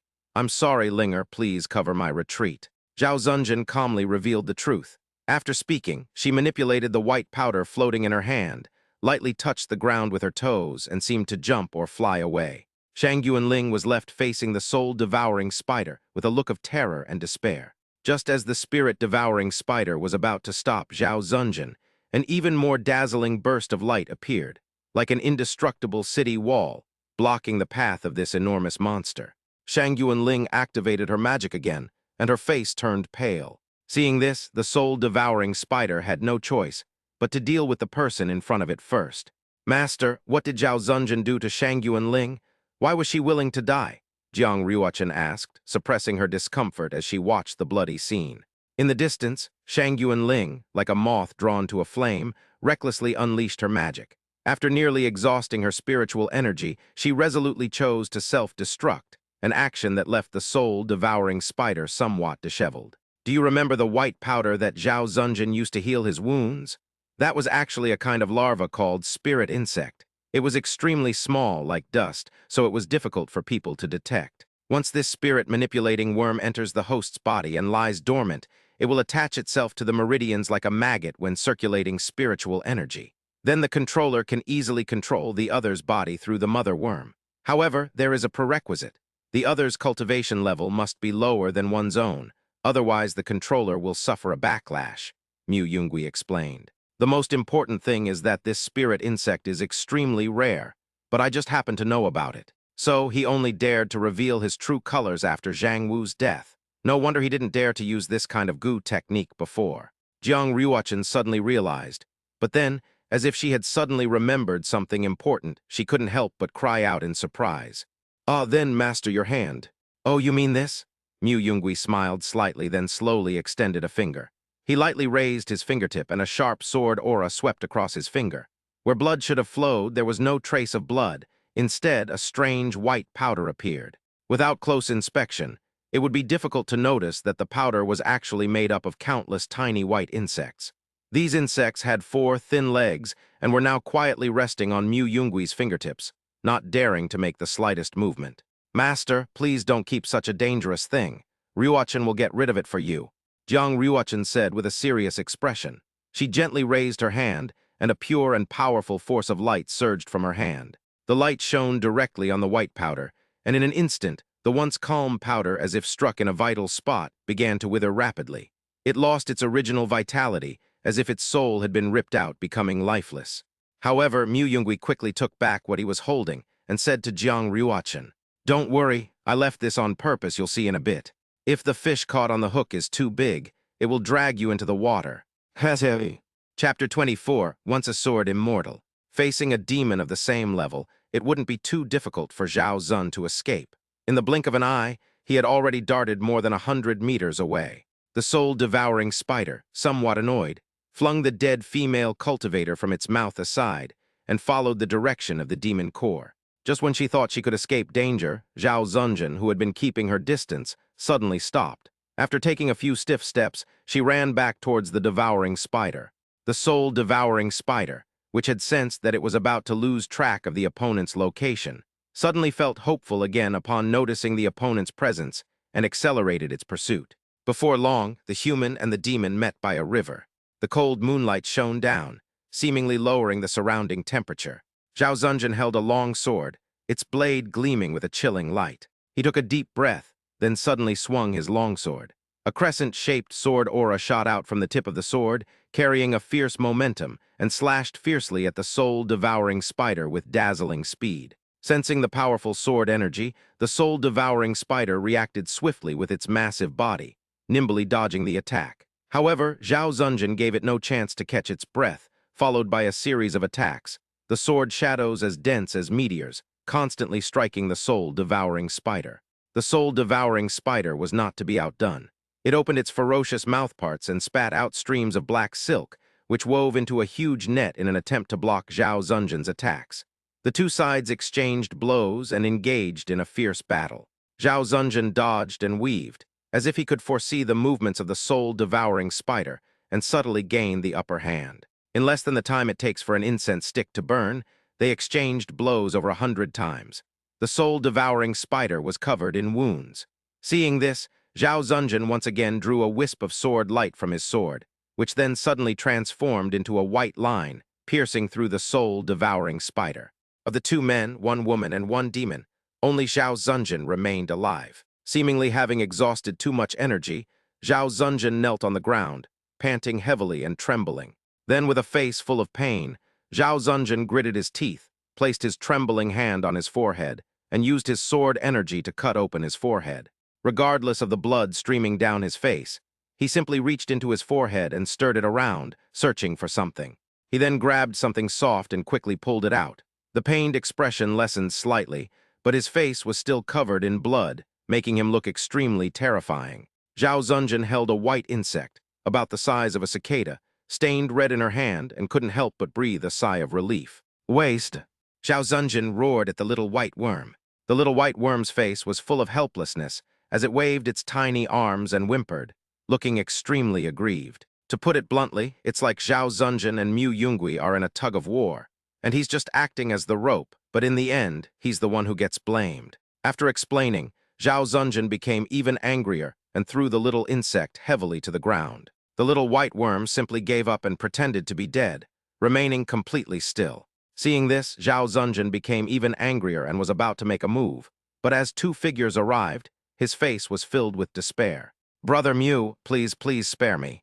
Zhao Zunjin had lost all will to live and knelt on the ground, not intending to run away. Escape, the opponent could even use the offspring of the spirit insect Gu to control him, who possessed the mother insect. The oppressive divine sense that pressed down on him like the blazing sun was beyond the reach of ordinary cultivators. Furthermore, the sword intent the opponent had previously displayed, and the sword technique he had just used under his control were not something a low-level sword cultivator could possess. If before it could be said that Mu Yungui had obtained some kind of fortuitous opportunity that made him so fearless, then the fact that he could now easily control his body to kill the spirit-devouring spider is much more meaningful. Now Zhao Zunjin can only pray that Mu Yungui will let her go. "Oh, brother Zhao, we even exchanged medicine, why do you say that?" Mu Yungui smiled, pretending not to know what the other person was saying. "Brother Mu, I only used Gu on you to protect myself. I had no intention of harming you. Shang Yuanling, who provoked you, has already been killed by me, as has Zhang Wu. Those who had murderous intent towards you are all dead, so I have no reason to oppose you." Zhao Zunjin lay prostrate on the ground, his hair disheveled and covered in blood. He was a far cry from his former dashing appearance. He recounted what he had done truthfully. You didn't mean to provoke Shangyuan Ling with words, did you? To maintain your image as a high-minded, reclusive cultivator, you go so far as to provoke that idiot Shangyuan Ling into targeting me. You are truly despicable. Mu Yungui looked at the demon core that Zhao Zunjin was still clutching tightly in his hand, without the slightest pity, and mocked. Seeing that Mu Yungui didn't seem very interested in the demon core, Zhao Zunjin ignored the other's sarcasm and quickly added, "All I need is this demon core, and I can break through to the golden core stage. Then I'll be at Brother Mu's beck and call. What do you say? A golden core stage sword cultivator. Even Brother Mu couldn't refuse, right? I can tell that Brother Mu's cultivation level was once very high, but for some reason, he has now fallen to the chi refining stage, right? Also, that place you asked about, it must hold some kind of opportunity, right? Once I break through to the golden core stage, I'll take you there soon. Otherwise, Brother Mu won't be able to find it." Jiang Ruochen, who was standing next to Zhao Zunjin, paused for a moment after hearing what Zhao Zunjin said, and then wrote down the information. Although his master knew about his own background, he knew very little about his master's identity. Some of his knowledge even came from strange fragments of memory, and he had no idea what those things were. However, Jiang